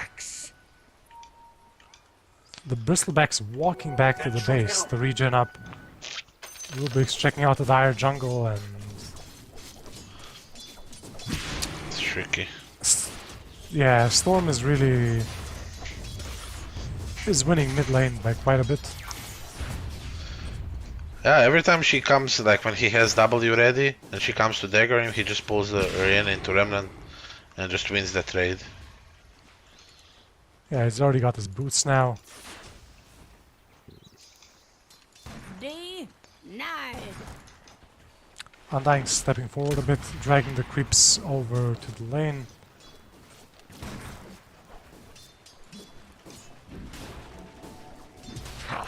I don't know which is the lane here that's crucial for their team to win. Is it For which the one? Dire? Enigma? For either Radiant or Dire. I think for Dire is already doing really good on bottom. Like Stark is being shut down, so that's good. They need their timings on Bristle to be like slightly on time, like the Vanguard eggs or Hood eggs, whichever he decides to go for. And yeah, I mean mid is going to be like 50-50 or slightly lost, but that should be okay. Because the tempo controller, it's a bit tricky. Like, I don't think the Bristle wants to control the tempo before eggs. So I'll go ahead and say that Mirana needs to win his lane. He soloed him. Rubik found the Winter Wyvern and just solo kills her. Really a lot of damage on the Rubik. Not sure why Storm is jungling like this. Who forced him there? He was pretty low HP from the Quap. He had about this much when he left the lane. From the daggers, I guess he wanted to... Middle I don't is know. missing. Quap calling out that Storm Spirit is missing. Bot lane. Mirana getting pretty low. Use their arrow. Stark is super low from all this. So yeah, they are managing to shut down Slark. He's about even the CS to the Bristleback. Yeah. I mean, it's not like Mirana is owning him, but Stark is not farming as much as he would like to. It's because Stark doesn't really farm as fast as Bristle. So if they go to jungle on even terms, Bristle's gonna outfarm him. So he needs to have a better lane.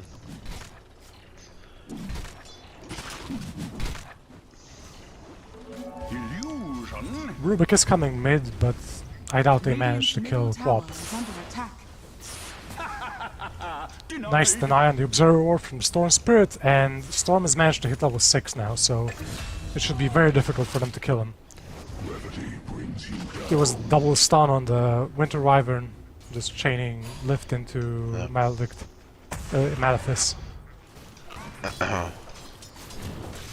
Lots of fruit being eaten here. Oh, Slark is very low, 120 HP. And Snapfire might push the They Undying could have out killed of lane. Undying. Yeah, they could have killed him if they used the cookie on Undying. He was like 140 HP with Soul Rip on cooldown. Quap rotating bottom. Is she gonna meet the Storm Spirit on the way? I think so, yeah. Radiant are scanning. But yeah, Quap has her ulti ready, so unless she gets scouted by the creeps here, and even then, she can just jump on That's just the... the soar. Dire structures are fortified. Nice dodge by Slark. Managed to dodge I saw that directly. happening. Okay, my game is lagging quite a bit, but looks like the stream is still fine. Yeah. Meanwhile, the bristleback top got killed by the Enigma and Rubik without even black hole being used. Just hurt maybe. They were diving. They kind of outplayed them. They ran into them and they just died. Bottom lane, like worst case scenario, they don't get a kill and they die. Quap and bottom got out, but that's not what they wanted.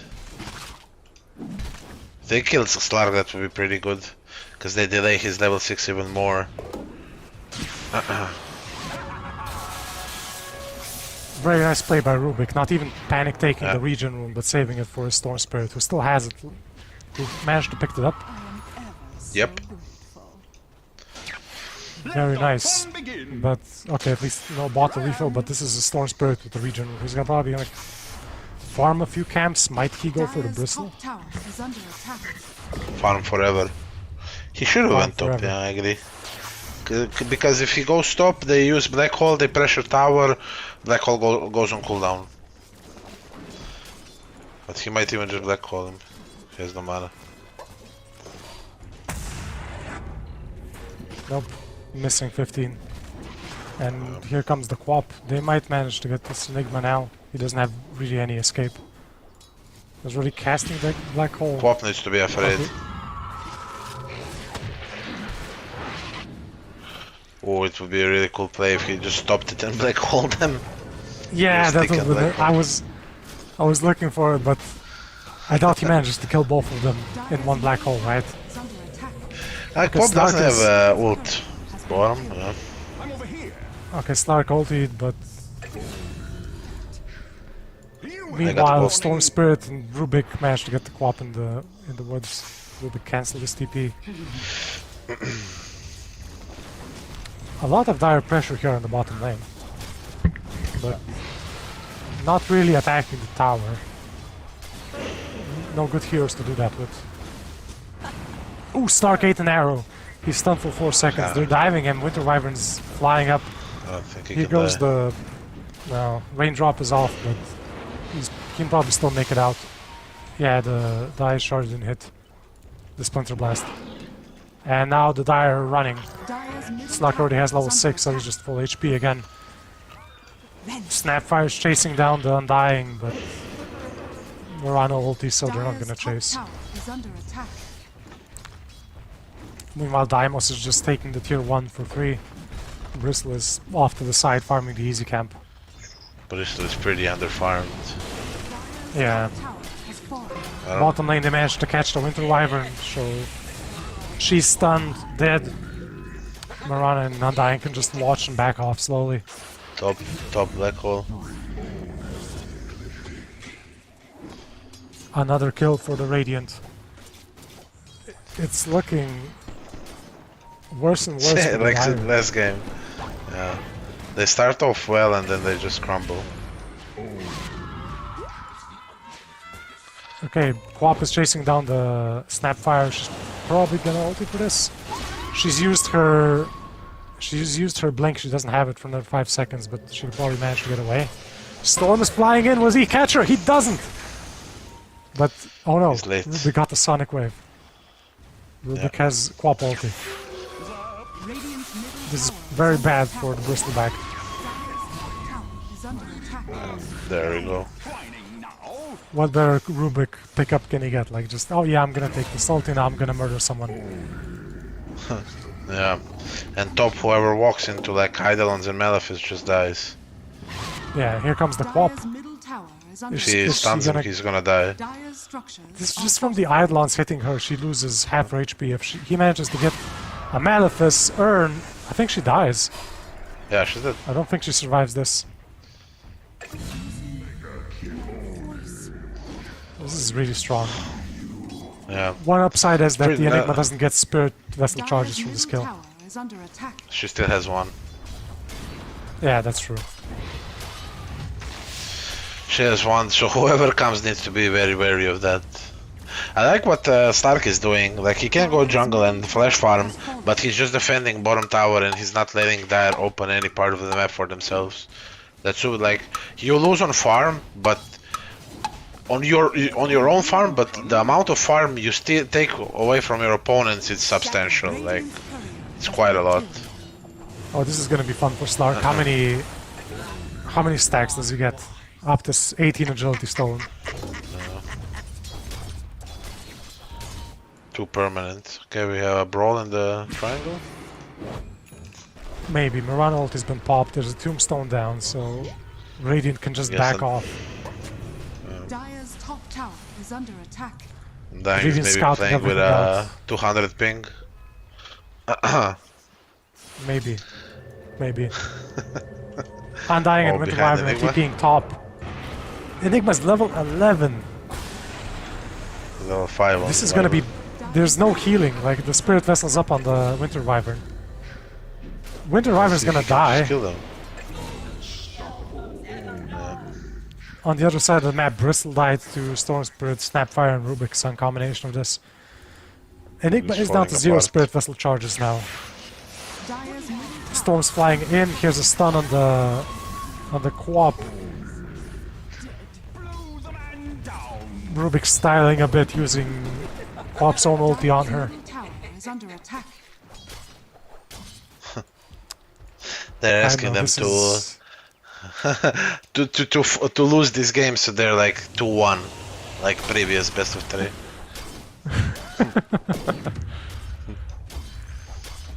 I know, this is...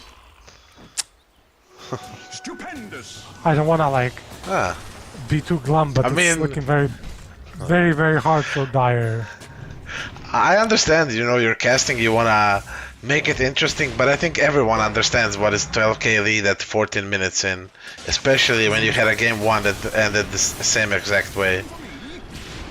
We just need to put it as it is, you know.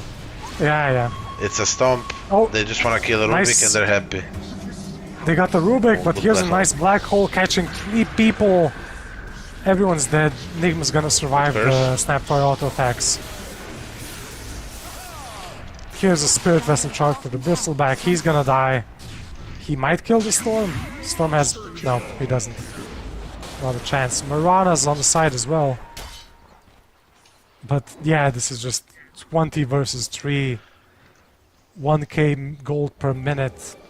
This is one of those 99% games again. Is under attack.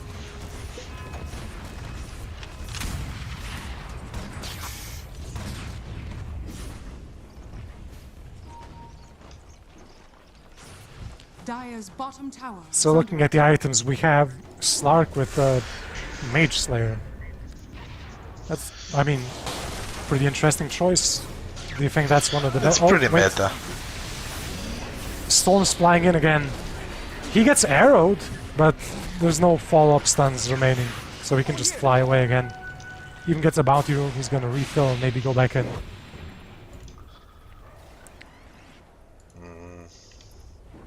Doesn't look They're like still it. sitting around mid. They have no curse, so Radiant is not too afraid. Spoil that shot. So why is the Mage Slayer so meta on Slark? What's the main stat that he enjoys here? I mean, what kills Slark is pretty much like magic damage, right? When you're like in your ult, if you're getting hit by AoE spells, etc. And yeah, like it's just like you get some damage, you get mana regen. It's like the build up is okay. Later, you don't see them often go into Bloodthorn, but like what I noticed, you need one item. If you're like going for a defu, you're gonna get it. Okay, mid fight. Mid-fight, yeah, but Quab just melts. There's... Okay, here's a nice ulti on the Snapfire. Snap's dead. Yep. It's another kill for Dire. Storm's zipping forward, going for the kills. Going after the Winter Wyvern. Here goes the Undying. A nice pull on the Bristleback. With the arrow. Yeah, if you go, like, if you rush Defu on Stark, you're gonna get it like minute 10, 11, and that's daytime. And you wanna play nighttime while you're Stark. So you need one build-up item, whichever it may be, and then you get an item that you're gonna play with during nighttime you know, minute 16, 15, 16, 17. So you have some nighttime to play. So and then like, you know, it's either Falcon Blade or it's Echo Saber or it's what's this item even called? Mace Slayer. One of the three. And I think in this game the only way they kill him is with magic, you know, with spells. So the 25% magic resistance comes in handy. Okay, yeah, that makes sense. This Spirit Vessel is really Zoning. really strong against all this, yeah, all this healing from the Winter Wyvern Dire's and bottom tower is under Undying. But the game is out of control. All the lanes are pushing. No one dares farm a lane. Bristleback's farming in the jungle while he still can. The Storm Spirit has a Witchblade and Kaya made already. He's going for Sanja Kaya. That's a classic build. You don't go Orchid anymore because the build-up is not that good for intelligence. Like Storm, Pop, the older build-up was better. And yeah, Witchblade just replaces that. Senj Kaya is just a busted item. Undying's dead from the Spirit Vessel Midnight Pulse. Here's a black hole on 3. Everyone's stunned. The entire Dire team is stunned now. Double kill on the Storm Spirit. There's a Winter Wyvern buyback, but she might be able to. Even the Spirit Vessel won't be. The heal from the Winter Wyvern won't be enough. The Spirit Vessel is just too much. He's looking for a curse. Not letting him. Storm's back in base, gonna refill to full.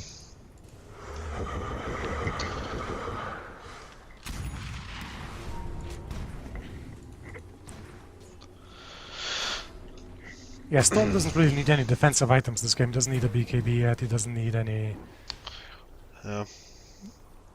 dispel. BKB doesn't do anything for him. Yeah, because he's gonna either die to Curse, or he's gonna die to Sonic Wave, or to Bristle the right clicks. And BKB doesn't help you against any of those. This is so much damage from the Spirit Vessel. Just absurd. I think this is gonna be game Here's now. Storm zipping in. Here's a stun on the Bristleback. Enigma got a 5-second arrow on him. Oh, that's good. But that was a good ulti, good everything. Just a bit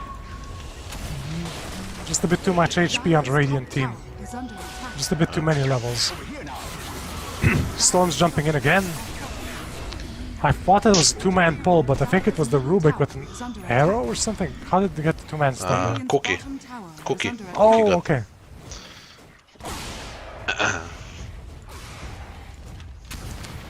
Dire's Yeah, this middle is- tower is under attack. This game looks to be over, honestly. Radiant's bottom It's tower is 34 to 4. It's 24k net for 20 minutes. Like, I can try hyping it up, but this is just... There's too much of need. everything on the Radiant at this point. Save the energy for the next game. I don't think anyone's Yeah. gonna mind that. Okay, Rebbe is baiting. He got Maybe, there maybe. on purpose. Baiting the enemy team to walk out so they can murder some people. Yeah. Yeah? Wyvern got baited. Dire's top tower is under attack. I don't know where is Slark during all that time.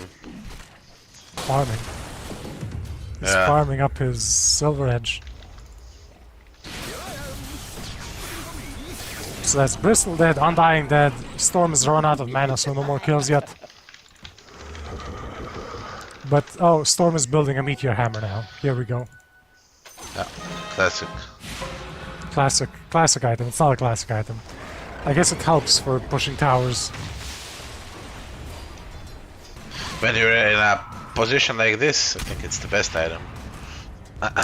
But props to the Dire for not GGing out, you know? Just holding on to the bitter end. You never know. But okay, here's some chain stuns on the Quap. Dire's middle tower is under attack. Oh, Enigma's level he's 16, gonna get a Stark's curse level off. 16. No curses off, Rubik managed to steal Leap. Not that great of a pickup. Here's a black hole on 3 with an Octarine core pickup. That's everyone dead. Another cookie from the Snapfire on the Slark. Slark's moving out a bit, gonna regen up. But that's the entire Dire team dead. Everyone on the Radiant is still alive, and Dire's middle tower. this is gonna be one lane of racks, probably not more because the tier 2 towers are still alive. Yeah. Dire's structures are fortified.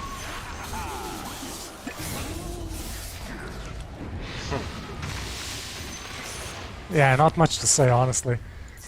Winter Wyvern's I mean, looking for a nice Dire's middle curse, but barracks has fallen. Dire's middle barracks are under. Pretty self-explanatory, but they're not giving up. nope.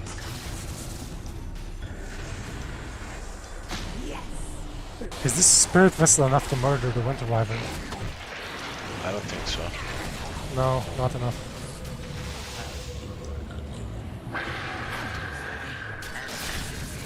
Interesting curse. He wanted to pull him back. I can appreciate that. Oh, okay, Slark might die. Very, very low on Slark.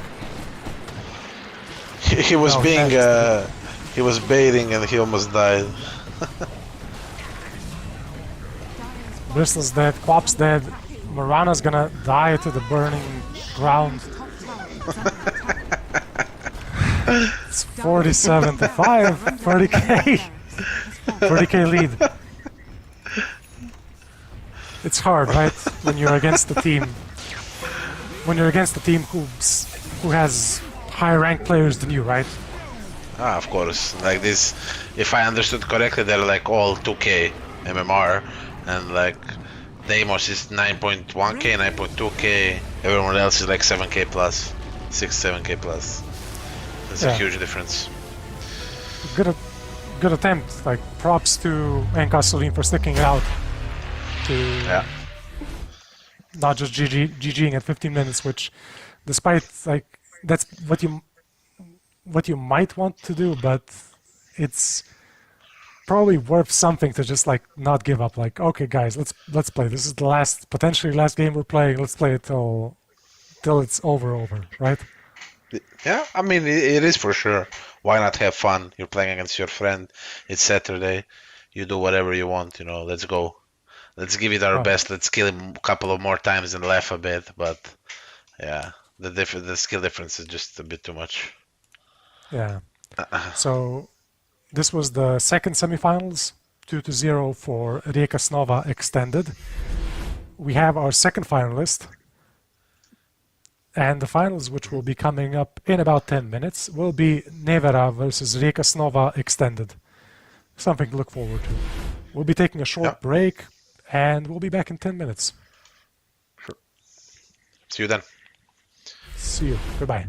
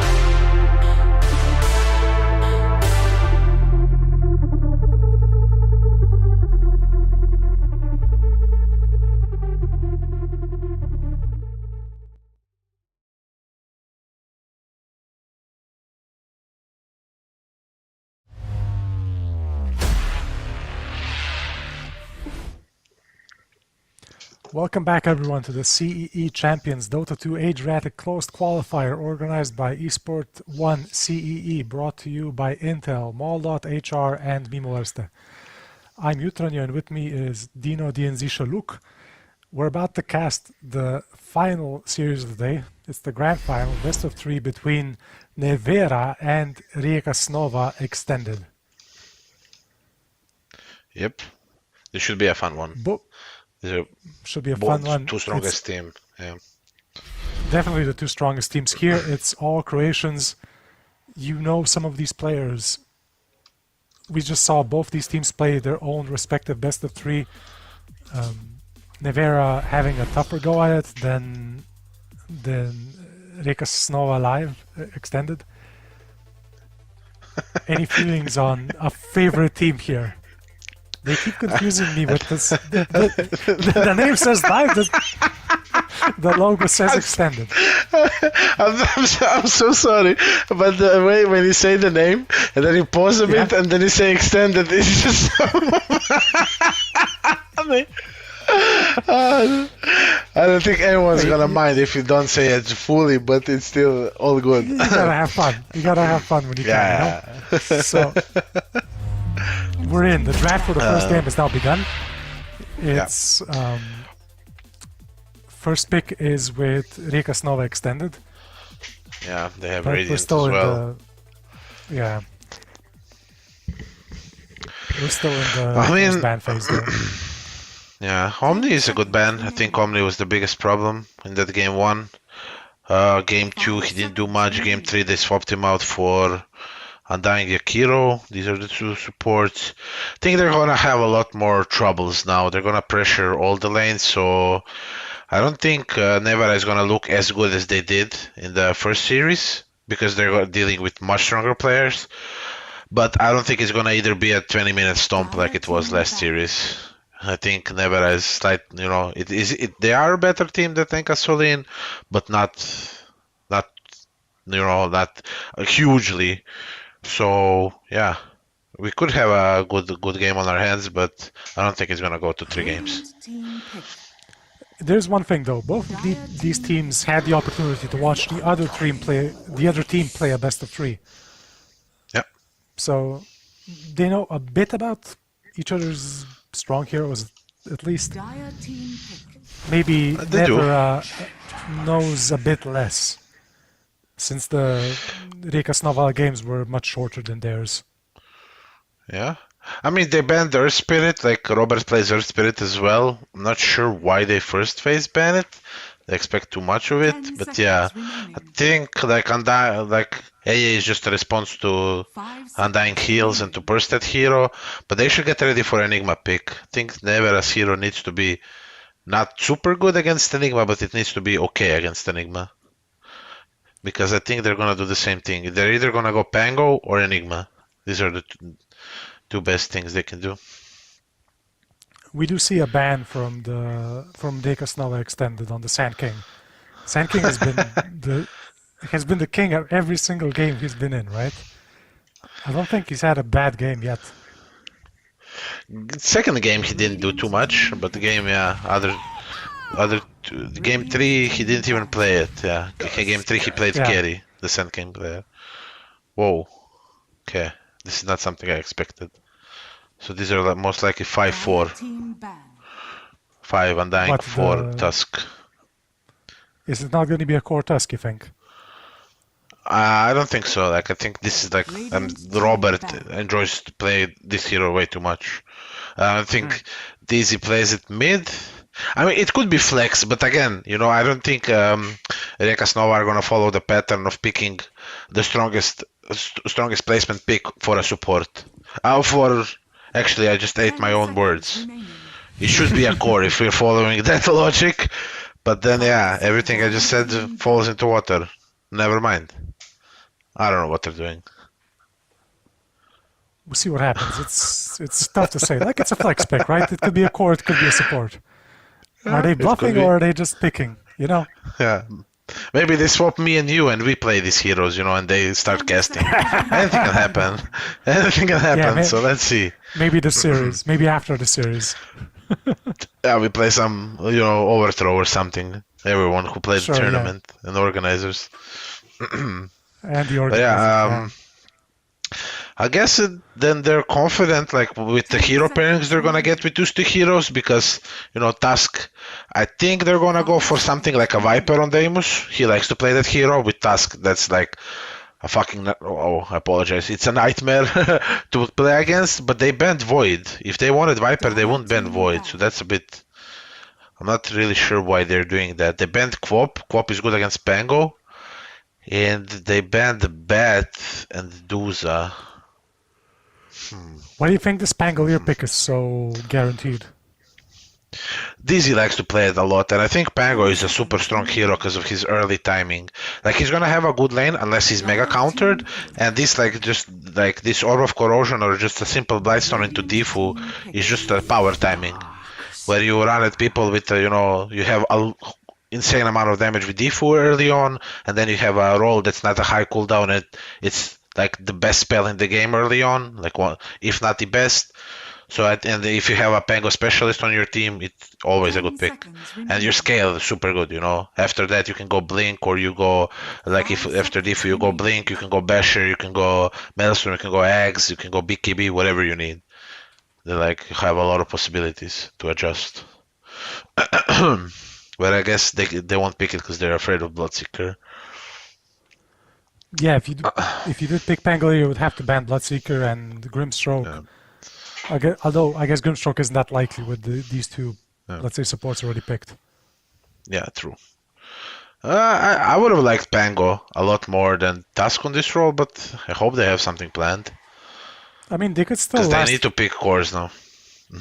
They could still pick him like last pick maybe, if he doesn't get banned. They could. Yeah, they could for sure. I think they I'm need interested to. what Reka Snova Live is doing. They need to pick a good hero against Darkseer online because this is gonna be like Darkseer Snap, like 99% sure. What are some good heroes against Darkseer on the lane? Like, you don't want to be melee. Weaver is Here's good. one. Anti-Mage is good. Yeah. Jug is good. Faceless Void is good. Okay, thankfully they didn't pick two of those. So I here's a think I know what's Hoodwink. happening here. What's happening This is here? a core undying. This is a core undying with Tusk top. Weaver Hoodwink are laning bottom, and then they're gonna let's pick mid. 10 Let me, seconds. let me. So, what is the delay in stream? So I don't grief Radiant team. It's 3 minutes. 3 minutes? Okay, It's I'll 3 check minutes. Deimos profile now to see how many Undyings has he played. One moment. Okay. He played 0 Undyings, so never mind. In the last 40 games, there is 0 Undyings. It might be practice, Strong lane is Tusk Hoodwink, because I believe Acorn Shot stacks with Tag Team. Like that's like Really? additional damage you Oh, take, no. and it's really good. Oh, That's a lot of damage. But I'm not sure if Deimos is willing to play it as a core, so maybe Robert, like Ozku plays. But I don't see him ever play Hoodwink. I don't know. A lot of weird stuff happening here. Right any now. of these three heroes that are not Weaver could be the core, right? I mean, they must Yeah, be the yeah, core because exactly. we've run out of picks. Yeah. Yes. Maybe they go for the strat 3 supports 2 cores. Who knows? I doubt it, but we'll see. This is not You know. 2011 anymore. 2012, I guess. A lot of surprises this series. Yeah, I mean, for Protect 1, you remember with the mid Enigma who's just there to make space for the carry. I hated Infinite that Chinese buybacks. meta. Infinite buybacks, just Storm Spirit with triple buyback defending his base. Okay, here's Ricky. Oh. Rick is really good against Weaver. But I think this might be Ricky 4 with Snapfire core, like Snapfire being played mid. Reason being, it could be a carry as well, but Ricky 4 with like max Q early on, the smoke screen, and with a dart, it's super good against Weaver. Like, you cannot dodge that projectile. It's super fast if you have a sentry, and then you just set up with a smoke screen on top of him. Weaver doesn't really like to buy BKB, if at all, but if he buys it, he has to have like Falcon Blade into Maelstrom into BKB, or like Dragonlance into Maelstrom into BKB. He cannot just go BKB. That's gonna be like, he's gonna deal 0 damage, and his BKB is gonna go 6 seconds super fast. Yeah, you almost never want to go first item BKB. Radiant team Maybe on like Unless a you're like Razor. Sheriff in Lina. Lina as well. Yeah. There are a couple of heroes, but these heroes deal damage with spells, and Weaver spells are not that good. Not as But a yeah. core. A bit strange. Could be a wouldn't- lot of wouldn't flexes. they maybe they might have picked seconds Ricky remaining. last pick? Like, it's not like they're gonna expect it, right? Although, 5 seconds Could be, remaining. yeah. But at the same I time, I don't think they guess- see. Yeah? yeah, like they wanna last pick the mid, right? Dire team Because they get overall it- last pick. Radiant team pick. This looks like they're baiting Ricky pick. They want like, I don't know, a Slardar pick or something now, and then they like pull out a troll to counter Slardar. And they're like, okay, I'm gonna Ricky. There's a lot of flexes here. Nothing's determined. There are some bans here on Invoker Puck from Rika 10 Snova Live seconds and remaining. Pangolier and Lina from Nevera. 5 seconds Yeah, remaining. So that's in the end, they banned their own Pangolier. Dire team pick. I don't know, okay. This is a good pick. A lot of damage on side lanes, because if this is Zeus mid, and I hope it is, what happens is like both of the lanes are really aggressive. Both of the side lanes are gonna be low HP, and then Thunder God's Wrath is just super good.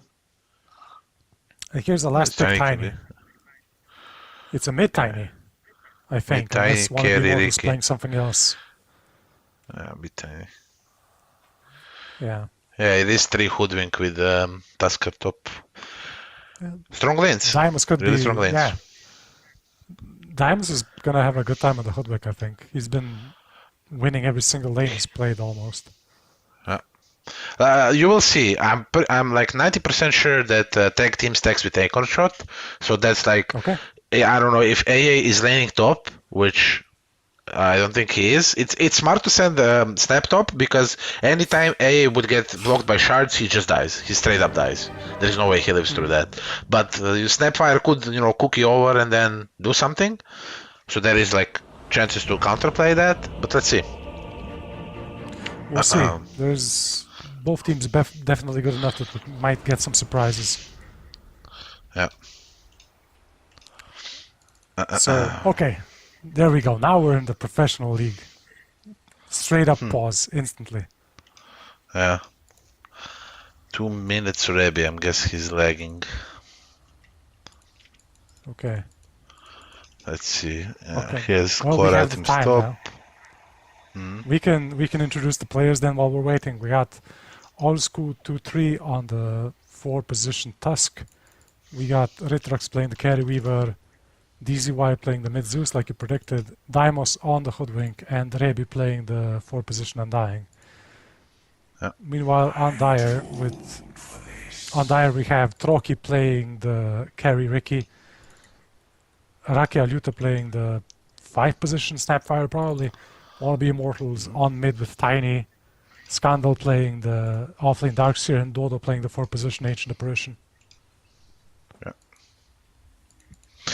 I think Radiant has stronger lanes, just for the combos. Undying super strong laner, Weaver super strong laner. Both of these two top, like these are all lane dominator heroes. These can like either super break the lane or they can go even. And Zeus is just there to farm and follow up with Thunder's God's Wrath. I hope they communicate, guys, be aggressive, let's go run at them, beat the crap out of them so I can press ult and get like double kill. But there's one thing, right? The entire Radiant team is pretty squishy besides the Tusk and Undying, I guess. They don't have a lot of strength growth. I mean, I don't know. This new DK is a mystery to me. I think it's a weaker spell, but at the same time it's a stronger because you don't lose the what's it called? You don't lose HP when you lose strength, so that's super good. Yeah, that is something. Like, he used to just fall apart once the decay stacks wore off. Yeah. Cast point is better, but damage is rescaled. We'll see. I don't want to say too much about the items yet because the game is still paused. What do you think? Are the teams gonna smoke into each other at the start? I see 2 smokes ready. I'm kidding. Okay, we're starting. All good. I don't think they're gonna smoke. I don't see a single smoke. But they are gonna run. So what's gonna happen? Like bottom, Weaver should have every CS. It's like he should have a lot of CS as well on Darkseer. But as soon as AA oversteps, he just dies. He should just die. Like if there is DK, Tomb, and if let's say Darkseer uses Surge on him, then he's gonna die. They're gonna turn with like BLs and Tombstone on him. So it's a really tricky lane. Top lane as well, if Snap is not using W, she's gonna lose the right click trade against Tusk, but as soon as she uses W, she just dies. So yeah. I don't really see Dire killing them, but if they go even out of the lanes, they're gonna be really strong.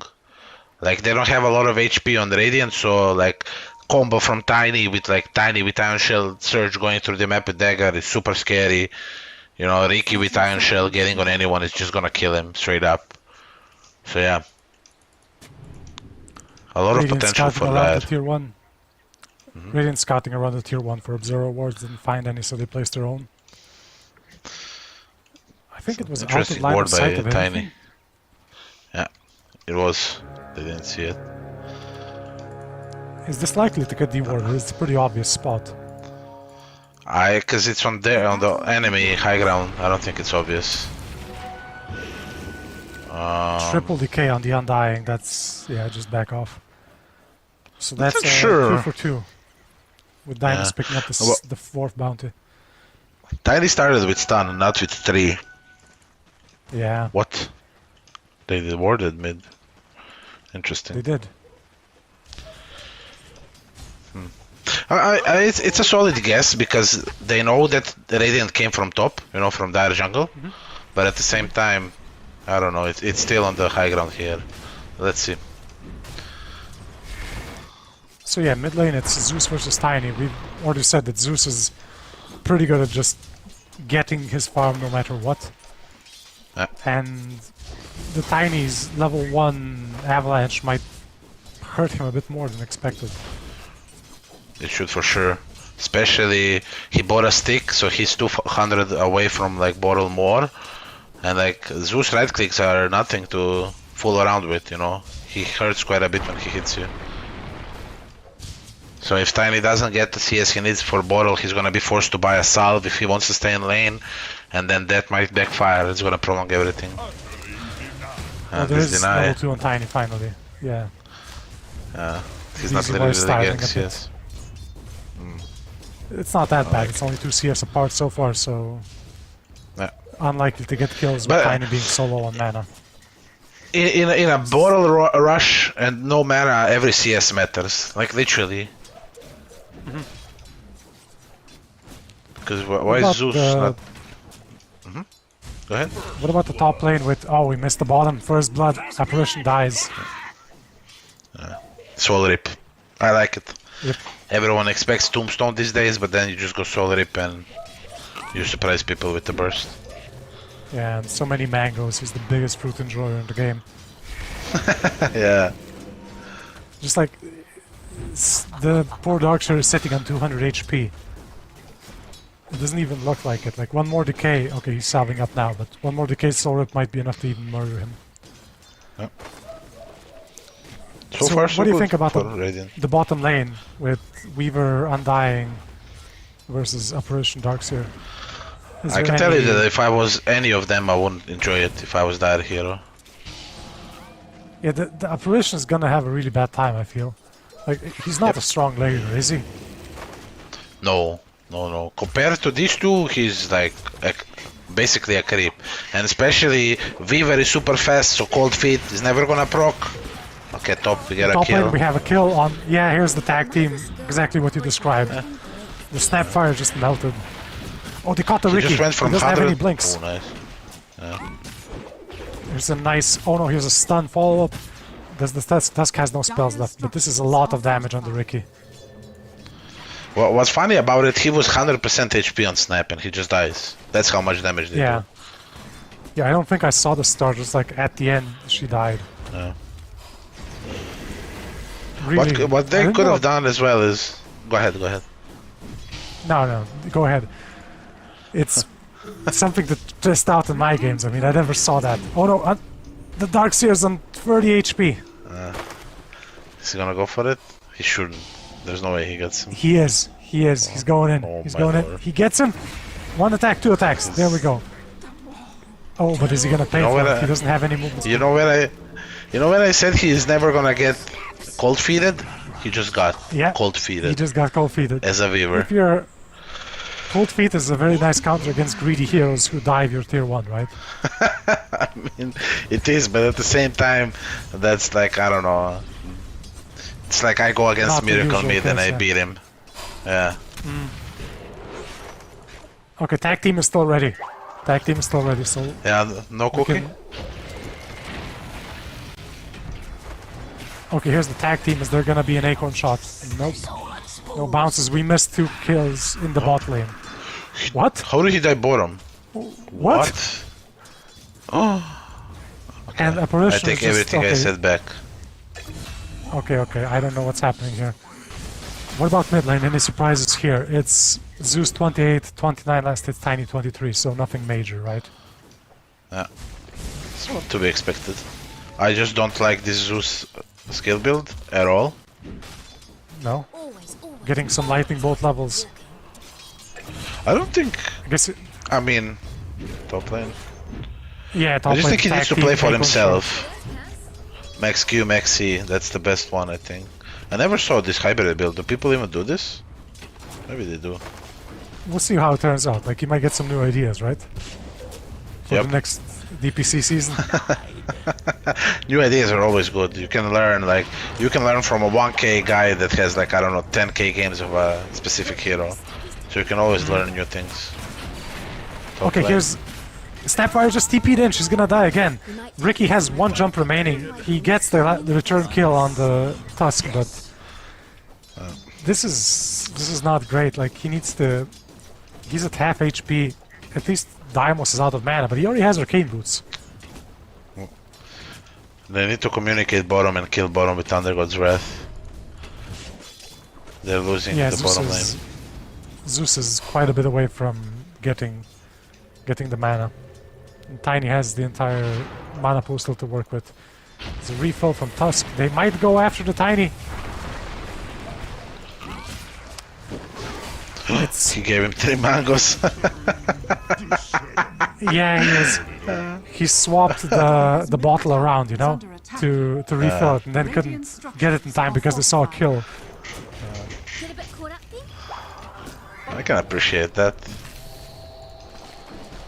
Thanks. But yeah, that's a pretty nice TP from the Tusk. Refills the bottle, gets a kill on the enemy mid. Dire's middle tower And is now under he's attack. wandering through the enemy jungle, getting some money. Meanwhile, Hoodlink is just 1v2ing top lane. Oh, did he overextend? Is this a bit too much for Daimos? No! Thunder God's Wrath! Radiant's bottom tower Yep. is This is under gonna be a double kill. Dodges the Ooh, Snapfire nice dodge. shot. Nice. I don't know if he wanted to do that, but that was nice. Yeah, the Snapfire, like, when you watch that many pro games, the Scatter Blast seems so easy to hit. Oh, never mind, we're going in on bottom on the Darkseer. He still has his Surge, so it's probably not gonna be anything. Some expert juking by the Apparition? Or maybe just wasn't, He just saw wasn't him. interested. Yeah. He saw him with the ward. Both mid wards got rewarded that Zeus placed, but not the end of the world. Tiny's nowhere near close. Oh, actually, I take it back. He's going Brown Boots Blink. Do you So think the that's a thing good about build the for this state- game?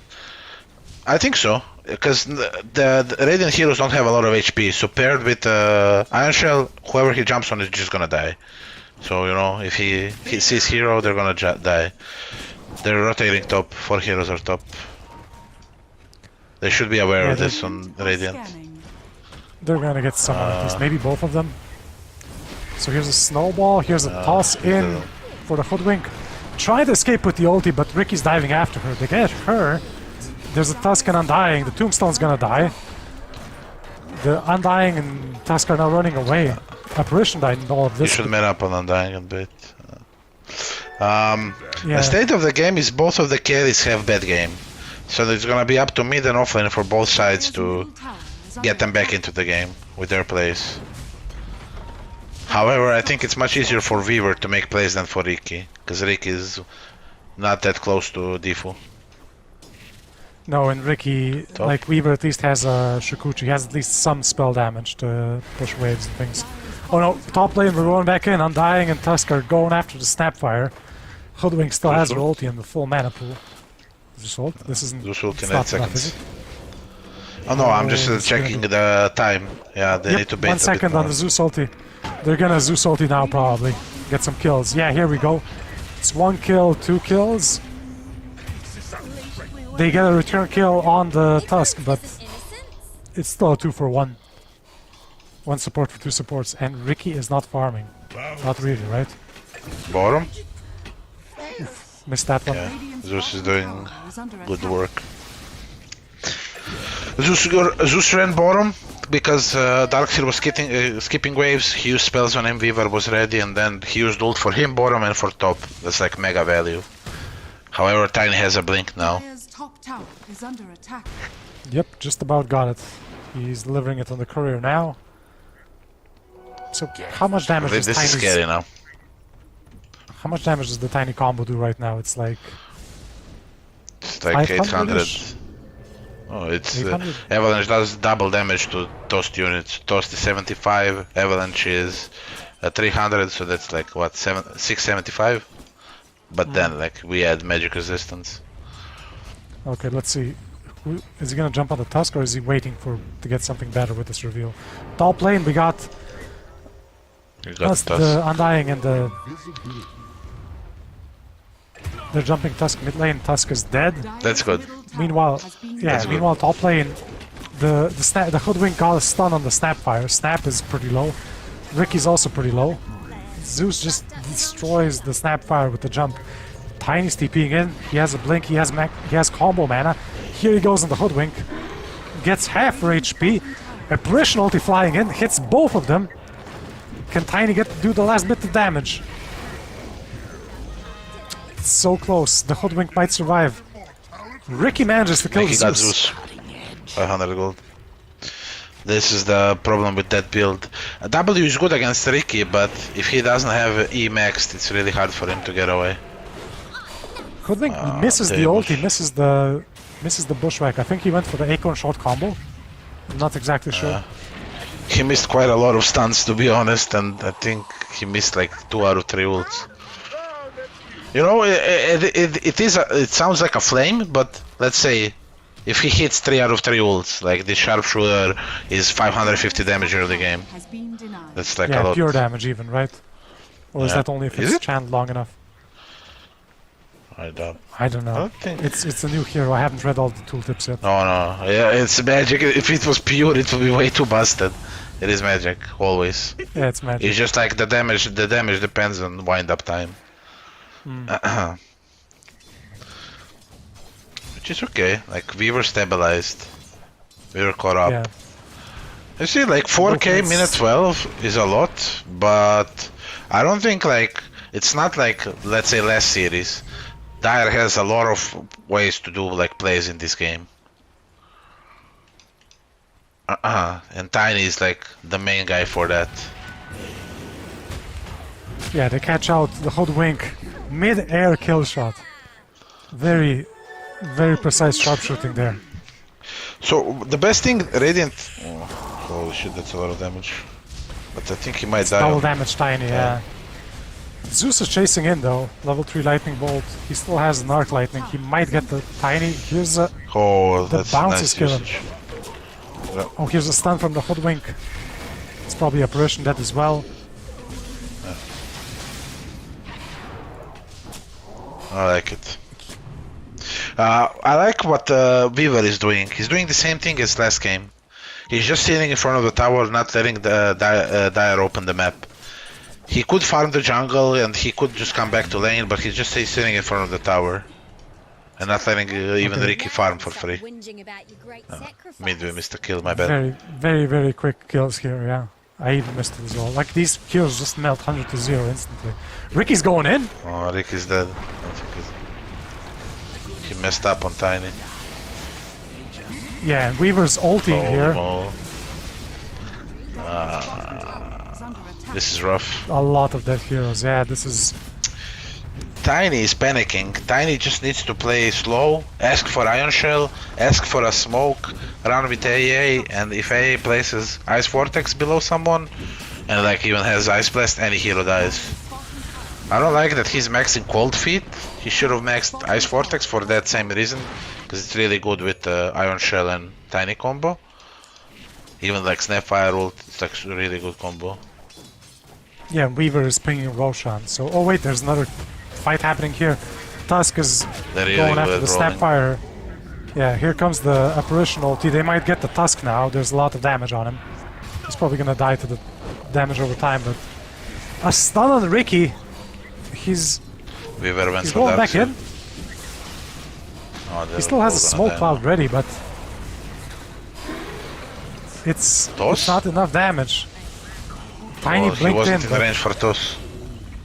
nope. Another 3 heroes dead for the Dire. It's 30 to 10 kills.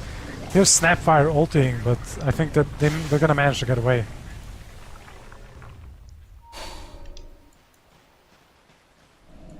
Interesting.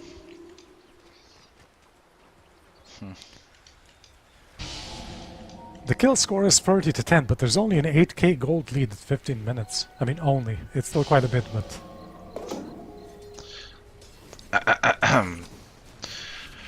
It is 8k, but you know, it's like, what is Ricky gonna do when he gets Defu in 5 minutes? It's not the same as having Defu minute 12, 13, as you should. What is Tiny gonna do when he gets eggs like in 15 minutes? And with, you know, eggs, nothing. This is all like if they get into these items. Because look, Yeah. oh my lord. Buyback on the Apparition. Oh, he's ulted instantly. They're gonna go after the Snapfire. Cookie misses. She's gonna go back in for some more kills. Here's Tusk with a snowball. Ricky's dead. Okay, Tiny combo on the Hoodwink. Chasing her, but it doesn't look like it's gonna be enough. They might just call it. Yeah, this was close, but now it just looks like... Oh no, Darkseer's come back in with the wall, with the vacuum. Zeus is TPing away this Nightbody. That's a kill Half a for the second. Darkseer. Yeah, even less. Nah, I let it go. Very, very close. Radiant's bottom tower has fallen. Again, like, gold. they're panicking, they're playing into Radiant, they need to communicate their own play. Tiny has a smoke, he needs to ask for a shell and just run with his team. I like this Tusk. Tusk has 500 HP, but he's going in after kills. He plays this every game. When I play ranked with him, duo queue, when I play on Smurf, we play together, he either wins me the game alone or loses the game alone, because he goes like, I don't know, 220 in 30 minutes. He just keeps running after people, and I just hear snowball off cooldown, you know, I'm across the map, but I hear that, and I hear, Walrus punch. Nothing else, he just goes in, goes in, goes in. There's a double damage stop for Tiny, potentially. I think they might... Oh no, Zeus is gonna pick it up. Can Tiny Tiny escape dead. this? I don't think There's so. no way. He has... Oh, there's the Apparition ulti. He's gonna hit on Weaver and Zeus. But Snapfire is dead from the Soul Rep. It's again 2 Dire heroes dead. Radiant's all pretty high still. Still has lots of cooldowns remaining. Tower is under attack.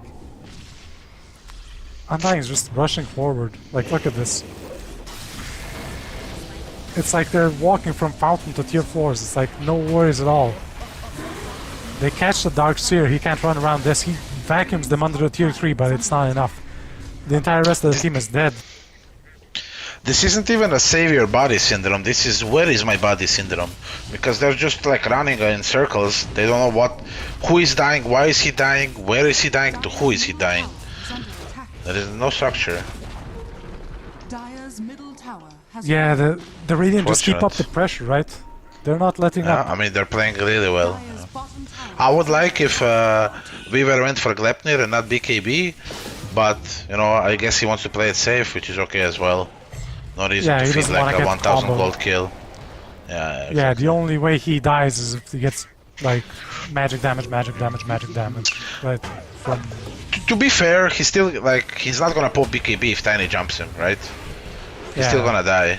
But if he goes in and he expects him to jump and pops BKB, he can just survive and go. Oh my god, and kill What everyone. this acorn shot. Oh my god. With So yeah, Hoodwink is Million going for the Gleipnir, I melts. guess. yeah, that's good. I like it. So maybe you don't need two Gleipnirs on the same team. Is that overkill or? I don't think it's overkill. You just communicate who's using it when, because they don't have stuns, right? So any Glepnir is good. Dire has no dispels. Glepnir is super good against Ricky. He's miles away from Manta or BKB. Darkseer is going 4 staff. He's not going Lotus Orb or Greaves, although he would get it fastest. Radiant Tiny is like Yeah, and, 2k away from and now BKB. it's 19 minutes and Weaver has found the 4th tier 1 item for his team. Sorry, Weaver. That says a lot. It's just kill after kill after kill. It's been 53 kills in 19 minutes. Zeus is like, okay, I'm gonna go farm jungle, guys. We need neutral items. This is ridiculous. I want something better than this occult bracelets, right? Yeah. Yeah, just popping out. Okay, they're going on the Hoodwink. There's a silence, there's a wall, there's an Dead. apparition ulti, there's a pull-in. He's still... Okay, he's finally dead. There's even a Snapfire ulti coming in. They might kill the Undying as well. They managed to get both of them. Meanwhile, Snapfire died because she was standing far away from the fight. And here's another kill on the Tusk.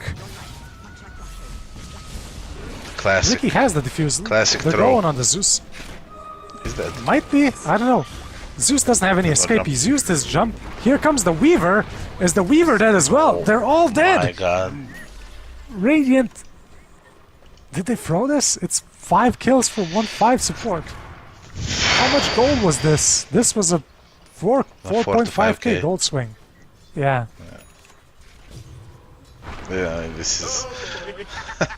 It's just like, you know, Hoodwink is sitting in mid and the Undying is behind him. He gets jumped. He stays too long. Zeus is farming their jungle, trying to get items. Tusk respawning. Weaver getting BKB.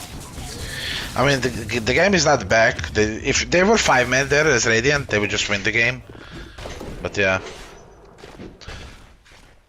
Now they lost like 2 observer wards. It's a bit tricky. Do you think this is the moment for either team to go for a smoke, get some pickups, or are we not there yet? I mean, they for sure can. They have eggs on Zeus. Like Zeus has million damage. He used ult to scout because he was afraid that they're gonna get him bottom. dark are scanning. Do you think that's warranted? Is that like a... I don't think so. That's now they just died as 5 and now they're shaken a bit. Now someone in their team needs to say, this doesn't matter. They're just 5 men, please. Just be close to each other, play together. They cannot touch us. A fitting bounty. Yeah, they've really split But they up need now. Hoodwink BKB. Hoodwink needs an item against Diffu Cloud combo, or he's just gonna feed to Ricky. It doesn't look They don't like have a Hoodwink's single building force anything. So far he's got... Oh, there's a smoke from Dire coming up. They're gonna We get him. see the Radiant. Okay, here's everything being thrown at the Zeus. Zeus is dead. Here's a silence on the Tusk. They're being pulled back into the silence. Here's a wall. Tiny and Ricky are getting some kills here. But Weaver with his BKB and Hoodwink are still chasing and killing people. That's the Ricky gone. They're missed the stun on the Hoodwink. Weaver still attacking the Snapfire. No way she gets out. Ricky gets Gleipnired. Sorry, Ricky. Darkseer. My bad. They're both purple. So they got a perfect jump. They jumped the strongest hit, biggest damage dealer. They jump Zeus, and they still go even in the team fight. And that's after they got 4.5k gold. So imagine if they jumped mid before that, and they don't jump him. Zeus is behind using spells. Yeah, completely This is a different really game. good play by Dire, but this just goes to show that this game is not back yet, right? Yeah. It was definitely a good smoke, though. It was a perfect opening on the Zeus. Dire's top tower is under attack. And they're TPing back in with the Ricky, with the Snapfire. Tiny and Apparition are sitting back, and Radiant are backing Weaver off. has no BKB.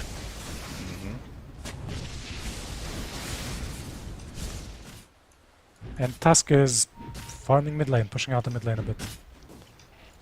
So this could be an opportunity for the Dire. They've smoked up on the Tiny. He's gonna see someone. He jumps on the Hoodwink. Again, the entire combo goes on Hoodwink. They managed to kill But her, they're all but gonna Zeus die, is huh? alive. Yeah, Zeus is not instant dead this time, so here comes a 3-man stun from the Tusk. Snowball. They kill everyone. There's a gem on the Weaver now, stolen from the Snapfire, and they're after Darkseer. I don't think they managed to get them. They don't have If he that gets much a bug catch, on right? him, yeah. Ah, if he got a bug on him, he would have died. But actually, he wouldn't. Talking nonsense. Maybe not. He has level 4. He's level 17. He's gotten all these. Again, He's they not, got to jump. They jumped Hoodwink, right? It's a good jump as well. But look what happens. They just die. And they're gonna run out of smoke sooner or later, and then these jumps are gonna become impossible. But I don't know why Tiny is going X. Like, Tiny's job is to jump in. And if he jumps in, he's not gonna get out. No way, he's just gonna die. So when is he gonna Yeah. use the Terry volley? He needs BKB. He should change his Ricky's mind. coming in. Ricky's coming in, but they see him. They're just gonna instantly blow him up. Here comes the Snapfire Zeus has ulti, no mana. Apparition ulti. Tusk is dead. Tusk has died. The Dire have managed to back off almost. The Darkseer is still there, but he's tanky. He can stand in front. Has fallen. Radiant's got the middle tower. tower is under attack. Yeah, they got the tower, they got the outpost, they got control over the Dire jungle. Radiant does.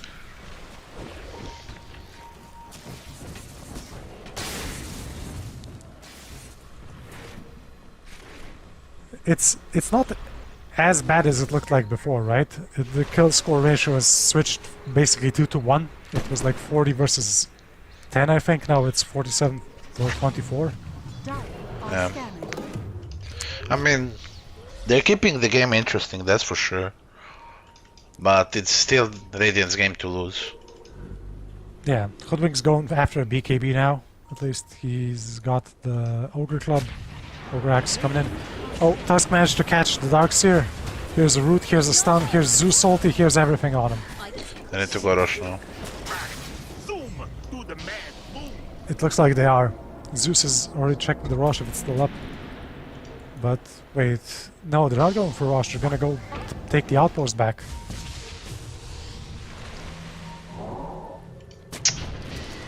Dire, they've managed to sneak out. They've managed to not die.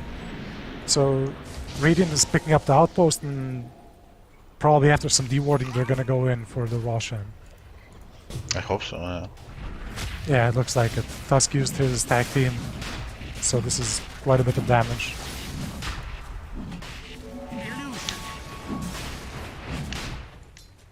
Oh, Apparition ulti's flying in. This might be enough to make at least Tusk back off a bit. He needs to run in because of tag team. Yeah. Zeus ulti just to scout out to make sure no one's nearby. And that's an Aegis for the Hoodwink. I think it's good that they gave it to Hoodwink, because Weaver has BKB, and if Hoodwink is playing as he is, which, you know, he has every right to, he's owning. If they go on him, they kill him, they're just gonna, you know, win the fight 5-1 maybe, 5-0. Yeah, and especially the fact that Hoodwink does need to stand a bit in front because the Bushwhack doesn't Someone have needs this to. big of a range. Yeah. Yeah, but someone can needs to, afford to like, stand. yeah. Zeus can stay way back, and like even ulti Nimbus is enough for some of these fights maybe. If it's not a full Yep. 5-on-5. They could go top high ground force Glyph. Actually, they don't even have Glyph on Tower is that. under attack. Because Dire's outpush is not good. You know, they don't have some sniper or some Lina, whoever sitting behind using spells. They need to commit with cores to defend. They have like support spells. This is like basically what they can do. But if there's a tombstone and Woodwing hitting There might tower be- with Weaver going in and out, There's gonna be some deep push with the Apparition getting a Zaghanim shard, I guess. Slightly maybe. I mean, this is good as well. If they're keeping 4 heroes in base while they're hitting camps and, you know, pushing waves, it's good. Holy. Do you think Ricky Zeus might go dodged after the that. Zeus here? Yeah. I think he's looking for him. Zeus is just lucky. Oh, here we go. Tusk caught out the Tiny. Here's a 4-staff instant pipe. Why did he Weaver use used his BKB on BKB there. Weaver? Okay, it's pretty good Yeah. for the Dire. It's perfect for them. But they used pipe on Darks here. At least some trade. They might catch out the Zeus though, although Zeus does have a haste. Unless they stun him from fall to 0, he's gonna run out. Dire's top tower is under attack. Okay, they caught out Apparition. There's a 4-staff. Ricky's going in. Use this cloud, He only use this has one fuse, blink. and They now should he kill needs... him. Yeah, he manages to get out, but Tusk is just diving the tier 4s. Not a care in the world, just... Okay, here's the Tiny Aghanim's 3 toss, not much. Honestly, I don't know what to tell you. Like, this is just... You know the guy, he does this often. I know, it's not even his fault. He wants to get more kills, but how does Ricky not die there after he blinks in? You know, everyone's just afraid. They need to just, like, throw their bodies at him. He needs to die there, but yeah. Yeah, net worth wise, looking at it, Ricky is pretty far below. He's almost being doubled up by the Weaver. Oh, they're Is going that- in again. There's this Dire's top tower is good under pick off for the Dire. Yep. They see a hero farming a lane, they smashed him. That's another 1k gold, 1.5k gold swing for the Dire. Yep. And Ricky's searching for more. I don't know, it looks like the Darkseer is the actual carry here, or at least frontliner. Oh, here we go. He's taking a stun, lot of that's a- damage, yeah. Yeah, he is, but... Okay, there's the 4-staff from the Apparition to save him, and... No save your buddy here, just get out while you can. What happened? They used double 4-staff. Oh my god, he's not carrying dust on Tusk. They did catch out the Snapfire, just... Between the Gleipnir, Bushwhack, everything, there's no way they can escape.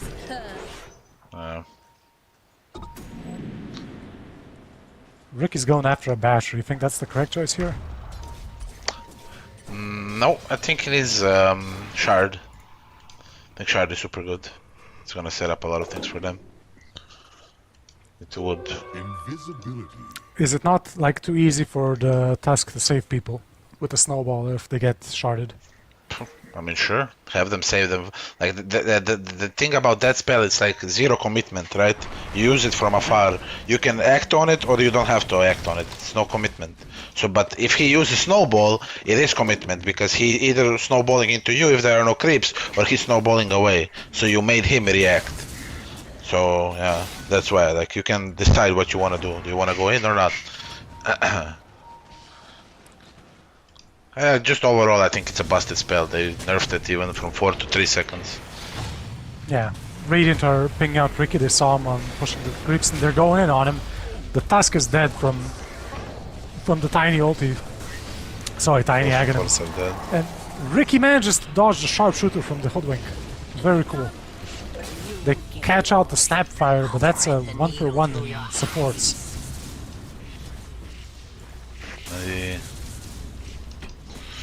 Darkseid used everything. So now his teamfight contribution is a bit limited. Zeus still has ult, he will have Nimbus. If he decides to go bottom. Yeah, Nimbus is up again in 8 seconds. And Ricky's searching for more. Here, oh, he gets a smoke cloud on the Weaver and the Hoodwink, but the BKB, she just stuns him and turns the fight. Here's Nice. Tiny in with the 3-toss combo, but this might not be enough. He survives on 90 HP. Is the Weaver gonna keep going? Decides not to. This might show.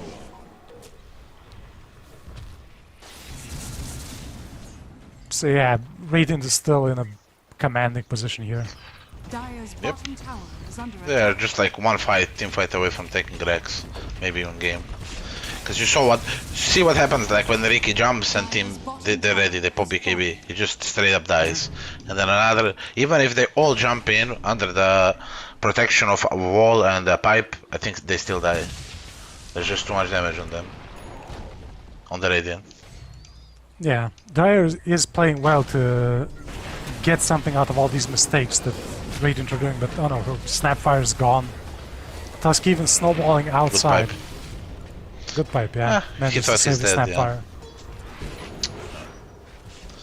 They're just waiting for next rush, because when the next rush hits, they're gonna have Daedalus on Weaver, Daedalus on Hoodwink.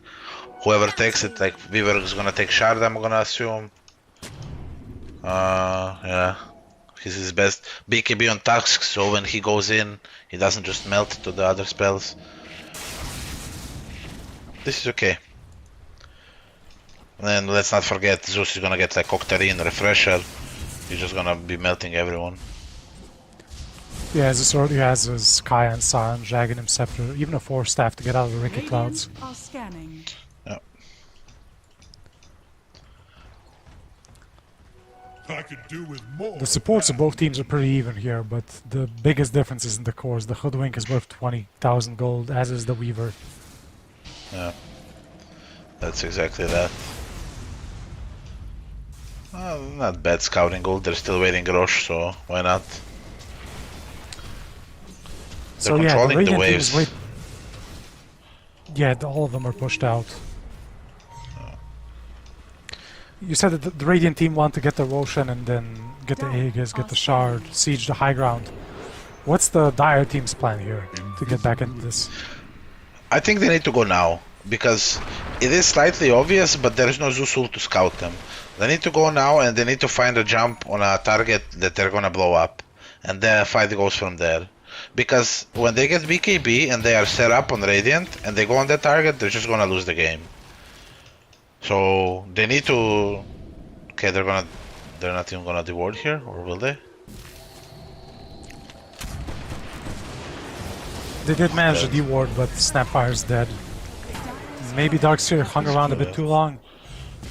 No pipe.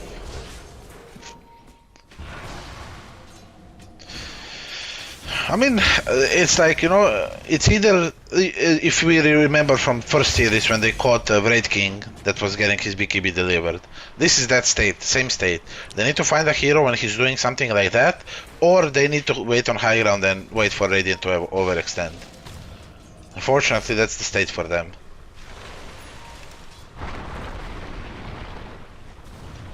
Rush is up. They scout it. Ricky's decided to switch up and get the BKB instead of finishing the Basher. Tiny's building the BKB now, he's still about 1.5k gold away.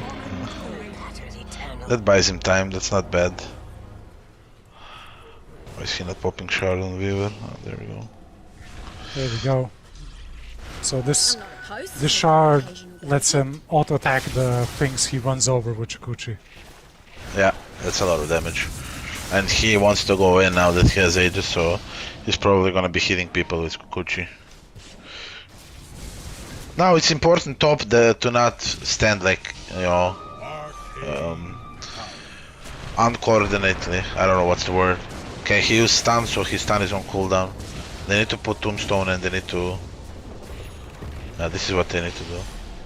Yeah, they did smoke up now, so they're getting ready for the fight, but that's Tiny's got super caught. good catch. Still, it's Darkseer going in, vacuum wall, here's the Apparition ulti. It's gonna hit two people, but the Tusk Snowball is saving everyone. Zeus is ulting, Tombstone. Apparition's dying. Tombstone is Tombstone's still not letting alive. Tiny do during all this. anything. Nope. And here's a buyback from the Apparition, from the Tiny. A Fortify from the Dire, another buyback from the Darkseer, TPing in. He's gonna surge and try to catch someone, but the Gleipnir stops him in his tracks. And Dire decides to stop chasing.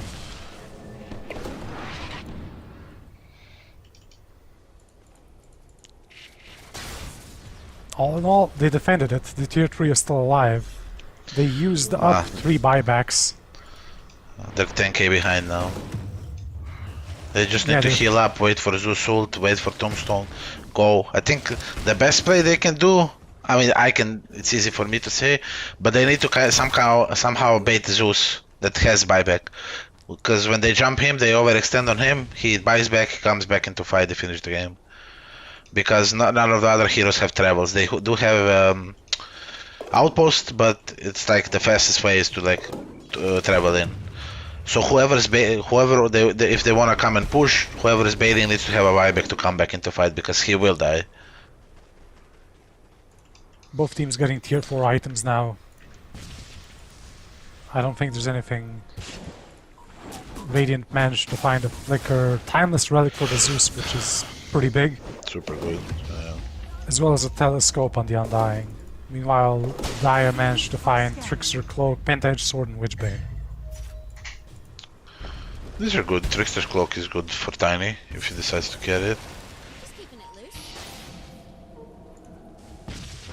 Apparition's still out a bit too far. Here comes a Gleipnir from the Weaver, but Doesn't give they vision. decide not to dive. Yeah. Tusk is just blinking in, trying to find anyone. He tried to place a good ward, I like it. It does get dewarded though. That's Yeah. the Nimbus gone with the Snapfire shooting it down, but it's Weaver. Tier 3 is dead. Has fallen. Tiny has a 9-second BKB ready as well as a Blink Dagger, so this could be something. All the ultimates are ready on the Dire. There's the Snapfire ulti. Ricky's in position with his own BKB. How long will they wait? There's only Weaver going up ahead. Apparition ulti is flying out. Hits the stun is Zeus. super good. Rick is trying to kill the Zeus, but he's so low just from auto attacks through the BKB. And on the other side, they managed to kill the Dark Seer and Snapfire. This might be game. There's nothing left. They've used the Snapfire ulti, the Apparition ulti. Tiny's trying to toss some trees, but it's not gonna be enough.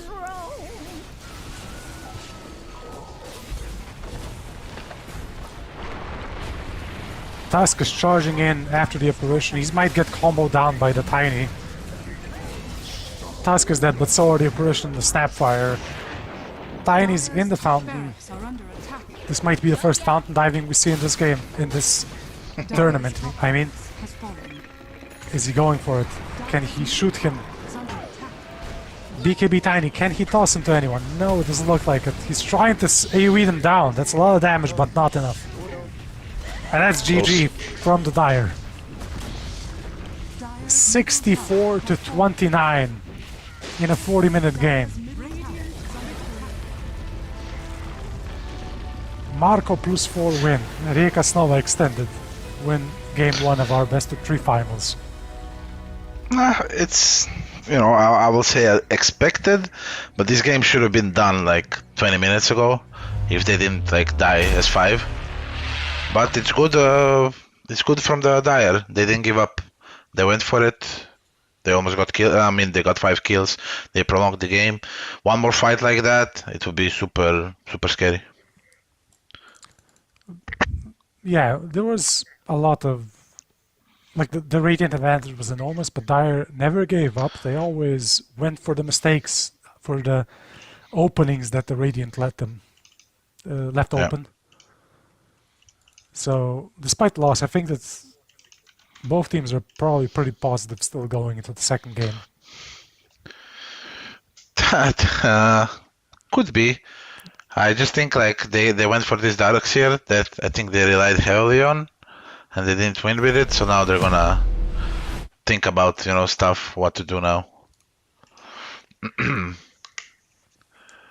But So think we if can they're see ready, yeah. Yeah, we can see some highlights from the game. So, a lot of these kills we missed just because these, the tag team Akon shot, just instantly 100 to 0 any hero they can see. Yeah. Here, Tiny goes in. He has Falcon Blade on Hoodwink, that's why he doesn't die. It's good. And he didn't have a tree, which was a bit annoying.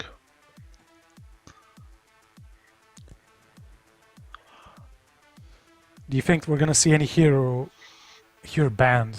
Like any hero they absolutely do not want to play against anymore? I think Tusk. They might get rid of Tusk. As for Radiant, I think they're just gonna Rieka Nova are gonna ban the same heroes. Yeah.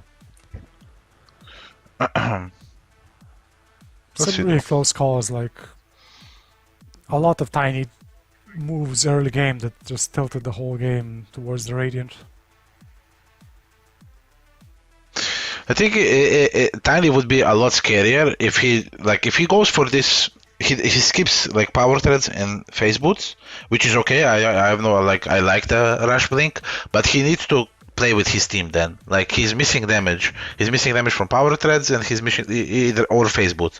So he needs Iron Shell on him and he needs a support with him, or at least one of these things if he wants to kill people.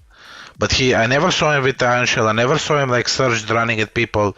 They were reacting, and this plays mid. Like the only reason they got back into the game is because Radiant became like too cocky, right? They were like, okay, we cannot die. I'm just sitting here using spells, and then they just save a body syndrome. They went in one by one and they fed.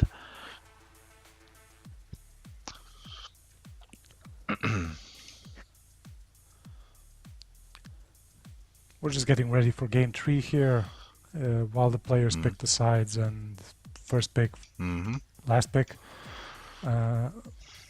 We can see some more highlights.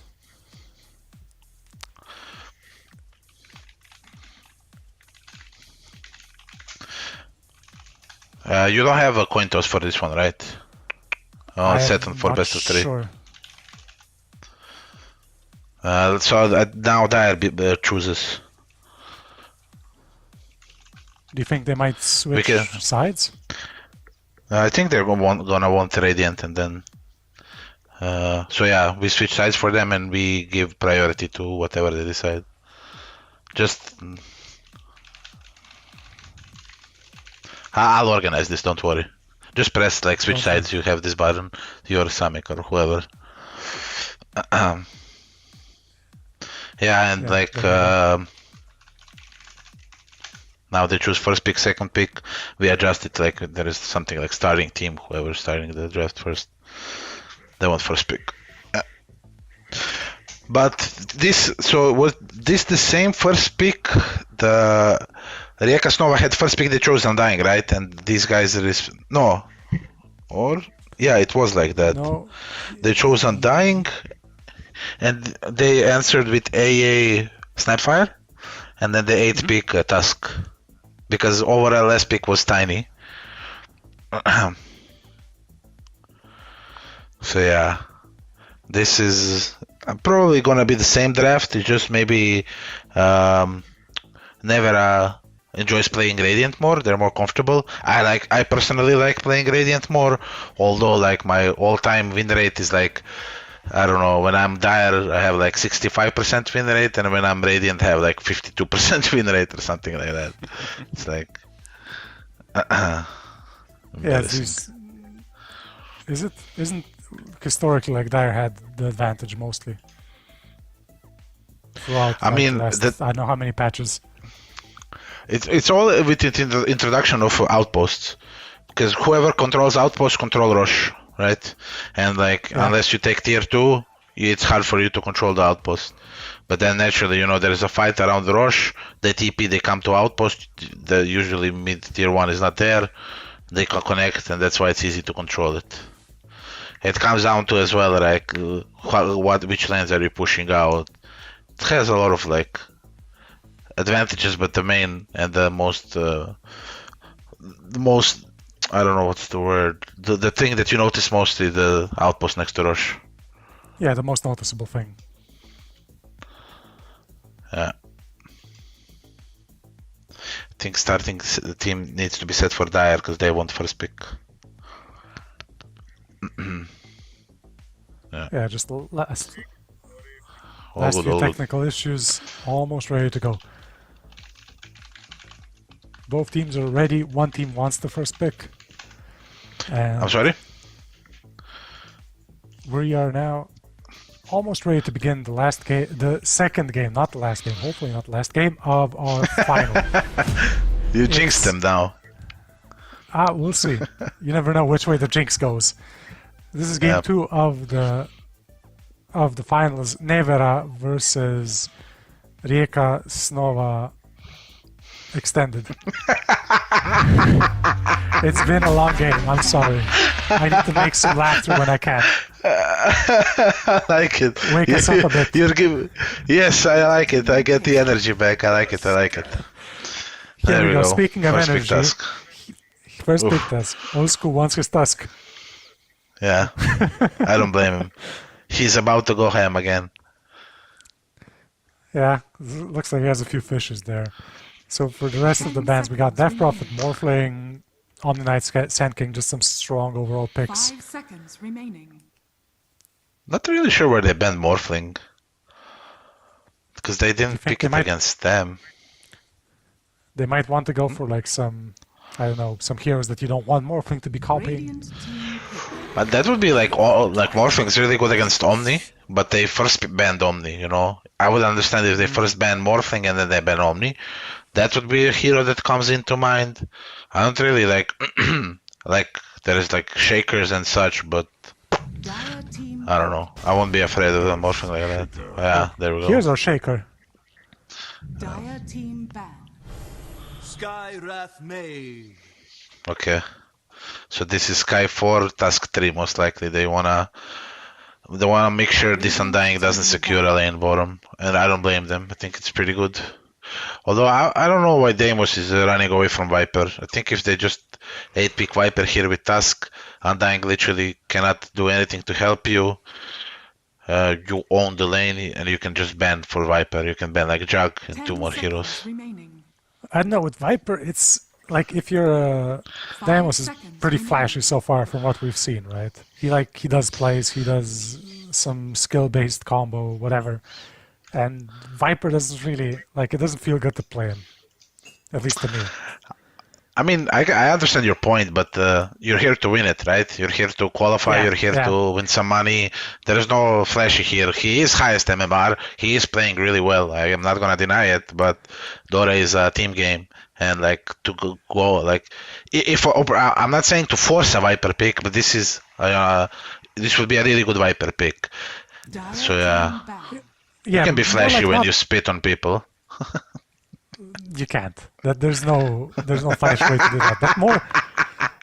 I didn't mean it as much as like not flashy hero or he wants to play flashy heroes. More like maybe he doesn't enjoy playing like Viper or 10 those seconds kinds of remaining. heroes where he can't like do instant 5 responses to seconds things, right? remaining. Viper's very slow. He does spit. He does own lanes, but it doesn't. If it doesn't feel good to play at some point, like if you're not a top tier pro, like if you're this semi-professional teams like we have here, you might just not be enough. I don't know. Like just. I mean, I know what you wanted to say, but I know that he plays Viper. That's why. Oh, I okay. know Then that, never like, mind. when he I was- thought, okay. Yeah. He grinded 9k. He played it like when he was stronger last patch. Now he got slightly nerfed, but still the hero is really busted. And like in games like this, like if you break teams on during laning stage, it's very hard for them to come back. They're never gonna come back making their own plays. They're just gonna come back if you make mistakes, and that's like what is important. Like I know before, the rule was like whoever has stronger team fight, because Dota was played much lower. Because I played Dota like for 15 years, and in Dota 1 and Dota 2, early days of Dota 2, like whoever gets Warlocks, Tide Hunters, whoever presses ults is gonna win the game. But now is everything goes from lanes, and if you can go like you win 2 out of 3 lanes, you're at already at a huge advantage to play the map and build your lead. So I think that this is just what they're looking at here. Dire team That's a Wind Ranger pick. A bit unusual, maybe. Do you think this I don't is a know good fit for the team? I don't know what to think. I like Fissure. I like Fissure power shot combo. It's like super long range. It's a good damage. 10 seconds But I think it's gonna be remaining. core. I don't know why they picked Wind Ranger this early. I think this is just like some. I like to play Wind Ranger. I know how to play it. Pick it for me. But this Lina pick with Tusk is mega strong. Lina kills Tombstone fast. He's not gonna see less pick mid, so it's always good to have it like this. And yeah, she's a natural BKB builder, so Shaker, unless he starts to fight on him, is not gonna get him. So it's all good. What about the just fissures from the fog? Like if Lena's standing in the lane. It's kind of hard to escape then, isn't it? It is, but at the same time, ooh, this is interesting. Beastmaster. I like it. If Demus plays it, I like it. Beast is good against Undying because of the boars, and then like you put the boar on an Undying and slow with Sky. Undying doesn't really have fun, but that implies that Tusk is played 5. I don't know. They're switching it up a bit. I like it. Maybe it's still a 4 Tusk on old school. Could be. Playing it. I like Sky more. If it's Undying 5, I like Sky more, just for the sole purpose of concussive shot and board hitting him. You know, it's quite annoying. And then you just go stick on Beastmaster, and with this new Axis build, you're always gonna have mana because you're gonna have sticks, and you're always gonna have mana for access to secure range creeps to farm, get your helm. Hawk Vision is super good to scout Shaker to find Wind Ranger, and yeah, now they go Alchemist. This is a good pick as well. I like it. If they get to play together with SS Spray, Undying can be quite annoying. Because of the zombies' damage being increased, right? 10 seconds remaining. Yeah, there is it, but like you don't want to brawl against Undying, and you don't want to for sure brawl against Undying in Acid Spray. So you know you have ways of securing yourself space to hit creeps on the lane. That's what's important. Yeah, Alchemist builds have also changed recently. They used to skill the Grievous Greed, like even level 1, level 2, max it out by 7. But nowadays, Alchemists are going for a bit more like into the Acid Spray, into the Unstable Concoction. Dire team back. Yeah, I like it as well, a lot more. But what I wouldn't hate at all is them going aggro tree. They put Beastmaster solo top. He gets his items. He just goes solo. Actually, they're dire. He goes solo top, and they go Tusk, Sky plus a carry bottom, and they just roll them over. They block camps. They pull the lane back, and they play for it. If they I wouldn't mind that at all, because that makes it very hard for Shaker to rotate mid and play with Wind Ranger against Lina, because if he's not bottom, it's tricky. At the same time, Undying against 3, sure, like he is strong, but you're not gonna give him 3-man decays.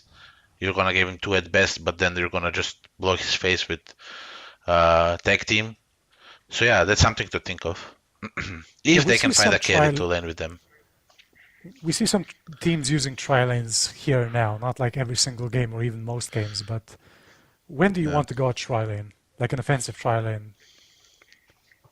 I think you want to go if you know that you have a stronger lane. Like, first of all, you need to have a kill potential. If you don't have kill potential, they're just going to stand there, they're going to get XP, some creeps, and you're basically wasting time. So that's first thing you need to do. Second thing, I think, which is more important thing, more important thing actually is like if you know that you're gonna manipulate matchups, meaning they pick a Slark to go against Bat, and then you just send a Bat to another lane, and you come with another brawler to his lane, and he's not enjoying himself. That's some obvious example. And like if you cannot fit that criteria, the other criteria is like, I can pick an offlaner that can just go top and break your offlaner's face, and we're just gonna manage bottom. We have kill potential, we're gonna hit creeps, but our offlaner is gonna hit such a peak that mid 10 comes, he's gonna have like a Vanguard plus levels, and he's just gonna buy time for us. But I don't think they're gonna go aggro with Shadow Fiend. So this is a carry Shadow Fiend definitely, right? Yeah, with Tusk top.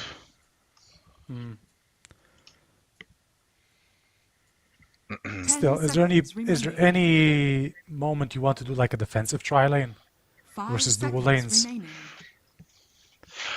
I mean, are we talking if Radiant can go safe lane tri-lane? Yeah. For example, this game. I think it's bad, but I understand. In general, yeah, that can be a thing as well. For that criteria, you need to have a self-sustaining offlaner that can either, pull waves for himself, can skip waves, can 1v2 for a certain amount of time. That's like Furion, Enigma, Lycan, maybe even some Beast, Darkseer with shells, these kind of heroes that can do Is that. Windranger one of those heroes? No, I don't think so at all.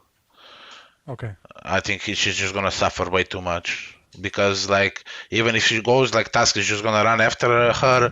If she presses the Wind Run, he's gonna shard block her, and then she's blocked. It's gonna be very tricky. And last pick Invoker for Nevera. Yeah. Definitely want to pull out all the stops for what could potentially be the last game of the series. If it's Quasvex, I can see it work for sure, because then we come back to this, Quasvex Invoker from Invis. He starts a fight with turn, cold snap EMP, there's a fissure, there's a power shot, very low commitment, any hero can die, and you build from there. You kill a hero, then you're chasing for another one with a tornado. If they play like that while Alchemist is farming, it's gonna be very tricky for Dire. At the same time, I think if Dire takes over bottom lane and they take safe lane tower really fast and they close the map, it's gonna be extremely hard for them, because Shadowfiend wins the matchup against Alchemist. He's gonna be right clicking, and then when he gets to Skadi, it's super hard for Alchemist to man fight SF. And game 2 has begun. Prepare On the for Radiant, battle. we have Nevera with Dodo playing the Earthshaker, Raka Luta on the Undying, Troki is playing the Alchemist, Skandal on the Windranger, and Wannabe Immortal is playing the Mid-Invoker. Meanwhile, on the Dire, Riekas Nova Extended, we have Old School 23 playing the Skywrath Mage, DZY playing the Mid-Lina, the off-lane Beastmaster is being played by Daimos, the carry Retrox, Shadowfiend, and Rebi on the Tuskar. So it's going to be a 5-position Tusk. Yeah. What did they have to do to convince Olskun to not play the Tusk I this shall game, I not wonder? report you. They gave him his most favorite hero, Skywrath Mage. Ah, I see. 30 Very seconds important to know when you're drafting. So Daimos is checking the mid ward spots, and finds it. Although I guess this is a bit Unlucky. out of the way. They might miss it. They might miss the D ward here. Oh, never mind. No, they know. They know. They No deny, but be- oh no, that's a bit too much. It's first blood for First Radiant. blood for Daimos Invoker. going down. Yeah. As indeed I am Quick They're cold gonna get snap 3 acid bounties. spray. They're gonna get 3 bounties. Solina is gonna get some gold as well, but not the worth. Yeah, Invoker's already ferrying out a null to himself. And Lina is ferrying nothing. She's rushing the gonna- bot. He didn't deny it. Oh. It's another 100 gold for the Undying. Yeah. So lane matchups. We do have a tri-lane here. You said it's not maybe ideal, but we got Tusk, Skywrath, and Shadowfiend on the offensive tri-lane against the Alchemist Undying. Mid is Invoker versus Lina, which is what we expected, and top is solo Beastmaster versus Windranger and Earthshaker. I think Beast wins against Windranger. So it's good. They just need to pull the lane back. Oh, but Shaker started with boots first. No clarities, I guess. And he's I moving through mid behind Lina. think he had one. Yeah, I think he had one. He's running bottom. Okay. Oh yeah, he did use 2 fissures. He used one in mid for the first blood and then blocked the creep stop lane. Yeah.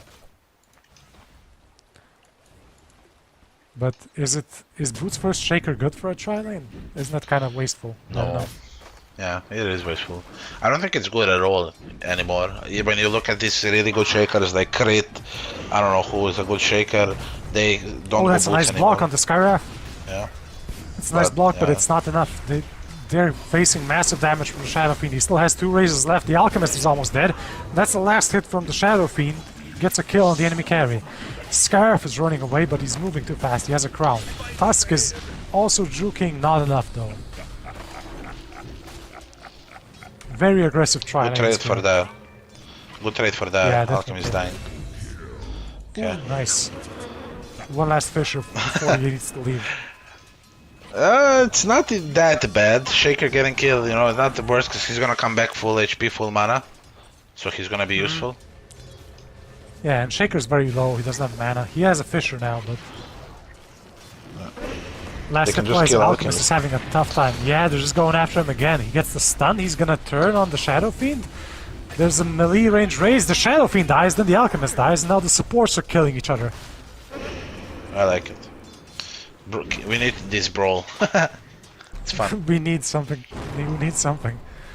What about mid lane? It's DZY slightly ahead of the Invoker. Want to be immortal? Not that much. And top lane, Daimos. It's gonna get worse and Scandal. worse. Yeah, definitely with the boars. He's killing.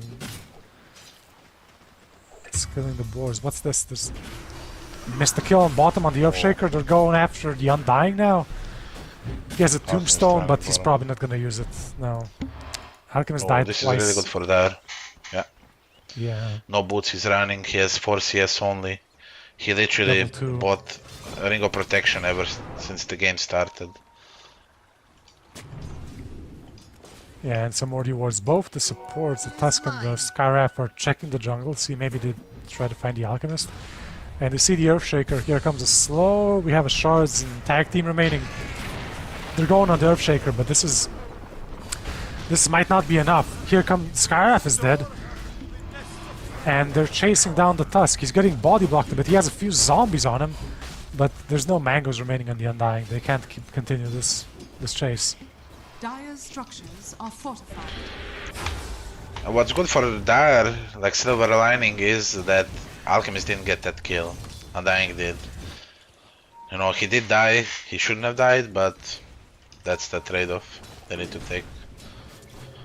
But Yeah, it's Skyrap. He's back again with full mana, ready to spam more spells. Gets the Alchemist in slow off on trouble. the... Yeah, he is in trouble. He gets caught. He's getting damaged by the tag team. Some more raises. He throws one on the Shadow Fiend, who's getting low. The Shaker and the Undying are chasing the Shadow Fiend, but it's not enough. The Shadow Fiend has boots. He's faster than them. He's fast enough anyway. Tusk is trying to run away. He gets caught by the Fissure, but there's not enough follow-up.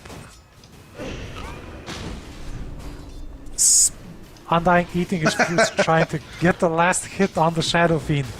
It's not enough. Alk is back, fun. but yeah, I love it. There's enough action going on here for the entire game. But the other two lanes are like Invoker is so Invoker gets earned, he will look to TP bottom, but lane is in front of Tire's tower. SF almost dies. But the bigger difference, in my opinion, here is that like Wind Ranger is spending a lot of gold on consumable stop, while Beastmaster is just getting his dummy. So who's gonna be more useful with, let's say, 4K net worth? Is it gonna be Beast or Wind Ranger? In my opinion, it's gonna be like Beast, and by far, because he's gonna take tower, he's gonna apply pressure. Whoever comes to him is at risk of dying, and yeah, that's something to keep an eye on. Alchemist chasing down the Bottom, Skyrap. He fight. gets juked. Yeah, Shaker was almost killed, but he salves up. And Alchemist is way out of position now. He's getting Shadow raised, and that's another death on the Alchemist. So far, this has been a very successful trial lane for the Dire. They've killed the enemy carry 4 times, and... Okay, at least something for the Shaker. Thing about this is Sky doesn't mind dying, because you know it's Skybred. He always dies. It's good for Radiant that Shaker's getting kills, but at the same time, any kills he gets, he just spends it for clarities and mangoes. You know, so he's not getting to a rapid blink that's gonna be like, I don't know, 12-minute blink or something like that. So it's like, I think it's favoring Dire, but at the same time, the supports on Radiant are getting a lot good XP considering it's 3v3. More fuel for my Yeah, I guess they fire. might be able to salvage the game with the other cores on the team. Three Let heroes Alchemist catch up. 3 heroes mid. Here comes the Ice Shards. It misses. Invoker's walking away. Skyref misses with his slow, so... Okay, here comes the Shaker. There's a Fisher to block off the Lina. The EMP hits. Invoker keeps going forward. Lina still has a stun mana, but no ulti, no Dragon Slave. Good dust by the Skyraf. Invoker tries to run away, but is unsuccessful. Tag team, everyone is so low. The Skyraf is on 50 HP, gets killed by an auto-attacking Shaker. Lina gets away on 350 HP. Yeah, all that, only one death. I love this game. Dire are This is my favorite That's game good, yeah? of the day, to be honest. Yeah. You know, 3v3, some action, then they rotate mid. Radiant defends perfectly, you know, with 2 smart TPs. No, they It's don't good. get much, It's but good. Radiant, yeah, he gets an earn charge. It's really good. This is the most even game so far of the of the games we had today. Yeah, it's nice to see some well executed Dota, right? It always looks great to watch. Yeah. What do you think about this Wind Ranger skill build? 3 points Wind Run, 4 points Power Shot. I think it's okay. I don't think he's gonna be shackle shotting anyone anytime soon. But at the same time, like Cold Snap, Fissure, Tornado are enough disables for the early game. So Okay, here we go, another I kill don't attempt mind on the Tusk. On the Alchemist. They missed the Ice Shard, so Alchemist manages to channel the stun off, and it's on the Skyraf. Skyraf's gonna die, but not before Earthshaker bites the dust from the raises. Skyraf is still alive through all this with that's 60 a very HP. Here clutch comes challenge. 11 HP on the Skyraf. It's not enough. It's not enough. The tiniest bit. Should That's clutch 3 silence. kills. Yeah, 3 kills for 0. If he doesn't get a silence off, I think they lose 2 heroes there for Dire. But yeah, we see what Beast is doing. This is really good by Deimos. He's level 8, his highest level of the game, I think. And he took top tower for free, and now he's just going mid with the troll. Yeah, They he's should equal connect level to with him. Wind Ranger, but yeah. He has his Helm of the Dominator, he has a troll with the skeletons, but meanwhile there's a fight going on in the Radiant jungle. Radiant's middle tower Lina is got falling. caught out, blocked off with the Fissure, the Shaker and the Invoker are going in, misses the they're enchant gonna all totem, die, and now it's my turn. Here comes Daimos with the roar. That's the dead Invoker, can they get more? Shaker is stuck because of the roar pushing him up. Make perfect position to block off the enemy team. Oh my god. This is what you get at the semi-pro level. Perfect positioning by the Shaker. Have they found him? How much though? There's another Hawk. The Wind Ranger good- saves good power his shot. buddy. Dire's top tower Yeah, is good, under good, good. attack. Otherwise it would have been very bad. Radiant's Oh, bottom Tusk tower got caught. is under attack. Got caught dewarding. He's gonna try to go on the easy camp, but he's surrounded. I don't think he makes it out. I think it's like miscommunication. He thought Beast and Sky are gonna connect with him there. He just went for the ward. Not a good play. They thought it's a BM pause, but I Yeah, don't think it is. much more even game. Yeah. It is, but at the same time it isn't, because like when is Radiance coming for Alchemist? Usually you want it what, minute 13, 14? I don't know what's the timing. I'm just talking out of my ass maybe, but he's gonna give it like minute 17, 18. That's if he doesn't die anymore, you know. And then our Shaker Blink is something they need. Wind Ranger needs a bit to be more active, but they at least have a earn charge on Invoker and he's behind them mid. That's something. Shaker's solo. Is Daimos getting baited too much? There's a 40 HP Yeah. Shaker there. They caught out Daimos. Shaker has a Fissure ready to stun him. He's caught. Daimos is dead. There's no way he gets out of he this has no one. streak. Not the worst. Yeah, 500 gold for the Invoker. But wait, there's more. They caught the Alchemist with the Tusk Lina. But here comes the Undying. Everyone, basically. Lina's dead. Some overextension by the Dire. Daimos Classic. dying between the tier 2s, Lina dying at the enemy triangle. What SF did is good. He went top to farm jungle and top lane, but what Beast did was he's just overzealous. What he's doing now, he should have done. He should have been already bottom, taken the bottom tower, taken our Radiant jungle, control it with Hawks and summons, and yeah, just close the map that way. But it's okay. He understands what he needs to do now. It's not the end of the world. His team is coming with him. Yeah, they still have a lead of 4k gold. Here's Alchemist going in. to defend the tower. Oh, but they caught out the Tusk. Here comes a snowball. Shaker still has his Fisher ready. Getting pushed out. This is happening. Radiant's bottom tower is under He got attack. stunned. Tusk has no mana. He's dead. Alchemist has survived the dire chasing. Earthshaker is stuck again. Radiant's bottom tower is under attack. Radiant structures. Oh no, and the power shot missed the trees. Here comes Alchemist to save his poor support. Buddy. Stuck again. His buddy, yeah. And there goes the Radiant's the bottom tower. bottom tier 1 Radiant Tower. And they find the Alchemist. The slow didn't hit. That's weird. Every coin helps. But Beastmaster's still chasing in. He's just keep. Oh, they're all the- chasing. the They're Hellboy connecting smashing. from the other side. Yeah, they did a big clap. Here comes the Shadow Fiend. No ulti, just the raises, ready to go. That's Ooh, one kill. big echo. Shaker ulti. Big echo, but is it enough? There's no more damage remaining. The Skywrath managed to silence the Shaker, so there's no combo. But the Shadow Fiend's almost dead. Tusk is trying to save him, but Dire's top tower. this is the 5 position Earthshaker chasing down the Shadow Fiend. It's gonna be enough. There's a fissure in 2 seconds. No way the Shadow Fiend survives. He's dead. Dire's top tower is under attack. Here's Undying dying, but that's still a 3 for 2.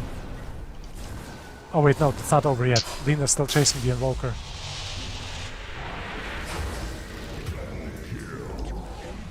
Another kill, and here comes Skywrath. Respawn? Full mana? I don't know. Which of these heroes died which respawn? There's... Okay, they've stopped now. I think Dire has problem with focusing heroes. Like Lina is using his spells on Invoker, Beastmaster is using his spells on Wind Ranger. Like it's all so spread out. They just need to like whoever they stun, they need to kill. They need to make sure this guy dies. And they saw Alchemist bot lane. They know he TP'd in, unless he does some very nice He's juking gonna now. juke them. Is it jukes? he will. It looks good. Meanwhile, over in the other side of the jungle, it's Skywrath and Beastmaster going after the Earthshaker. They managed to only lose the Skywrath TP to the out. 4 Radiant heroes surrounding them. Yeah, Beastmaster just TP'd out.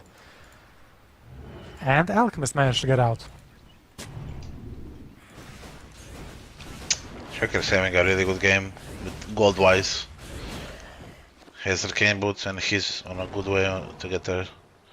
Blink. Double damage. Is mine.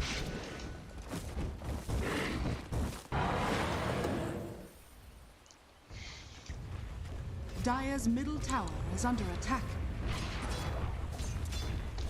I know, might be a bit too many overextensions by the Dire.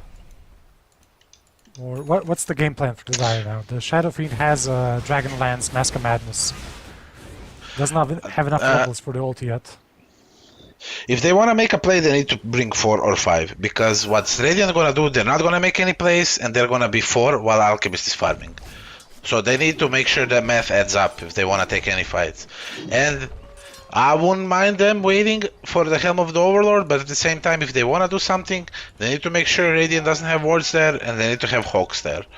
Radiant needs to walk into them, but what they're doing now is It's a a bit... 3-man smoke with Beastmaster coming in from the side. This could work. This could work. It's a shackle on some creeps, so no heroes hit. Invoker's instantly dead. Gamos on the side, running away from the... Oh my god. My god, that's a bigger Echo Slam. Yeah. That's the entire 3-man smoke squad dead. And I don't know, Shaker's Dame not was done yet. Roar the Wind Ranger.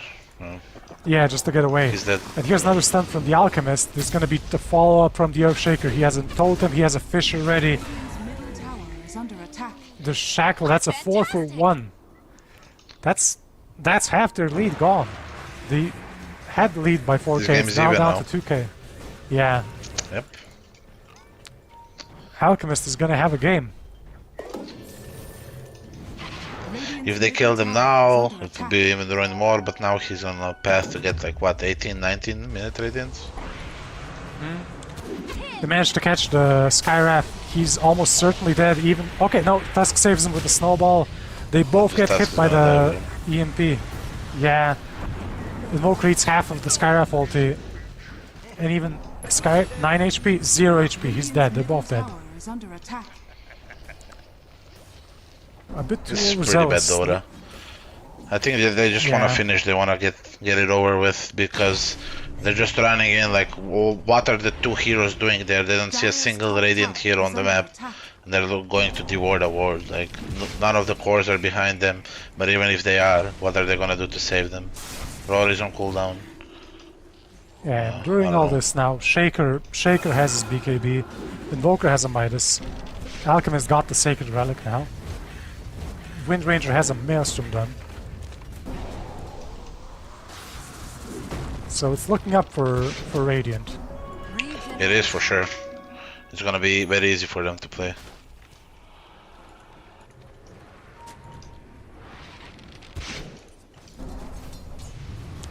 And this game, Invoker's going straight for the Spirit Vessel.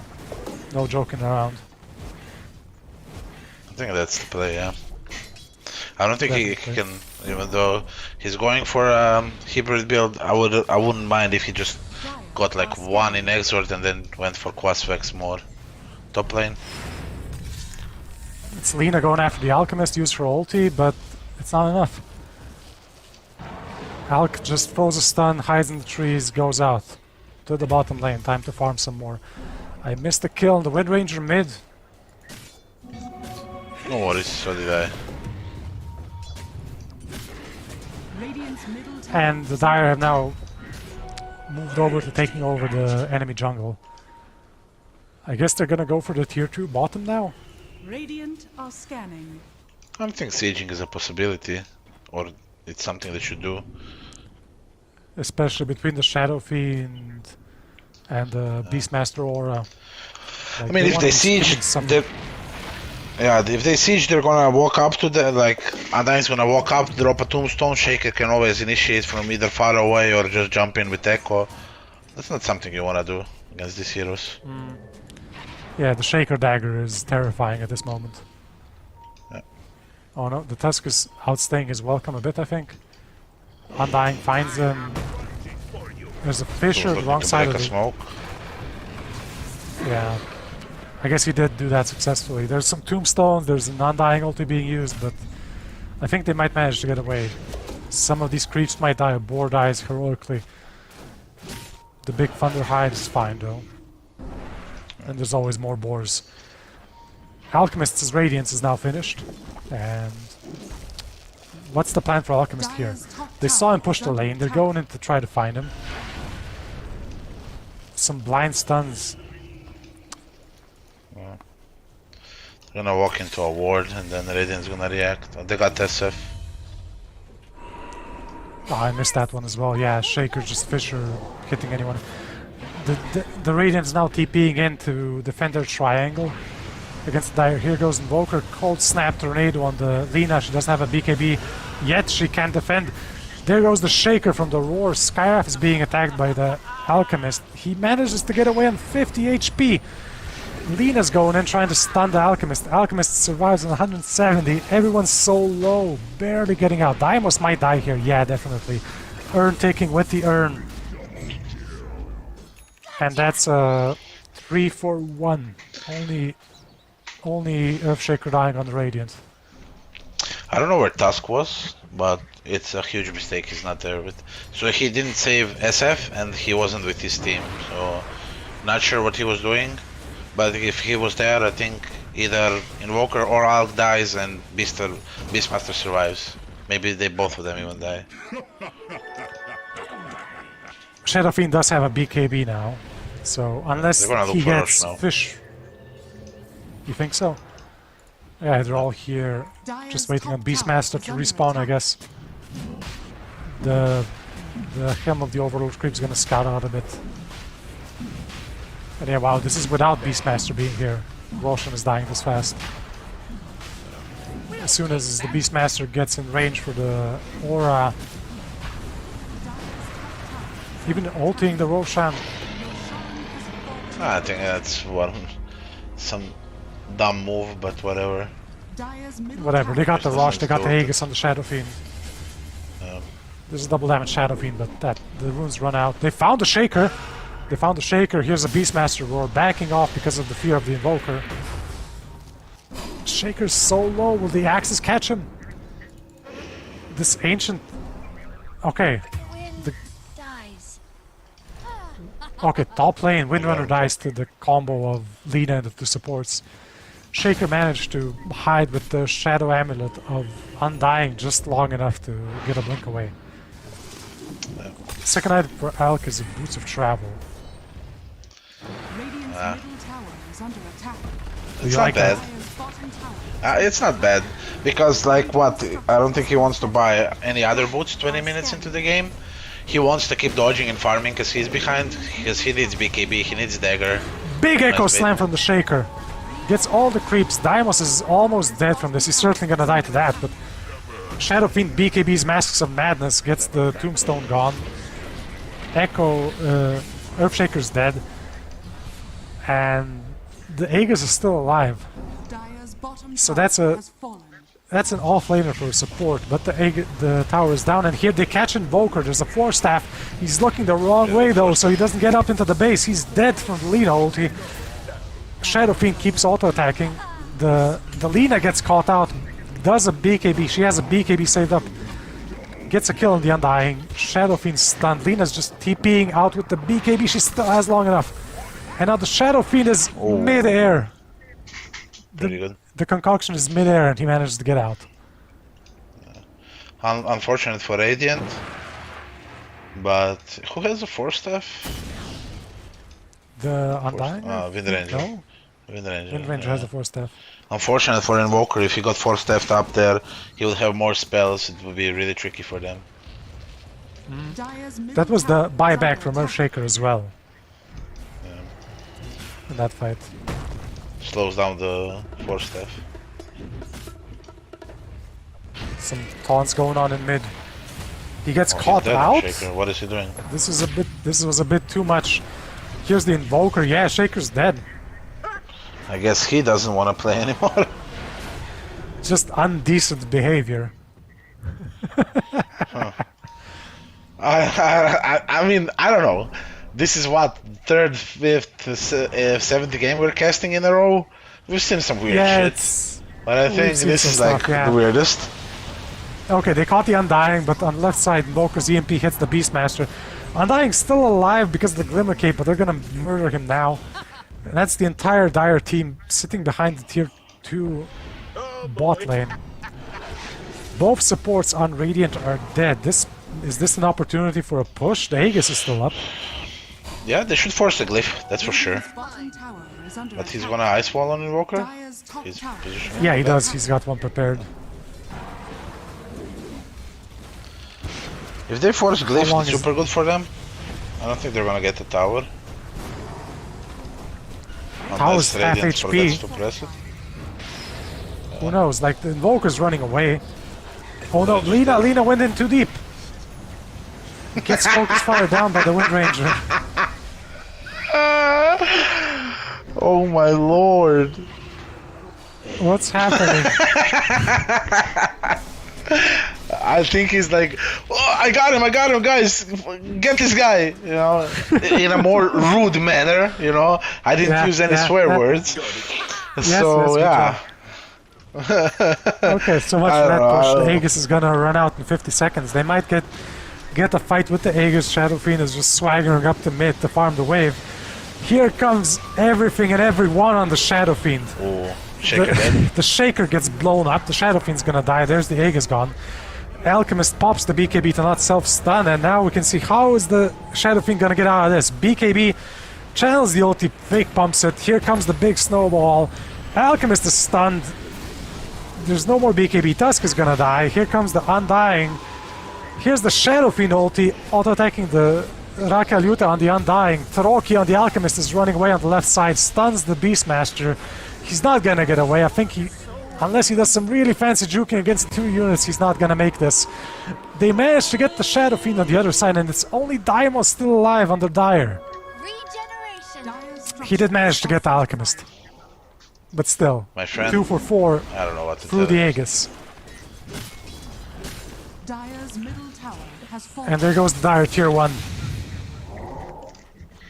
I guess they like to keep it interesting. I mean, mind you, how this fight started was like they got the Aegis, that's a 40-second like cooldown on it, so whatever.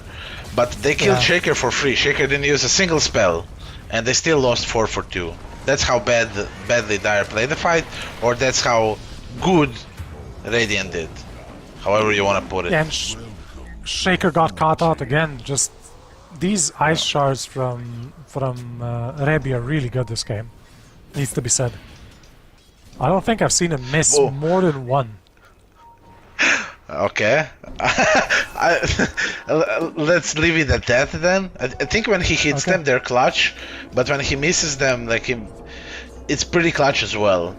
But overall, I don't think it shouldn't be on him to keep hitting these ice shards, you know? When they have like Aurora and Lina stun, his shards should be just a filler spell. They shouldn't be relying on it. So whenever he hits them properly, they get a kill, which is super good.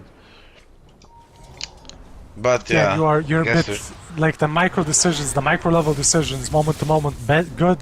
The macro level, where on the map he is, but you're not that big of a fan of, I think. I mean, I play a lot with Rebi. He's either on par or he's just a bit slow. And yeah, it's just like, you know, he's more for like these Hearthstone games, you know, I don't know, TCG, whatever. He excels at those. Games. He's like super good. Turn-based games. Okay. Like he's like a top 10, you know, immortal in those games. But for this, not his style. Okay, Invoker throws out the tornado, doesn't hit anyone. Beastmaster baiting that with a blink into the woods. The Dire team and the Radiant team just posturing around here. It looks like they finally found a tower they're gonna go after. SF hurts like hell, but he needs Skadi and he needs Shard. I don't think he needs MKB.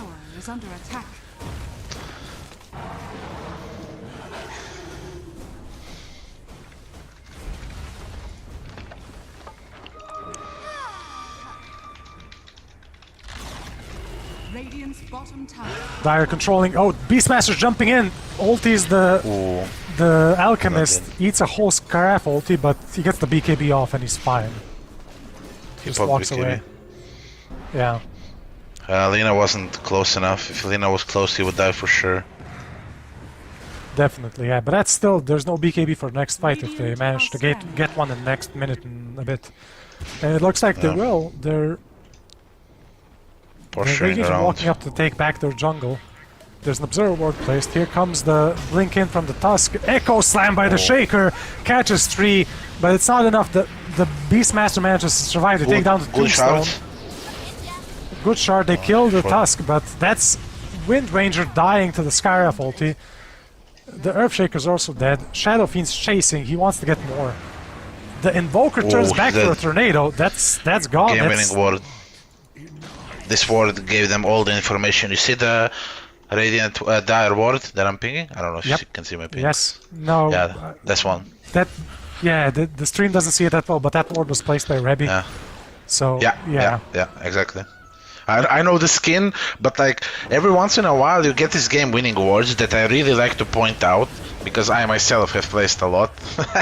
You know, I need to brag. I need to brag as well. Yes. But as a support player, you can really cherish those because like you just gain some vision on a hero you shouldn't see or a move you shouldn't see, and it determines like a state of the game. And it's literally all the information you got was based off of that word. And that's really, really impressive. Yeah, because whole Radiant team ran past it. Yeah. Yeah. Well, they don't see the ward? No, they did deward it. That exact ward, the game-winning ward. But Alchemist is going in. BKBs goes after the Skywrath. Yeah. Tombstone used, they have... Oh, this is not good. This is a lot of cooldowns used just for a Skywrath, who even has buyback if he feels the need to. Exactly.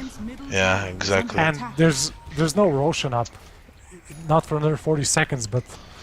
Okay, there's not going to be a double damage Beastmaster Shadow Fiend smashing the Roshan, but... It's going to be a fast kill as soon as they notice. They left the boars in charge of the Rosh pit just to make sure to see when the Rosh is going to be up.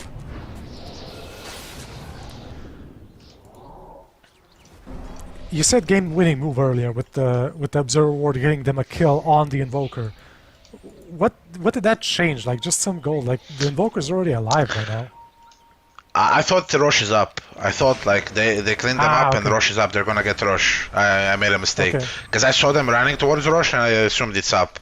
Because it just gives you free Rosh, free second Rosh, which is the most valuable one.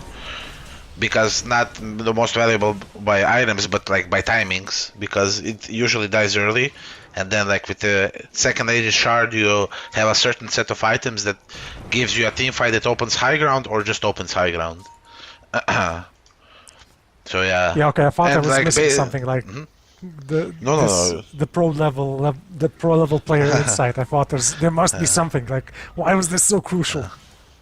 I mean, the question is like, for sure, if someone was like watching and you didn't ask this question, you'd be like, why? Why is this game winning word? So everything you asked is completely valid. So, yeah. Was that a double smoke or is it an audio glitch? I think audio glitch, but it could Probably audio be. glitch. Judging by the slots of supports, I think it's an audio glitch because Tusk Yeah. had 6 slots non-stop. Yeah, Dire are now smoked up and are searching for the Radiant team. They see the Invoker Wind Ranger pushing, and they go in, find the Undying. Tusk blinks on top of a cliff, snowballs down. This is some excellent positioning by the Dire. They're gonna get the Tombstone dead. Alchemist has popped his BKB. It's gonna run out in a second. Lina still has hers. How is Alk gonna get out of this? He's dead. Shadow Fiend's getting caught. Shaker just echo slams the solo Beastmaster, gets rid of the army. Wind Ranger gets caught by the Tusk Snowball. Lina stuns. The Wind Ranger's getting out of it, but the Invoker's dead. Ogre stunned him. Oh my god. The 3-second channel stunned him. Stunned who? Who did he stun? I didn't notice. The Invoker. Oh, the Beastmaster! The Beastmaster! Yes, Ogre! the Beastmaster Oh my God, Ogre I've stunned never the seen that. Invoker. I've never seen But that. there was no setup for it. He was just channeling there for 3 seconds and he stunned them. Holy shit. This is just like the meteor hammer of the creeps, you know? Oh my god. What an ogre. It's all ogre with this one. I appreciate it. Probably the last one of the day. I don't know, if you see one ogre stun anyone at TI, I'm gonna be impressed. Like, this is some pro level moves by Damos. He was like, oh, what can I do to survive this? And then he's like, okay, I'm gonna mash Q on Ogre. And hopefully it stuns someone. Oh my god. I appreciate it. What a play. What a play. Oh. Okay, all of a sudden game is very open. I think the reason the game is in this state is because Alchemist had really bad jumps. Like, he would use BKB to just get a Skywrath Mage. Now he did the same thing. He jumped, I think Sky was like out, but he jumped Tusk with his BKB. So like he's just using these BKB charges and a 4-second stun to go on a support that he might not even kill, and that makes a lot of difference in a team fight. And now that there's a Skadi on SF, with I think they're gonna give him Shard on Tusk, it's gonna be really tricky to fight. The shard is going on the Shadow Fiend, yeah. Looks like. What else? We missed that the Beastmaster has completed the Hex. The Shadow Fiend has Daedalus already completed. Lina has an Ethereal Blade Aghanim Scepter. Is this... Okay, no, I forgot. This is a new switched this build. up. Yeah, this is a new build. I like it. I like it because you just can one-shot anyone on the map. And but at the same time, I like it for the build itself, but for this game I would like right-click Lina a lot more. Because of the SF aura and Beast aura, it's just way too good of a stacking. So you just have these 2 turrets standing and literally melting everyone. Yeah, here we have the Golem, a bad posture, hitting the buildings. Oh, here's a Hex on the Invoker with a chain stun follow-up. Invoker's gone. Oh, he has no buyback. That's game. Yeah, Lina's here. This Undying's getting chunked despite the plate mail. There's an Alchemist stun. Shaker is ready with a Shadow Blade, Blink Dagger, Echo Slang combo, but Oh, he could the hit Dire don't seem to be two-man. bunching up enough. Yeah, how many hard people to is he get gonna an try? open. it's hard to decide when he's gonna echo, especially with Invoker being dead. That's mid-racks gone for the Radiant. Dire still has the Aegis on the Beastmaster. There's gonna be another Hex up in 5 seconds, another Beastmaster ulti in 20.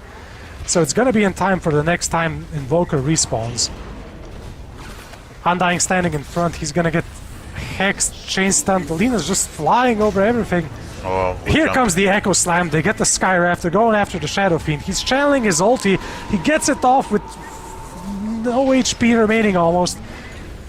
Here's the Lina from the other side, Nice, yeah. just smashing. Yeah, there's so much damage on Lina. She's blinking out, there's a buyback on the Alchemist. Channeling the stun, throws the stun, catches the Lina, but it's too far out. Here's a Hex on the Alchemist. If they catch him again, that might be too much. That might be game. But they back off. I'll walk it up. Yeah. SF forgot he has a shard. I think if he just popped the Madness, he hit Shaker, he fears him out, he would heal a lot. I think he would even heal through the damage, because he hits like a truck and then Shaker can chain stun him. He might have lived. He went for the ult, which he got off, but he wasn't healing, because he wasn't lifestealing. So yeah, that would be basically, this fear would do the same thing. It would get Shaker away from him so he doesn't get stunned. And like he would lifesteal, but okay, Walker. Oh my lord. Oh, that's Alchemist dead for 2 minutes. Lina's Ethereal Blade saves the Beastmaster from the Wind Ranger. There's some Tornado Fall, but I think the Dire managed to get out, no problem. Yeah. Good catch, good TP by Lina. Unfortunate for Alchemist. I was trying to follow Lina in the last team fight at the bottom racks, but she just like flies everywhere. Oh, Beastmaster's jumping in. Kill. Hexes the Invoker, but yeah, they managed to force staff him out. But there's also no punish for the Dire. They just walk out again. Just gonna do it again and again. Shadow Fiend's back up. TP bottom lane is gonna get his souls back up, I guess. Shouldn't take too long. They can go high ground here. Beastmaster's TP Why did he somewhere. TP there? But they have creeps TP mid, they bot don't lane. even need these creeps. Yeah. I guess they want some vision on the tower because he's just blind jumping in this time. Like the last few No, times. we have a Hawk. We can place a Hawk in the trees bottom, but... That's true, yeah. He's here. He's This- here, it doesn't matter. He's back, that's all that matters. Radiant smoked up, there's still 40 seconds without Alchemist. Trying to move forward, like what's the plan here? Is Shaker gonna get a big echo? These are... The Radiant, the Dire is so spread out here. Here's a Hex, here's gonna be... A BKB popped by Lina, by the Wind Ranger. Again, Dire's backing out. These are very bad jumps. Okay. Oh, Shaker gets caught out. Radiant's middle tower is under attack. Why don't they Almost just still sit in behind the Seth? They have a save. They have a save in the form of a Tusk. Tusk can always blink Snowball. They have a double force staff, if I'm not mistaken. No, one only. They do, yeah. I But think they have a save, one on- so... Yeah, they only have one. Radiant have 2 force staffs, including a Hurricane Pike on the Wind Ranger. The thing as well that they can do on Dire, they can just wait for Satanic, and they don't even need Aegis, because anytime he gets saved by Tusk, he's just gonna pop a BKB Satanic and he's just gonna, heal instantly and kill everyone. So that's a play as well that they can go for. Mine.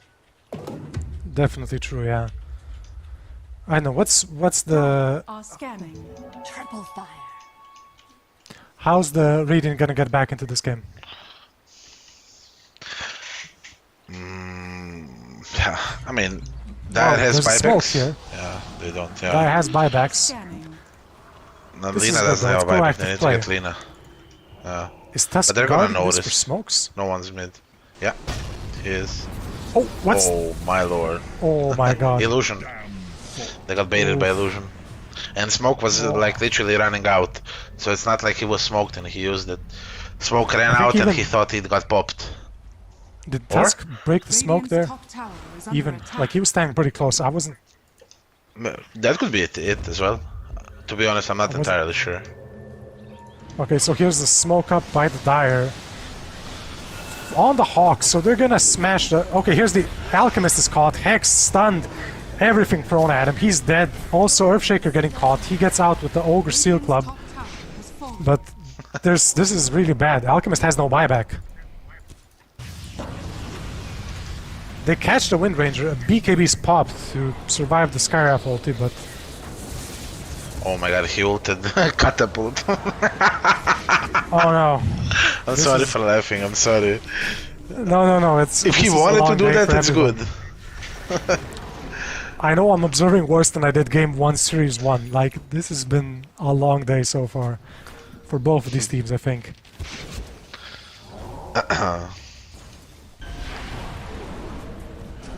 So yeah, are they gonna... They're jumping... Oh, they've jumped the Wind Ranger. They used the Lina ulti on her. She survives with 600 HP. Just force the glyph. They forced the glyph. They're gonna back off now. Lina gets cold snap, but she'll be fine. Rabbi. Nice one, he baited BKB. That's good. That's good. That's a meteor gone. Shaker's here, but gets silenced. Oh no! The Shadow Fiend's just reaction. BKB Mask of Madness. The Tombstone is gone. There's nothing left for the Radiant, I think. Radiant's top barracks. There's like a Tornado EMP on the Invoker, but your Alchemist's dead, your Shaker's dead. They pick off the Wind Ranger. She buys back. This is going really bad for the Radiant. Beastmaster's Dragon managed to get the tier 3 bot lane meanwhile, and now they're getting the last racks. Oh, nice BKB. Alchemist has moved forward. BKB's on everyone. Good roar, good shackle. Good roar, yeah. Two-man shackle, but this isn't enough. There's no follow-up on the stun. It's just a pause in the fight, not a murder. Wind Ranger manages the BKB, but she dies anyway. There's so much damage going in. This might be it. That's the mega creeps. That's everyone dead. Invoker's buying back. Alk doesn't have a buyback. Invoker's gonna do one big combo as goodbye. Shaker has a blink echo ready. Here we go. Three-man stun. But Invoker doesn't manage to connect anything afterwards. Oh no, that's a four-man tornado. Ultra kill on the Shadow Fiend. He's moving in for the rampage. And here we go. GG from the Radiant. That's a 2-0 victory. A rampage on Red Rocks. Just to close it out. And a 40k lead. And a 40k lead. It felt closer than it was, I think. It didn't feel like is. a 40k lead. I agree. What a final. Congratulations to Rijeka Snova Extended. Or maybe Rijeka Snova Final Cut. I'm not sure. They might rename themselves for the main event. We'll see. A very tense 2-0 victory all in all. It could have gone either way, the second game, I think. The first game was not as close. This one definitely was. So yeah, first off, congratulations to Rijeka Snova Live, the champions of our closed qualifier of the CEE champions Dota 2 Adriatic closed qualifier, organized by ESPORT1 CEE, brought to you by Intelmall.hr and University. Good show from Nevera. Honestly, the only team that looked like they could put up much of a fight against Rijeka Snova. Yeah, they could have won game 2 for sure. They showed signs of comeback.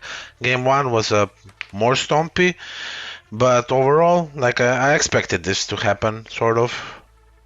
But yeah, I was impressed by Radiant. They didn't give up. They made good plays. They came back. Shaker played really well in game 2. Like he was the one holding them, and then Invoker used spells pretty nicely on targets he should have. So yeah.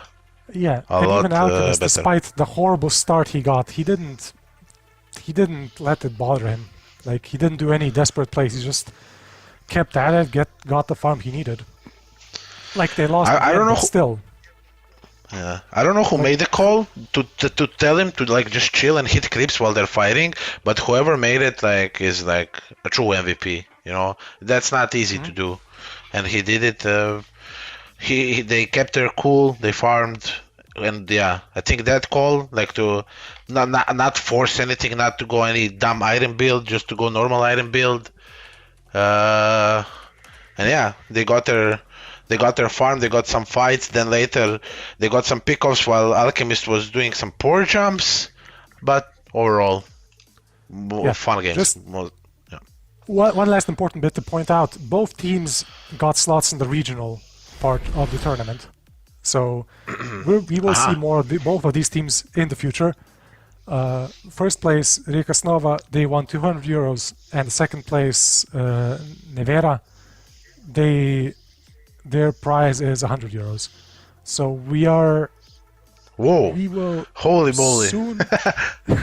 That's good. I mean, I'm not even kidding. That's good money for like 1 day of playing Dota. Why not? Like you get you either get 40 euro per player or 20 euro. That's like not too much, but being an amateur Dota player and playing the game you like, why not?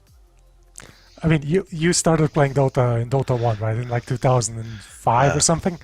Yeah, so same as me. Like I'm used to playing the ESWC qualifiers, and all you get is like a keyboard or something. Like that's even great. I used to play for a bottle of cola. I get bottle of cola and 3 hours of game time in a net cafe. These were more like my first prize things. I'm not saying these are their first prize money, but to do something you really love and to have fun and to do it with people you like, any amount of money is good. Yeah, and they might get a sponsorship. You never know. Maybe Rijeka Snova sees how much of a good name they're doing, and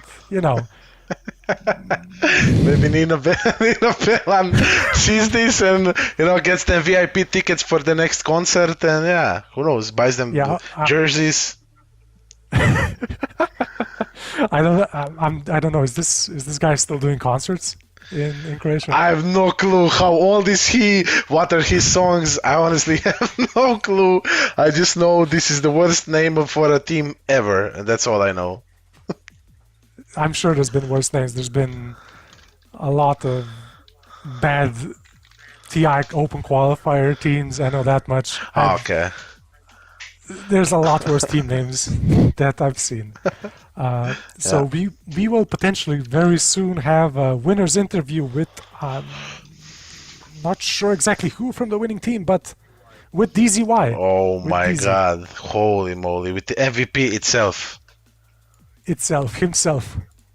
We're just waiting on himself.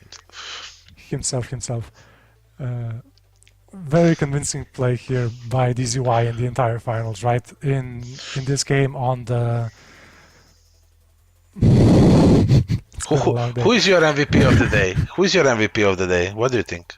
Who impressed you the most? It's definitely in the finals. Like, I'm thinking back. We had some really good players from the Tusk, right? But not MVP worthy, I don't think. Yeah, game 1. Or game 2. Which? Both Tusks. I like both Tusks, but the game-winning ward he described, like that's like a really nice ward, really nice opportunity. It didn't lead to anything. Like it's a like we said earlier, it's a ward that's worth pointing out. Like this could win the game. It didn't win the game. Is it? I mean, what do you think? What's your this MVP? fight, that fight could have easily went like 4-0 for them. I don't know if they were just slightly more ready. They expected they use stun, they burst people, yada yada, But I don't know. MVP for me, I think whole team played well. I think Deimos, like he won the matchup he should have won. He with Hoodwink, he just like was stomping. But I'm not gonna give him MVP because he was the reason game 1 was so hectic because he died mid. I don't know what was the communication there. So I think I just give it to Dizzy because both games I think he outclassed the mid opponent. Both games, like first game he got counter. Both games he got picked after, right? Invoker after Lina, Tiny after Zeus. He did better. I think his impact overall was better to his counterpart, so that's why I give it to him. Yeah, there was not one moment where it's like, oh no, why is he getting caught out there or anything like that. Just like good play all around, never being like I don't think even with. Did he die in the last game? How many times did he die in the last game? Let me just check. He did. He died 4 times. He died 4 times in the entire game. Yeah. I mean, he played well, but I always expect it from him. I do. I think he's a really good player. He just needs to. If when he was younger, if he just got his ass down on the chair and played a lot of pubs and tried hard, he would be one of the best players in the world for sure. That's honestly my opinion. Yeah, but it's like that's a pretty hefty bet to make, I do know, but like this is him, he's just imagine someone that doesn't literally care at all and he's just having fun, I'm not saying whole Rijeka Snova team mega try harded, but he just was having fun. He was using spells. He was outclassing everyone, and he just he plays like I don't know 3 pubs a week on average. Yeah, I don't know. So, yeah. Like when you mentioned, oh, if he played, he could have gone on some pro teams. Like this is me with. I know the Slovenian scene. I don't know the Croatian or the Bosnian scene. Like Pingvinček a few years ago, I think for 3 years in a row he went on some open TI qualifier team, and 3 years in a row just managed 1 game away from qualifying for TI. Yeah. I mean, I know, but I know Pingvinček. I played against him, both officials and pubs, and I think like if DZ played, constantly, he would be on par, he would be better. I'm not saying that DZ would be like Nisha or Miracle caliber, but with good grind set and good team and platform to where to play the game and fully commit to it, he would be up there. He would be a professional player for sure. That's that. I'm sorry if I made it sound as if he's like the best player in the world. No. I just think No, but he is your best player of the tournament, right? You said that. Yeah, that's for sure. Yeah. We're having some technical issues with the connection, so hopefully DZ will be joining us very soon, but we still have some time left. We can look over the highlights here. Got it. Do you think this, like you said, like why don't they just bunch up behind Shadow Fiend, let Shadow Fiend hit the buildings? They got the saves, they got everything. They never did that in the entire game, I don't think. I think they're just afraid. I think there's a lack of trust because they think, oh, if they do, he's not gonna save me with snowball on time, or he's gonna snowball the wrong target, or they think they just deal too much damage on him, he's not gonna be able to be saved. I just think it's the mistrust happening there, because there was just like situations. Just remember when I was laughing when DZ went mid to kill Windranger and he just Invoker, and it just dies to Windranger. And then look at this situation. This is where he gets stunned. He stuns Invoker. Look at this. He's like pumping it. Oh my god, this ogre. Oh my god. And he dies because of that. Oh my god. This is the best stuff ever. I'm glad I managed to catch it on camera, even if I didn't notice it myself. Oh my god. This is the god tier prediction capability. Wow. He pressed it, he got it. I was like, why is Invoker not moving? And then I click on the Ogre and I see that it's on cooldown. And I'm like, aha, okay. Now I understand.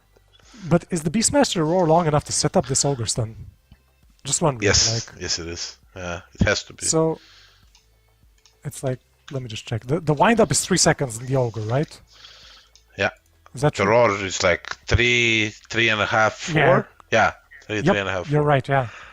Yeah, I mean, he could do that, right? He could be setting up Ogre stuns. But, when are you going to get it that it doesn't get interrupted? We managed to fix the technical issues. We are going to have a winner's interview with DZY, the mid player who played Lina in the last game and the Zeus in the first one. So, here we go. Hello, welcome. How does it feel? You managed to beat your...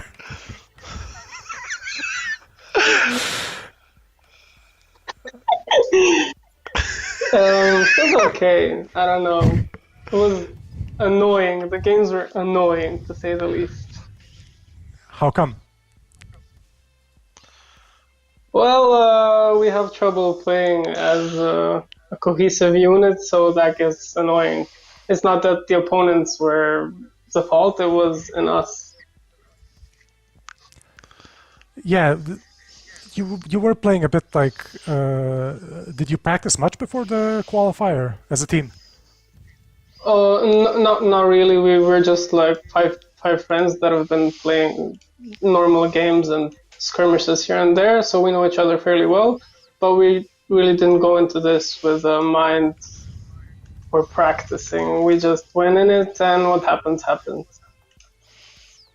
Okay. DNZ, I know you're still here. Do you have any questions for our winner?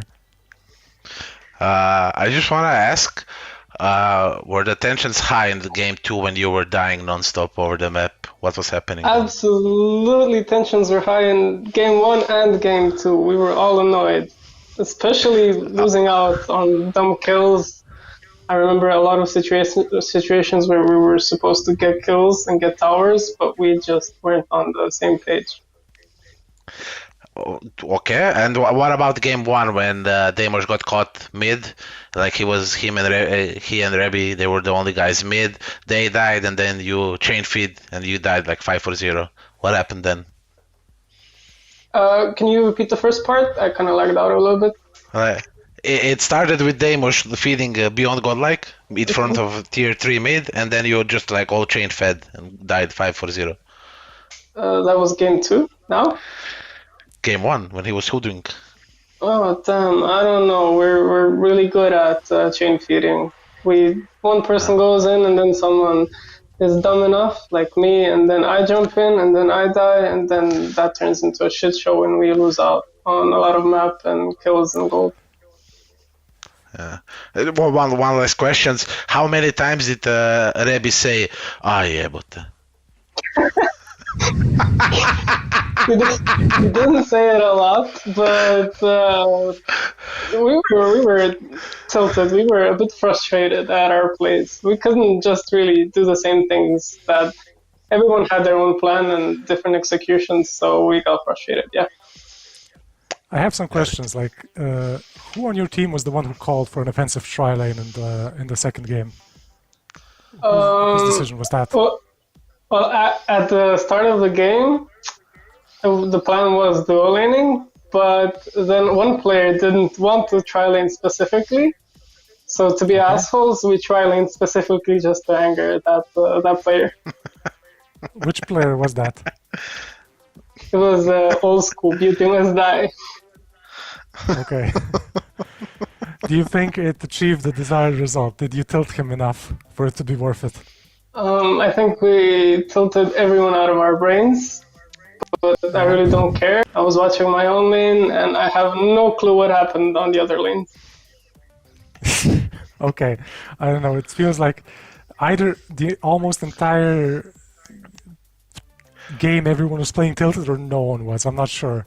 It's like no one was raging, but like the Alchemist had a very poor start.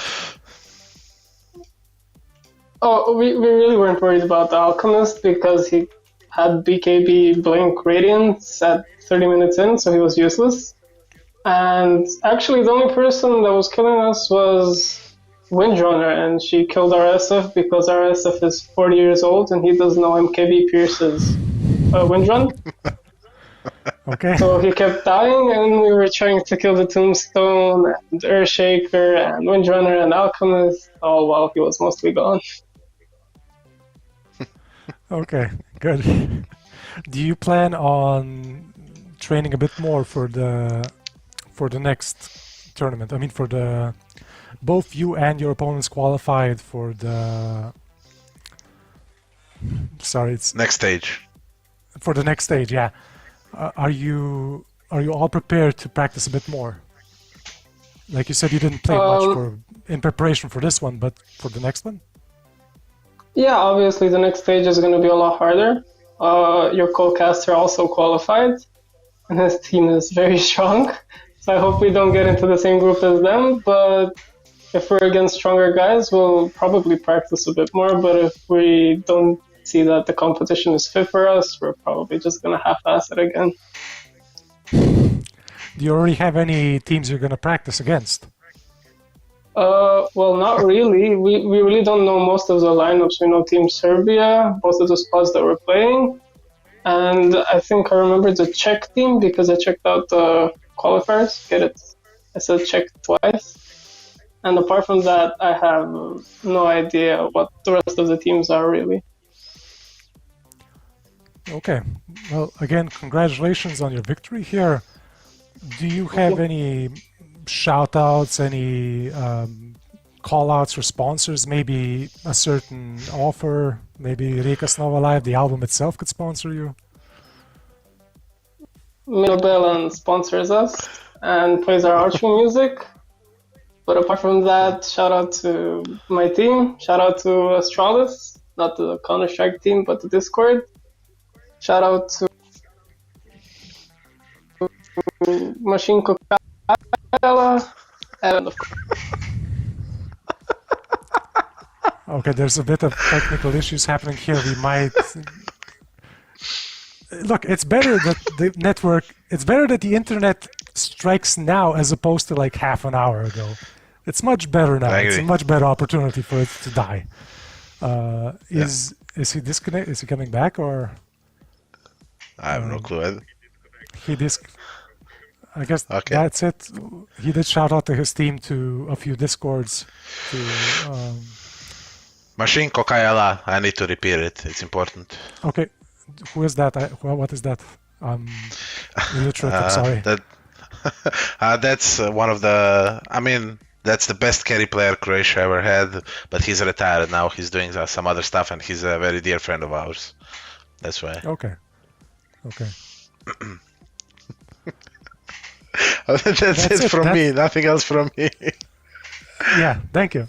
That concludes the CEE Champions Dota 2 Adriatic Closed Qualifier organized by ESPORT1 CEE, brought to you by Intel, Mall.hr, and Mimoverste. I was Jutranjo. With me casting was Dino DNZ Shavuk. Thanks everyone for tuning in. Hopefully we'll see each other another time. Bye bye. Good night and good luck in your future games, everyone.